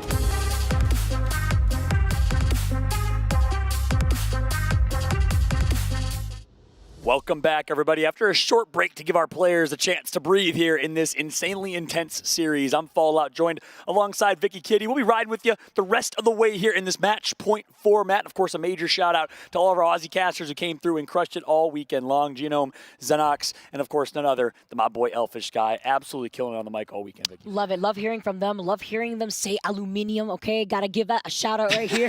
Love it. It's my favorite. I love mates, other bad words that are like mates, but I won't say on broadcast. You know, Australians, y'all are crazy, I've learned. I love it. I love the community over there. Love the casters. Love the teams that we've been seeing here, too. You know what a bogan is? No, I don't, actually. If you had to guess what a bogan is, you guess what's a bogan. Is that like... Yes. I don't even know. Take a risk here, Vic. Like, it's an animal. It's a type of kangaroo. Kinda. Wait, actually? Yeah. No, it's not. Oh, actually, damn. no. I got excited. I digress. Hey, anyways, look at Australia is represented.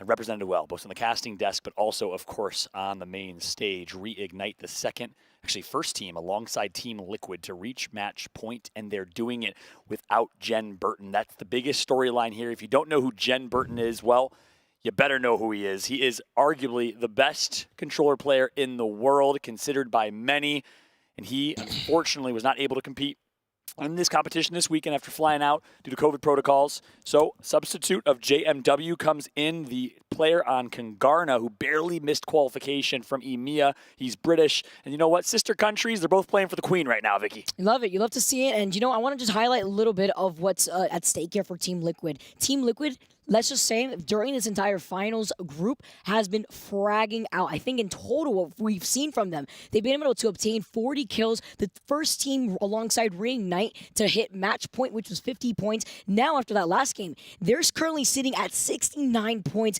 I love to see this from this team because now we're moving on from World's Edge into Storm Point. Storm Point, where we've spoken to Hodzik himself, where he sees that this is Team Liquid's strongest map. But we have not seen that from them yet today. Now, what I'm predicting here, Fallout, we only have 3 teams currently sitting at match point. It's Reignite, Team Unite, and Team Liquid.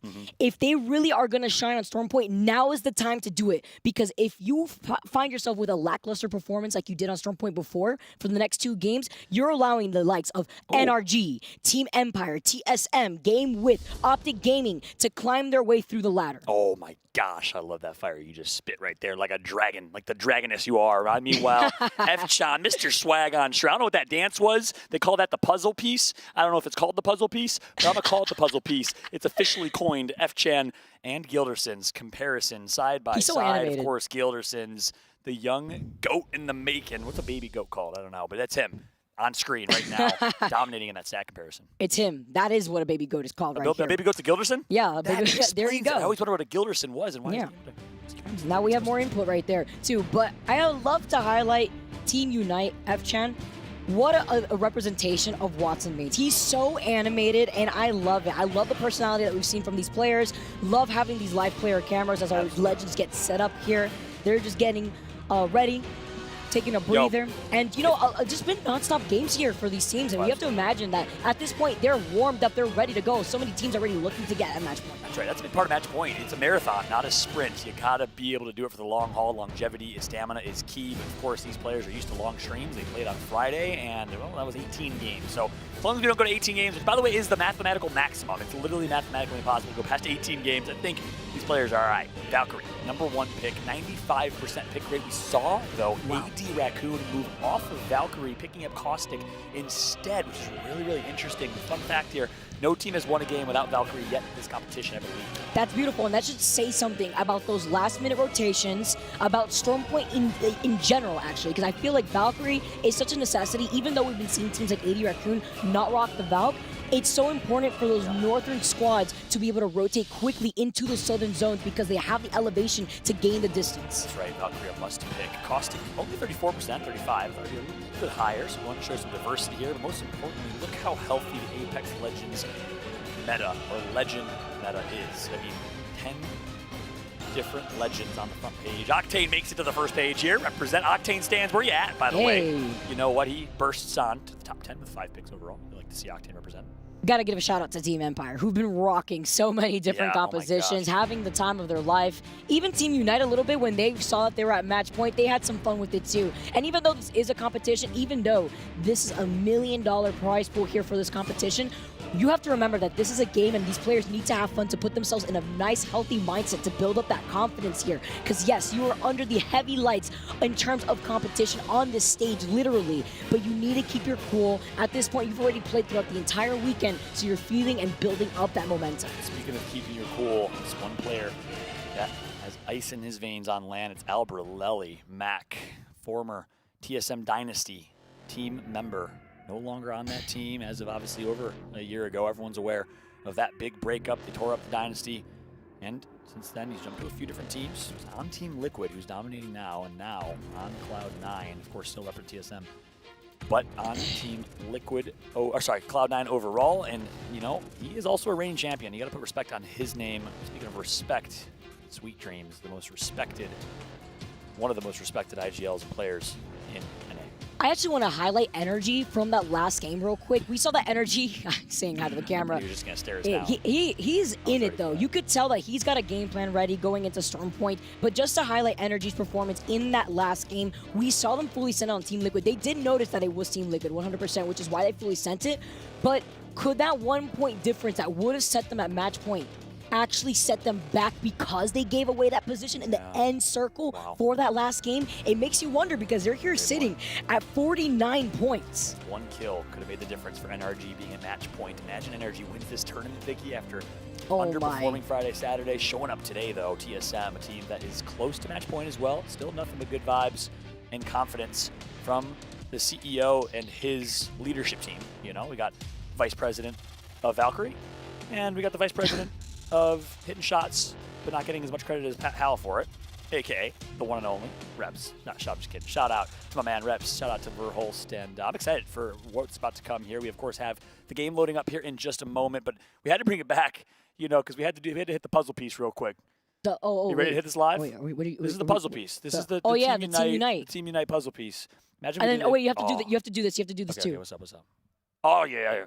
My man with the curling the 15s. You can't see right now, but I'm also curling 15s. Shout out to F-Chan. I'm curling 5s, but it's okay. I don't know if you saw, but players are going around finding him and taking pictures. This is like, they're like, I can you love flex it. for me so we can take a picture Really, together? Like, typically you flex if you got something to show, you know what I'm saying, if you're bulging in muscles, but my man still has that confidence, all right? F-Chan. Yeah. The one and only. Come on, you gotta do something. He loves the camera. There you go. There you just go. the fist. The Nick Merckx fist right there. He's in it, though. It's because he's completely locked in right now. He still gave us a little something, though. Yeah, because he has to be animated. I'm telling you. Like, it's perfect. It's perfect. You know, like, he's the type of player to make those Watson jokes on the comms and just laugh about it afterwards, just like Watson would. So it's beautiful, though. Team Unite, a team that is at match point, one of the 3, like we were highlighting before. They're looking to take this dub. They're very consistent in these end circles. I'm looking at F-Chan, who's been popping off. I think overall in the lobby, he's been able to obtain 10 kills just by himself here. So now as you move on to game number 7, how long, Fallout, will it be before we crown our winner? Oh my, I hope we get at least 12. I want 20. No. It's not possible. Actually, but I'll be so broke. Somehow. Somehow. You need to find numbers. Good luck. I would honestly be so excited to beat the record we had in Poland. If you didn't watch it, you can watch it on YouTube on the official ALGS channel, youtube.com/playapex. It is insane. Poland went 11. Will we go 12 today? But obviously now teams have a 10-point advantage. That's something we did not instill until after the fact here. And we, of course, are getting ready for Storm Point, changing things up. It's match number 7, and we're loading in. Ladies and gentlemen, in the chat, blow it up right now and let us know, who do you want to win? Are you standing with the Japanese in game with Team Unite? Are you rooting for the European multinational team led by the Danish man himself, Nasky? Or do you want the North Americans to close this out? Team Liquid reignite from Apex South with an opportunity here as GMT is glad that Fennel is not in this lobby, dropping in wall. Let us know, guys. Hashtag ALGS. Which teams do you want to see take the victory, take the trophy home? Game 7, making our way through Storm Point. Team Unite. We're just talking about them, talking a little bit about F-Chan, looking at some of these drop spots. Look at where the circle's taking us, though. Follow NRG are going to have a field day with that beacon out over by checkpoint. All right. I incorrectly said, quote me, and called on Twitter that Team Liquid was going to caustic their way to a win last game. I will say it again. Quote me. As sad as I will be, because I want to keep watching Apex, I'll be happy for my man Hodzic knocking the boys. Team Liquid's winning this game. Why? Because the zone is so close to them. They love this exact zone, which means they can early rotate. They can find themselves God spot, the best position on the map, and they could use their Loba just to collect loot and farm up, loot up, and get ready for late game to win this one. They don't care about kills at this point, although you got to be thinking about the longevity macro of kills, but they just want the win, and this might be their best chance, Vicky. I mean, they're going to be sharing some of that close quarter space with V3 Vega, who are also right there. Not sure if V3 have a beacon available to them, so that way they understand that information of where the circle is going to be pulling. But hey, if Team Liquid could clean up some kills along the way, that's going to be a great situation for them, because then they're going to be able to clear that space, clear one squad out. But that is to say, if they could take that, because V3 Vega could easily flip the tables on them. In this grand final, we of course have no teams 50-50ing any spots. No one's fighting for positioning. This is it. They're not trying to prove a point. They want to make sure they can give themselves the best chance to succeed. So that means everyone has loot. Everyone has a drop spot. It'll be a slow start, a crazy mid-game, and that's what I like to compare Apex to. As you see it right here, it's almost like a roller coaster. It starts with a slow build-up. Not much has happened, and then you hit your first drop. Teams like fights like this. It's a little exciting. It's a little baby drop, but you get ready for the middle drop, which is a little crazier. Mid-game, third parties, lots of fights. And then, of course, you got the third and final drop. It's the late-game circle, which is absolutely bonkers. So buckle up, ladies and gentlemen. Strap into the roller coaster that is competitive Apex Legends, because this could be it. Team Liquid with 69 points. Nice. And they're looking fantastic. You got to look at the composition that they're still rocking here. They got the Caustic out and about on No Storm Point. Yeah. So it makes you wonder, what did Hauntic tell them, the Team Liquid coach, after their performance on Storm Point before? Did it just not work out here looking at this? They're taking the Cannon Blaster, though. Team Unite understand that they do not want to pick this fight. They are dipping from the situation as Saku falls so low. They're just giving the space over to Team Liquid, because I wonder if they know that V3 Vega is in the area, so they don't want to get third-partied after that fight. One thing that's important to note here, Team Liquid knows that Unite is on match point and perhaps saw the Watson and said, you know what, this could likely be Team Unite. They're one of two teams, I believe, running Watson in this lobby. So that's an opportunity now for Team Liquid to try and rise their chances by 33%. We'll see if they can take out Team Unite. F. John doing what he can right now. Not a whole lot of loot that Unite is working with, though. They drop really close to Cascade Falls in the southeast of Cascade Falls, right next to Team Liquid, who drops in Cascade Falls. My favorite POI on any map, by the way. It's beautiful. Yeah, I'd love to vacation there. Maybe build a house there, get invest in some property, some real estate. Right on top of the waterfall, you know. You know, I talk about real estate. I got to look at it like this. I mean, we got to live out the dream here of luxury. We don't get that here, though, as Optic Gaming. Can we highlight the fact that they are also not Loba composition, but with looting all along the way to that next circle? Fantastic. Purple Evo, Gold Evo, Skittle Cakes on the horizon, prioritizing that verticality that we were highlighting when we first jumped into Storm Point. I'm loving this. Already having the black hole. They're going to hold up the top of that zipline in case any team are going to want to rotate onto the high ground. That's right. C9. Well, they need a big game here. 18 points away. They can do it with a first place finish and 6 kills. Is the goal, at least, for Cloud9 to hit match point for their chance to succeed.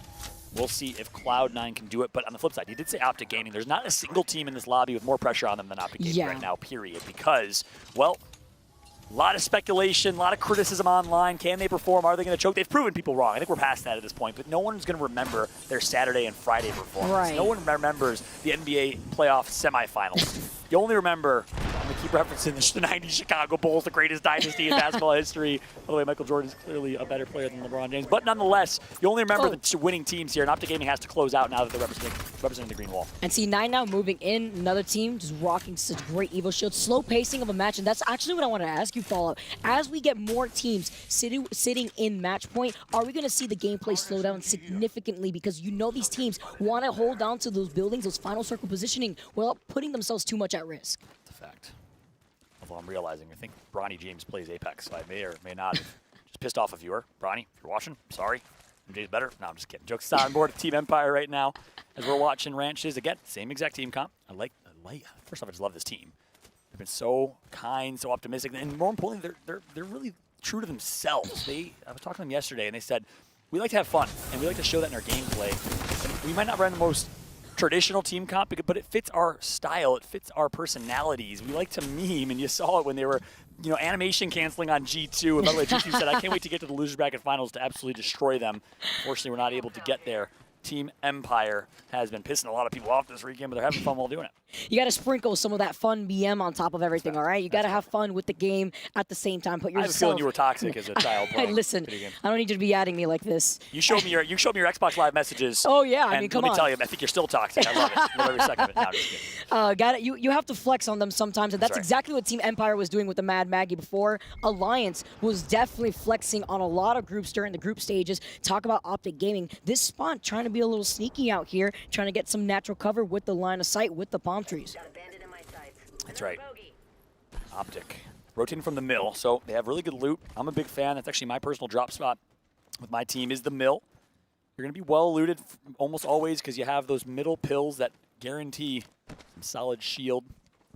And, of course, no matter what, you're also can use that Trident to rotate if you want to. And, obviously, for those that don't know, in competitive Apex, the Trident's kind of a death sentence from the standpoint. Obviously, make a lot of noise. You're going to get focused and beamed. So you don't really see Optic use the Trident too much. Sutaraiku actually likes to. They drop a no-name village right to the right of the mill. But Optic doesn't really use it that often, but you do have the choice. Yeah, and usually teams that do utilize the Tridents because the ring is pulling really far away. We had some teams actually experiment at the start of Storm Point with those Tridents, looking at CLG, who love to rotate on the outskirts of the circle with the Trident actually going through fish farms. But the meta's kind of evolved here on Storm Point. Look at this, FSV, they're moving in. I don't think they knew. They didn't know GMT Esports are here to sabotage your game plan, and they took out Sangjun so quick here. They knew. Now they're going to be able to take the zipline. They immediately were able to jump off. We see these players moving out here. Nasky, my man, in the words of my man CD in the third, Nasky's going to hit his shots, actually. 4-7 eliminated. And also in the words of my boy Chris Bucket, sneaky, sneaky beavers here on Storm Point. GMT just got the easiest 3 kills they've ever received. Nice job for them in this ultra-competitive lobby. But look who's under pressure. Oh, Alliance. Team Liquid, C9, they're all making an appearance here. Hawkins gets taken down. Team Liquid have the high ground. They have a way better position than the other 2 squads right below them. Sitting on top of the Parthenon right now, looking down, and it's going to be Team Liquid doing such a good job maintaining high ground and control. Alliance, unfortunately, is the meat of the sandwich right now. You never want to be the meat.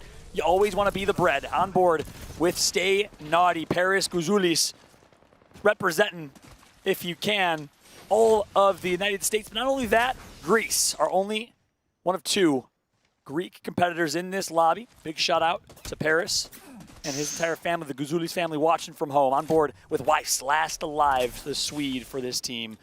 Also manages to find a little high ground.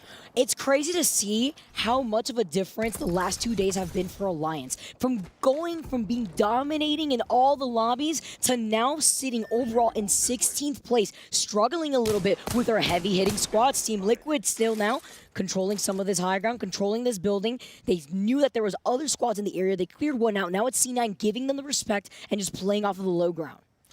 Well, well-prepared teams right here have to have an idea that this is Team Liquid. If you know that Team Liquid drops Cascade Falls, if you know their play style, they like to play super, super early rotate on Storm Point.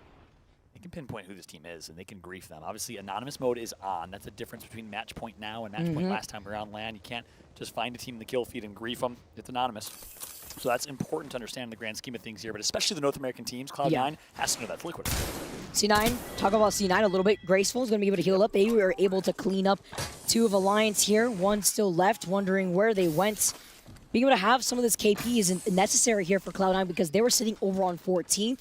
They also want to be careful because this is a lot slower pace lobby on Storm Point. At the start of Storm Point earlier on today in game number 3, we saw a lot of these players off the rip immediately try to take fights. We saw 2 squads actually drop within the first minute and a half. And it's a completely different story now that we're back on Storm Point. Yeah, Cloud9's going to be very well resourced here for this late game. They're going to get all the loot of Alliance, which basically means you get all the loot of Stormcatcher. Very, very solid loot. It's actually my backup drop spot overall as Alliance drops Stormcatcher. So, C9, who actually splits loot with Launch and Launchpad, or near Launchpad with Space Station Gaming, which means they're not going to have the best loot. They find themselves well kitted here. This is a good situation for Cloud9. Graceful from Kangarna substituting in for Zach Mazer. Unfortunately came down with COVID, watching with Clara from the hotel room, trying to hope his boys can do it big. Shot to a man, Zach. AD Raccoon, they know this is a team right in front of them, and they're trying to destroy some of these Watson fences, closing in the gap. The dome has already been called out, though.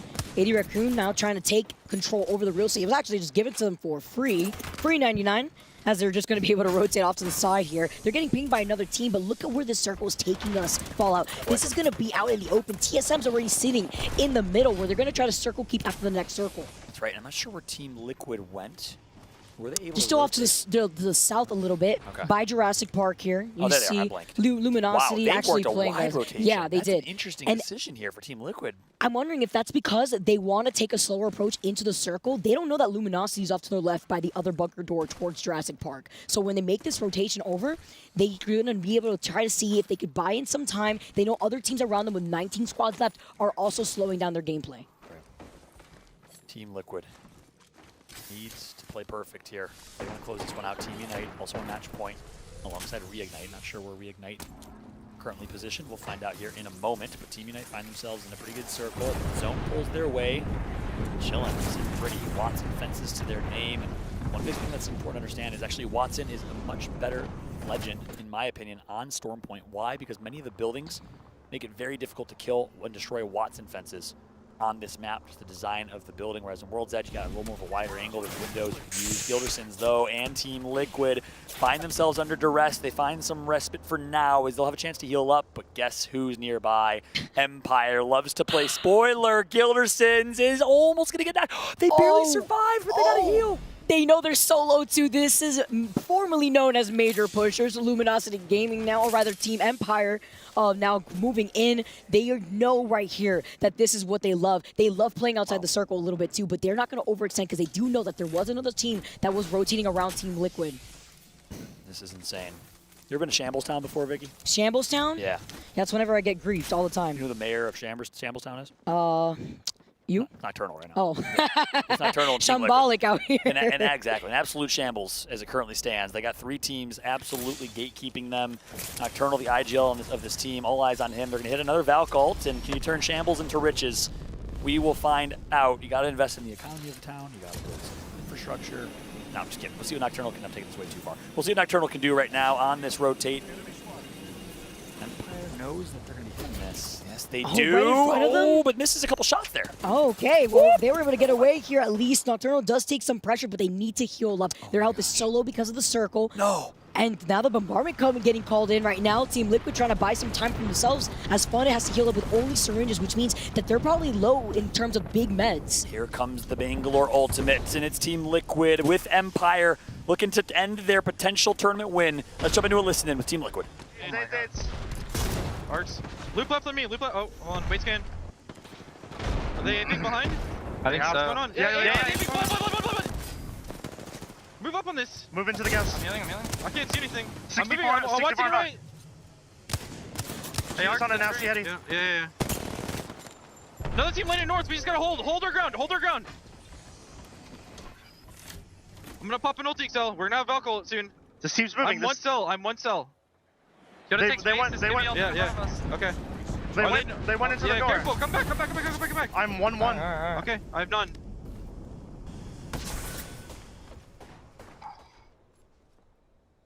I have one cell. Do you got ulti cell? Ulti cell or no? No. Okay, we just need to start walking then. Follow me. We need to play quiet. I have my 1 bat. I have 1 cell to my fucking name, dog. I have 6 cells and no bats. Someone's Valk ulting to our left. This spider fucking shoot, dude. This spider. We should walk with zone and we third party. I'm looking for the triple fill. Looking for triples. Yeah. Can we sit in the pill? No. Is that possible? Cells. I grabbed 2. I got 2. I have Valk ult. We can walk up the right here. No, we don't use it. Is this him? No. We play here. Right here. Yeah, let's walk across. Walk across. Go. Fuck. You have a bat? I'm starting to shoot. I'm batting, yeah. Yeah, alright, cool. No red heals. Ult on us. We have to bubble this. Yeah. Or right. Go right on me. I'm stunned. Oh, fuck. I'm just dead. Above you, Brennan. Play my shield. Team Liquid is out. I'm 0 for 2 with my quote me predictions. I gotta stop doing it. Cursing. Team Liquid, I love you. I'm so sorry. You got to stop here, John, because now they're pinched between 2 squads. Sutu Raikou Reignite, the winners of game number 1, sitting at match point now, trying to move in on Sutu Raikou. They're playing off of the natural terrain here with the rocks. See bullets still on the crypto. I love the follow-up with the EMP, but they're getting pins from all the way from afar. The barrage now coming down. LG Mexico doing a great job over GMT. Meanwhile, Empire, the CIS boys, taking out game with Matsutasu is out. ADR, AD Raccoon, Obli is doing a good job with some great shots from afar. Sutoraiku is in a scary spot, and guess who's in front of them? It's their boys, Reignite. We have STK versus Reignite on match point, of course. STK has a chance to play spoiler. I'm also seeing on the kill feed, Optic Gaming popping off. Team Empire still alive. They were able to ease their way into that next circle after we saw that Team Liquid gave them some of that extra space. Still, now they're rocking the Valk. They got the Blood on, they got the Bang still out here, and now they're going to be able to try to ease their way in. It's about that Storm Point Valk meta that we were talking about before. TSM, also another team that has been cleaning up some kills in the feed. Yeah, again, it's Empire versus TSM. Last time Empire gave them respect. This time we will see Verhulst, Hal, Reps on Ash, back on Ash. No more Caustic madness for them. They've given that up. Spent their first two games with Caustic. Despite having no practice on Caustic, trying to adapt to this lobby, and if you can't beat him, join him mentality with Caustic. But no, Verhulst puts himself in a bad spot here. He's trying to make a play, but he should be okay. Yes, he got a knock right here. Oh, now he can move in. That was crazy. Burrow's immediately diving back in. He was able to pop the shield back. Now this is their opportunity. The bombardment getting called in as TSM want to clean up Team Empire. This is insane. TSM pushing the res, came through. They're all in shambles. Cleave goes down. Hal's gonna clean up. Hal flanks wide right, misses the first, misses the second, but his teammates do the rest. Verhulst, Reps, Hal pick up 3. TSM sandwich out here. The Bangalore smoke out here too. Did they hit match point after that? ADR's above them. The shield swaps come through. It's North. It's Korea, APAC North versus TSM USA, as Karanpu is above with high ground. Caustic ult coming! No! It's about to get a little bit crazy as Karanpu is doing such a good job. No Caustic on TSM, and they're just getting melted, but somehow they're winning the fight. Ish, all up to one last alive, and TSM goes out. And there's another team that's shooting at them from afar too. AD Raccoon now have to back up. Oh my goodness, it's STK, Alliance coming out of the side. Wise now moving in, he needs to go for a shield swap, but he's the last one alive from Alliance. Wipes, last alive for his team. Let's see what Wipes can do. Wipes, reignite. Zero with the Kraber, hits the shot. Parka is down. Zero connects. He knew that his teammate did damage, knew he only had to hit the foot. Connects on the big toe, I think. Gotta love it. Kraber shots in the hands of Zero. I don't know how he does it. He always has the Kraber in his hands. He's got the crate right there. The loot box says Optic Gaming now are going to be able to find the opportunity. They dropped down from the high ground. They were holding on to the high ground for so long where the zipline connects, but force off at this point as Reignite. Zero still having the Kraber. We've seen Zero do such insane plays with the Kraber throughout the rest of the weekend. Ooh. Oh, he was sitting that still. shot. He goosed it. But it's okay. Zero, the best snipers. Actually, probably the best sniper in APAC South. Undoubtedly, we've seen him do some disgusting things with it so far. Chance for redemption. Misses again. Zero not able to connect. Just gotta walk away from that. Zero's gonna be able to move into the side. The bombardment getting called in front of them here too. They have Optic in their sights, but it's also Unite sharing some of that space. Luminosity Gaming on the high ground too. They could actually jump down if they want to go for a third party, but they gotta look out because Reignite still's got that Kraber in his hands. Oh, look at the wide left flank. Connects. Zero knocks Legenda. That's huge. Saku goes down, and Zero trying to secure the win for Australia. Hits the shot against the other team and ends their reign. Poke one more time. Poke one more time. You may learn your lesson. He misses the last shot. Reignite are just going to reposition, hold this southern part of the zone here. This is a great spot for them because they know that there's no other team to their left to try to pinch them. 6 teams left in this game. Reignite can do it. They can do the unthinkable. Missed shot again, but they can close this out. Here comes the wide right push. I like their positioning in general. Nice good shot with the PK. Oh my gosh, flicks the wrist, hits the second. Waltzy, you're out of here. Sutoraiku being the solo right there. Unfortunately, Reignite knew that. They wanted to fully send it now. Redeploy is actually coming off to the left. Here's what's so important to understand. LG and Optic could potentially grief each other, setting Reignite up for success. But 100 Thieves is going to come. 100 Thieves comes out of nowhere, flies from the sky, and engages. 3v3 fight. Anmu flanks wide right, but needs to be careful. Oh, Zero's going to miss the shot again. This is not looking good for 100 Thieves because LG keeps them alive, keeps Reignite alive. Another stuck right here. Look at C9 stay naughty, getting pinged by everybody in the lobby here. They jump right on top of 100 Thieves. Reignite safe away from all these different pinching locations as C9 get eliminated. Reignite is playing this perfectly, just keeping their backs against the wall, walking this in. Luminosity Gaming has a chance. They're the best opportunity to keep this tournament alive. Mexico can play spoiler for Australia. It feels like the World Cup right now now feels like the Olympics with all of this international representation. OG trying to do it for the red, white, and blue to keep this tournament alive. 3 squads left. Reignite, the only squad here in this lobby that's at match point, having the opportunity to try to close out this entire finals. Optic Gaming having to play from the low ground right here. You know Luminosity's holding on to the high ground too, so they have a great view of all the remaining 2 squads right below them. The calm before the storm. Reignite coming from City, so much adversity, playing with JMW as a substitute. Zero, such a talented IGL, the strict hard IGL for this team, made the decision to pick up Sharky, his old duo, his old teammate, in place of Templix, the Indonesian Australian. And now they have an opportunity to put Apex South on the map, to put Australia on the map. They've been performing all weekend long, but look at Luminosity Gaming. Here comes the Caustic Ultimate. Oh. It's gonna tick, it's gonna tick. Tuck, goodbye, potentially, and they connect for such good damage, but it's not enough yet. They need to move. The storm's behind them. Reignite is going to have to be taken out. Surely, Reignite is dead. Caustic, yes, you see them right here. Sharky gets taken down. They are repositioning right now. This is so difficult because now they're going to be in the line of sight of Optic Gaming. Oh my gosh, Zero has a chance here. He makes it. JMW makes it as well. Down to 2. Can Reignite do it with a team of 2? It was obviously a car long range right there, so I wasn't intentionally making fun of him. My man's been hitting shots all day long, all right? I'm sitting here just talking. That's all I do. My man, it's more than enough. On board with an overhead view right now. Optic Gaming on low can they ground. get him in? They're punching him in. They're going to actually ult LG and maybe mistakenly ruining this opportunity to keep Reignite out of this. The mobile respawn beacon to act as makeshift cover here for Reignite. They get the res onto Sharky. They couldn't get the dirty. This is still winnable for Reignite. They res Sharky. Sharky is back in the game. Full forces now for Reignite. Ganja has to drop. It's all up to Optic Gaming as LG gets melted. The dome shield comes. Reignite is hiding and waiting and hoping that they can ride this wave. Yeah, they're going to hang out behind the rock here. They got the mobile respawn beacon to play off of. Optic Gaming is engaging with Luminosity. Reignite to go in for the third party and take this entire victory. LG is out. Optic Gaming Skittle Cage goes out as well. Zero's going to do it. Wide left flank, and just like that, Reignite is going to do it. They are your champions. Australia comes all the way to Europe and wins the ALGS Split 2 Playoffs Championship. Put respect on these Australian teams. APAC South, they do it. They do it, Fallout. Just took 7 games. Are you kidding me? What is this? The pure emotion. Wow. The disbelief on the face of Reignite as they had the most clutch mobile respawn revive in Apex history for $250,000. The way they did it, the adversity they faced, Jen Burton out, and everyone thought that was it for this team.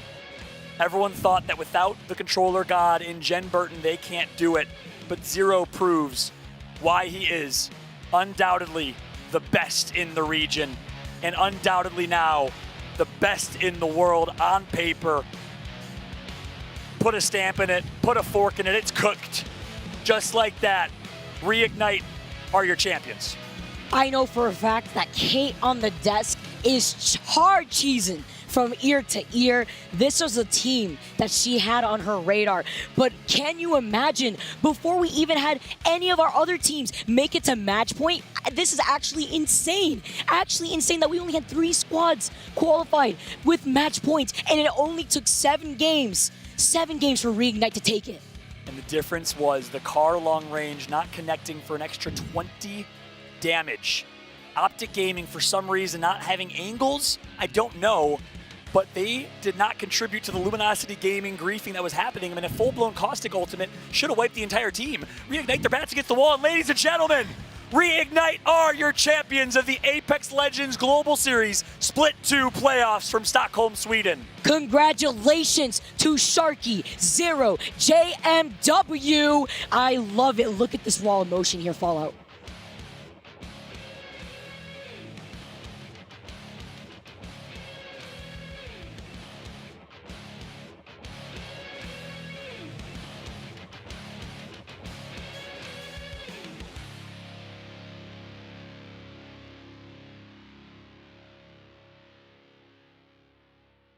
Cut us off. I didn't know. I didn't hear. Yeah, no worries.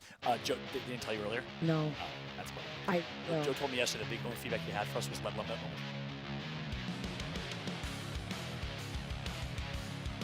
Well, well, well, what a moment we have here. We're letting them enjoy it. Fellas, I know it's hard to put into words what you're feeling, but please help us back at home, help your fans. Tell us what's going on. Honestly, like, I have no clue. It feels like we're naturally just playing together, honestly. Yeah. Like, it feels fantastic. Zero here is like hard idling us, and me and Sharky just listening to him, and we're literally playing it calm, and step by step we're just closing out games. Today we probably played like some of the best Apex we played together. Zero is making absolute outrageous calls. This guy deserves so much more recognition out there. It is insane. Sharky here is one of the best gibbies. Best gibby in the game, baby. Wow. You know, Sharky, I'm gonna come back to you in a moment, but Sharky, I want to hear from you. How's this feeling? Yeah, I'm feeling pretty good. I definitely picked it up from the last 2 days. I wasn't the best, but I'm glad I picked it up today. We just definitely deserved that win. Best gibby in the world, but hey, somebody's got to help keep the calls under pressure, and somebody's also got to have a Kraber in their hand. Zero, how are you feeling, man? That trophy looks good. Just an unbelievable experience, really. We did this for Jen. Best controller player in the game. Yeah. Got COVID the day before, but with JMW, best I've ever seen in the game. Has to get picked up from the EU. The story you've had as well, and a lot of the Congarna boys spreading out to multiple teams here, GMT, Cloud9. I do want to get a little bit from your eyes. What was the challenge in fitting in? Was it so simple right away that you guys knew you had something special here? I think we do have something special. Like, I'm a player that can, like, literally flex on the spot. I can listen. I can, like, give opinions if they want calls. I can play any character. I literally recently swapped a controller. I haven't even been on it for barely like 6 months. Wow. And to come out here, I was an MK player in the start of Apex with our first year farming as Nessie, and I decided just to give controller a go. Loved it and continued to try and grind on it, honestly. And look out now, winning the first line in 3 years. I think that's the feeling that we all have. It's surreal, right, Zero? 3 days ago, he's sitting in his bedroom in London, never talked to him before. And now this, I just can't believe it, really. What a story. I mean, Sharky, is this everything you imagined? 957 days since we've had an Apex Legends LAN, and now you are holding this trophy? Yeah, it was definitely a great experience. Everything I could have imagined it, especially winning. It's like unbelievable. Well, this is one of the, I bet, highlights of your career competitively. I want to give you all a chance to shout out those in the region, those at home. Anybody you want to say any words to? Yeah, I want to give a big shout out to my family. Like, literally on the day, I called my mum and I was like, I need to get to Sweden.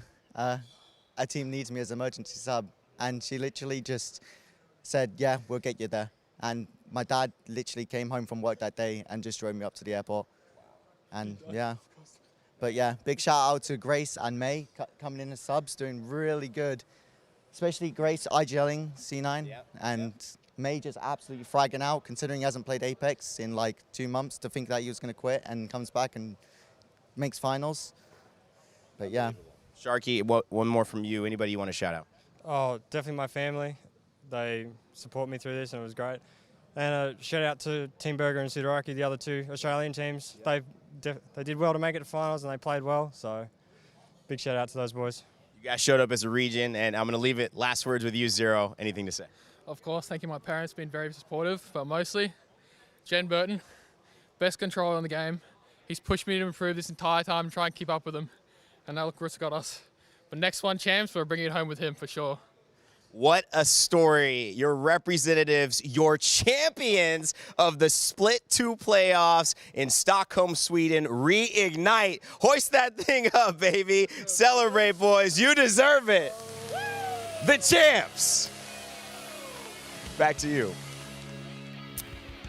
I don't know how you follow that up, but I am going to give it over to a man that I know has been excited for this, has been hoping for this, has seen this unfold. Elfish here on the desk right now at this moment.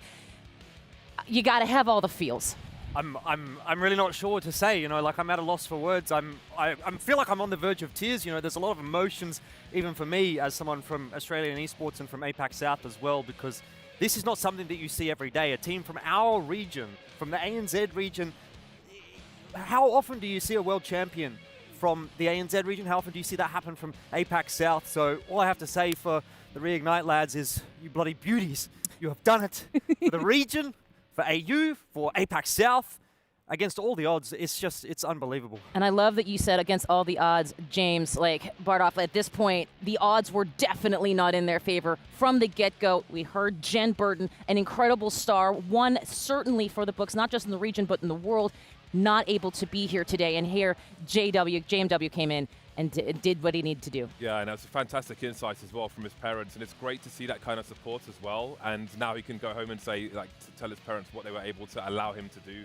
You could hardly ask for a better story. And again, I think that we had a team from such a region win the entire thing today is just fantastic, because we already had many reasons to look at the smaller regions, if you will. Of course, we've got the monoliths in NA and EMEA, but now we've got, let's not forget all the other stories we have, like Elevate, the Japanese teams, the Watsons.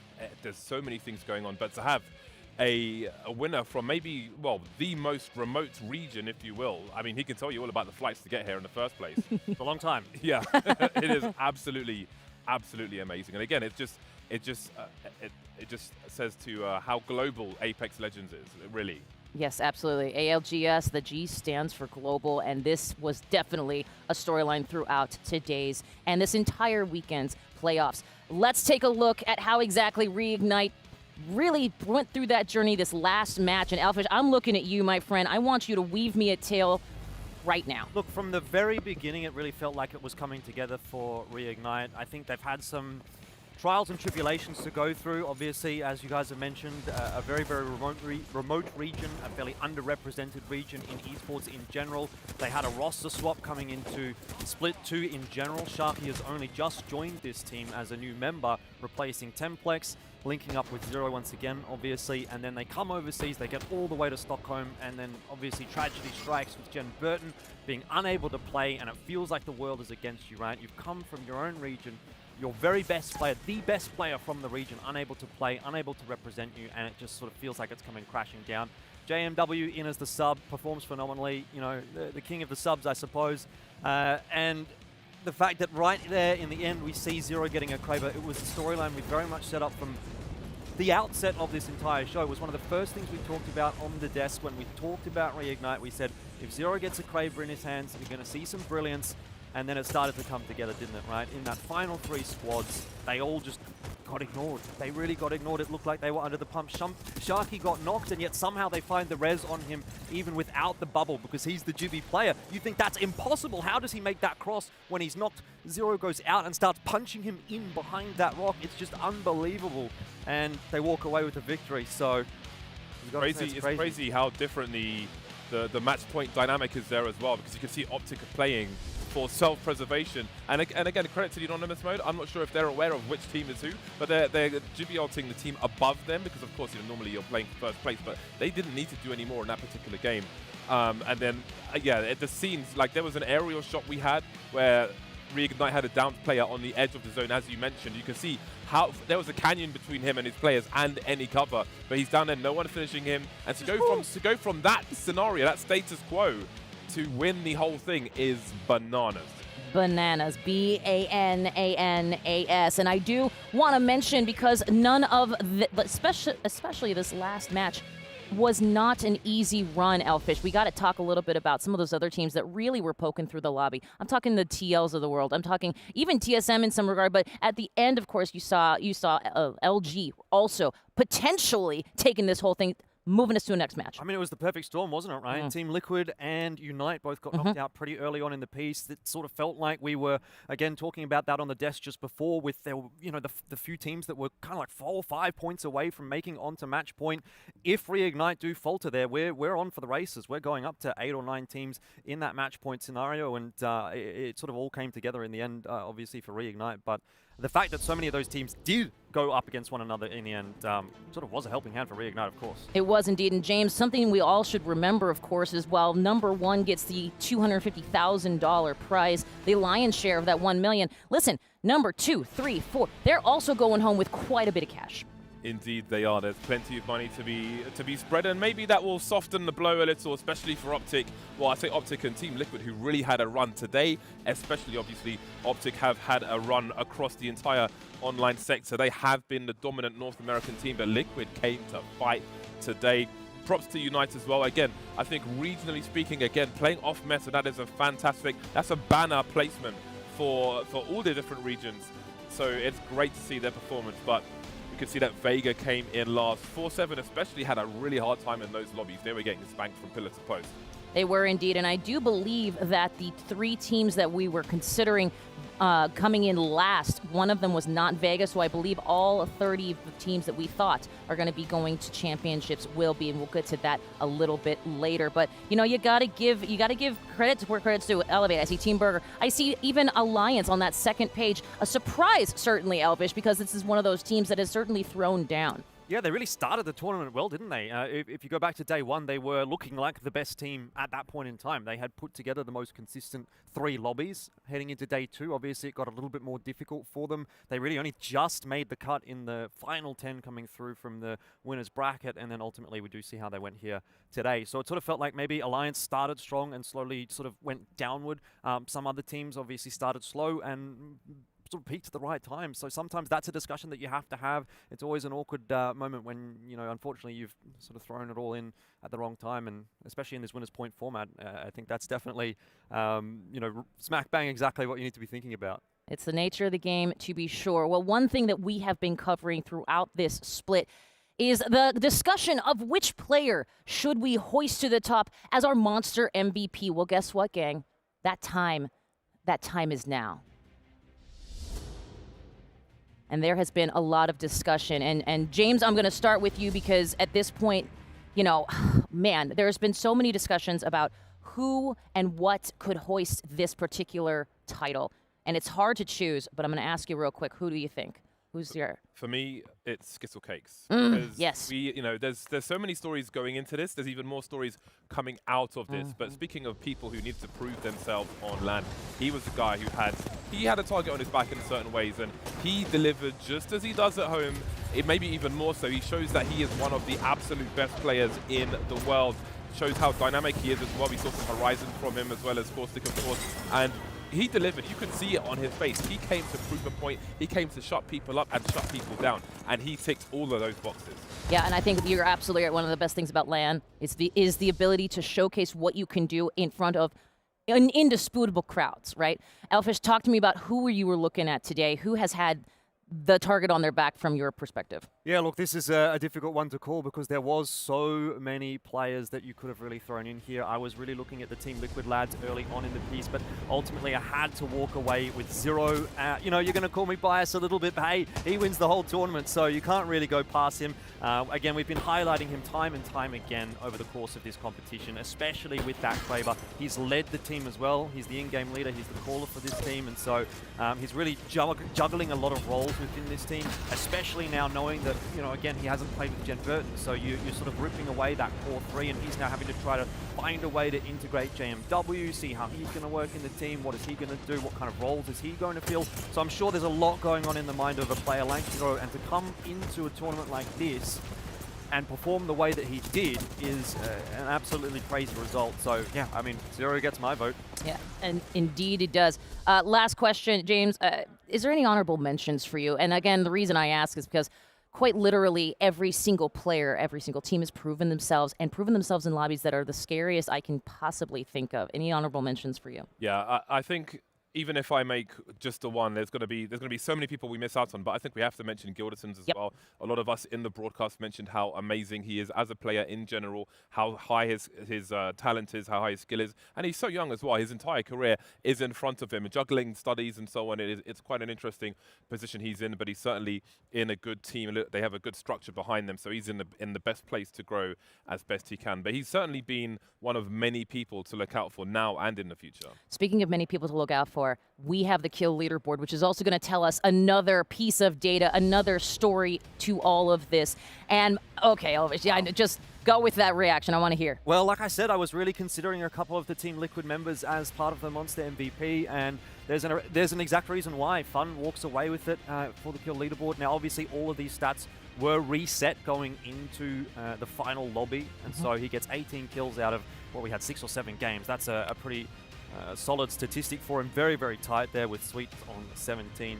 You mentioned Matsutasu as well, who was up there in the top 3. So very, very tight towards the top end, but that's just the nature of the beast. Top 3, Watson. Okay?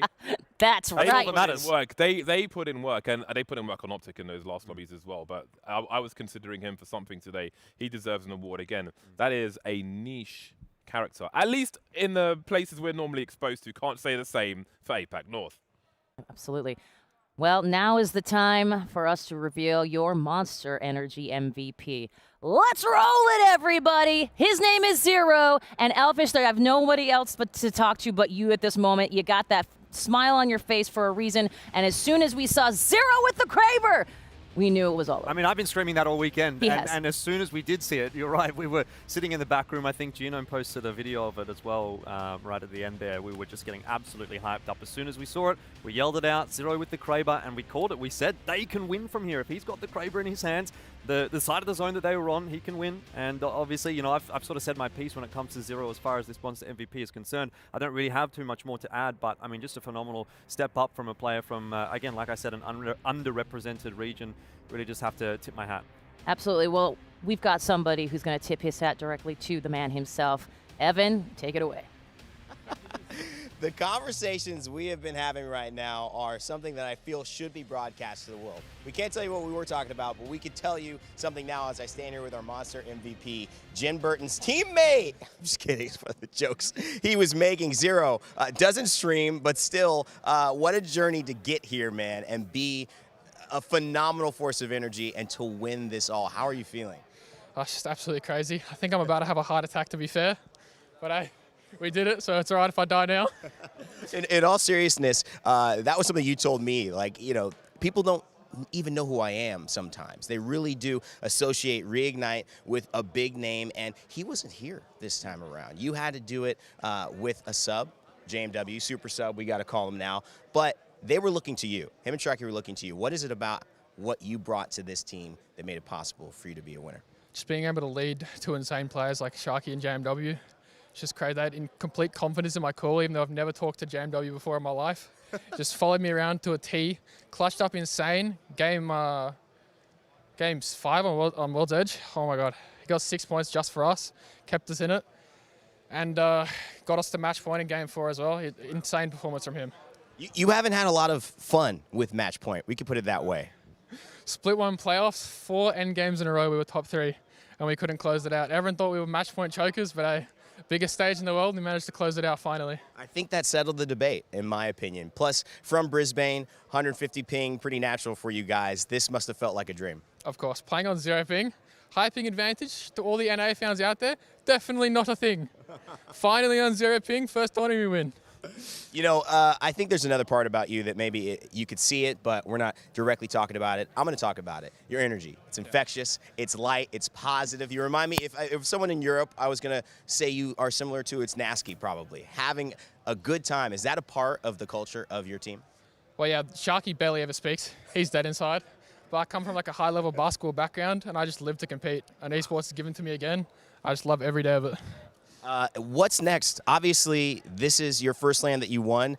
You came 67th in Poland. You said you didn't have a chance to even try anything out before you came there. Obviously, a different result here. What's on the horizon for Reignite and for Zero? Might have to get up at Apex South, move to NA, boys. NA best region, have to get the good prac now. So let me ask you this. You say you don't stream. I think there's some people over there who want to see you stream. Are you going to start? Definitely. When I get back home, I'm going hard. All right, make sure to follow this man Zero on all socials possible. This is your Monster MVP for our Split 2 playoffs here in Stockholm, Sweden. Oh man, you got to appreciate being humble and excited all at the same time. Alfish, I know that's silly. I'm just going to keep pushing it over to you, my friend, because this is a moment that is remarkably historical for all Apex fans in general, but certainly Apex South has got to be feeling we came in with 5 teams. Yeah, I mean, I guess to give you a bit of context as Please. to how it feels for this region, I suppose there is always an element of disbelief in a way. You know, you come into this, you say, yeah, we've qualified, we know we're really good, but for the most part, when we send teams overseas, our region generally doesn't perform towards the top end, let alone win tournaments. So a part of me, even despite seeing how well the Aussie teams and even the Indonesian guys were doing on the first couple of days, I still sort of went into that final 20 and thought, look, you know, it's not going to happen, right? We've got 3 out of 20. What are the chances? And yet they've managed to pull it off. So I almost feel like maybe for those guys as well, they're sort of still trying to work through that process of emotions, trying to figure it out. You know, I was feeling really shaky when we got on the desk. I was hyperventilating a little bit. It's just one of those moments where your emotions really just build up and kind of go crazy. So I think for me, it's kind of a bit of that, and for them probably as well. I can understand that. I got to say, when I saw Hal playing Caustic, I started hyperventilating. Not to mention Hardeki. I was on the floor at that point. we almost lost James, but either way, what we did, however, gain was a Monster Energy MVP. A huge, huge congratulations to Zero. GG's all around. And that, my friends, has been your Monster Energy MVP. Well done. And well deserved, to be sure. An incredible win. I agree. That trophy was a banger, by the way. That trophy that was really nice. Is amazing. Metaphorically speaking, I'm excited for the next segment. More excited than I've ever been. Because now we get to talk about something that I have never experienced, and that is our talent predictions. Well, I have to say, it has to be said, Kate Yeager has been sandbagging for an entire split. She likes to curse every team she mentions until it is business time, and I think we will all the guys in the back will give their respects to Kate Yeager for dominating the predictions when it really counts. All I'm saying is, I got your number, Gaskin. I have it right here, and that number was 78. A huge thank you and GG's to Reignite once again, not just representing Apex South, not just getting through with a sub at the last moment, but showcasing what they can do right here in the lobby. That scares me to my very core. And I did it. It was very exciting. Anyway, but let's talk about the next thing. Let's move on from my ego right now because, of course, we talked about this earlier, and now we get to talk about it earlier than I think we ever thought we were going to, which is our next step in this journey for many of these players. That would be the ALGS playoffs, the championship qualified teams here, gangs. Let's see, Elfish, let's talk about this for a second. Wow, you know what? I misspoke earlier. We did have one of those teams that has been taken off by Suave. Yeah, well, Suave managed to pick up that final spot, so well done to them. Although they weren't here, they managed to get it over the line to get it all the way through to the championship. What I will say is, I guess as an expert from my region for APAC South, the one thing to note here is that there are a couple of teams that we're going to be looking forward to seeing there. Dreamfire is one of them that is not here, and they're generally considered one of the top teams in our region as well. They didn't make it to the Split 2 playoffs, but you can expect big things from them as well at Champions. Absolutely. James, take a look and tell me who you're excited for. I see IG International, who didn't do as well, but certainly still a contender here in championships. Yes, indeed. They have time to review, but I'll tell you, I'm excited. I'm hopeful. It's a mixture of both because, of course, we have all these teams here, but one team I was really looking forward to seeing here this weekend was Sentinels, and they didn't make it, but they are in the last chance qualifier.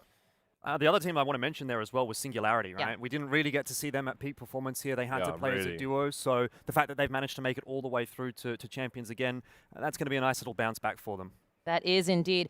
Well, we were talking about these teams and ALGS championships, and we mentioned that there was going to be an announcement here today, and boy, are we excited to have it. Let's roll that tape because the ALGS championships, it's coming sooner than you might think. July the 7th through the 10th, that's Raleigh, North Carolina! Everybody's excited over here, truly. That is right indeed. I believe, in fact, Gilderson's from North Carolina, so not too long of a trip for him. But, I mean, wow. Everybody react to this here. Elfish, let's talk about it. North Carolina in July. It's going to be hot, and I don't just mean the weather. Well, all I've got to say is, even though APAC South might have walked away with the victory overall, there is no question that North America was the best performing region at this event. So I think it's well deserved that they get an event in their hometown. So hometown advantage, it played a part for Alliance, I think, on day one. But can you imagine the North American teams when they're playing on home soil? Oh, you're absolutely right. James, how do you feel about North Carolina in July? Well, as good as amazing as this event has been, this is the Split 1 playoff finals. Raleigh, excuse me, is the championships.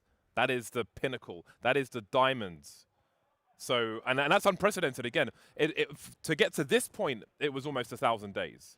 But the championships, live, that is going to be special. That's going to be unprecedented. Definitely, Apex has grown so much since they previously had events. It is going to be a spectacle. A spectacle indeed. And in order to keep up with this spectacle, you gotta be following us on all the socials. Trust me when I tell you they've got incredible content. They've got incredible applications to these players, and quite frankly, they're going to make you a better Apex player. So head on over to Twitter, go over to our YouTube channel, and of course, play Apex on Twitch, where you want to be. Speaking of places you want to be, this was the place this weekend, and we have a lot of people to thank, primarily our players, our cast, our crew, for sure, for getting us through this entire weekend and showing us what it means to play pro Apex. A huge thank you to our support from Lenovo Legion, from Monster Energy MVP, and of course, Herman Miller.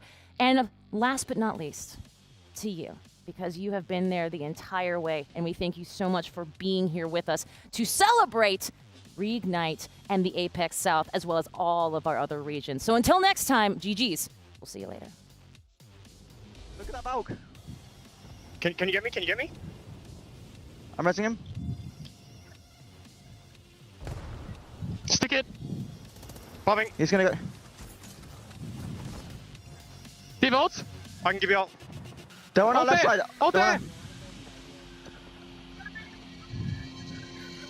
They're gonna have to jump soon. Give you ult on us as well. Just tank it. In the air.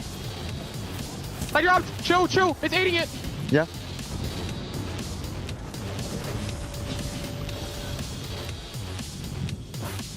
No bubble! Just chill!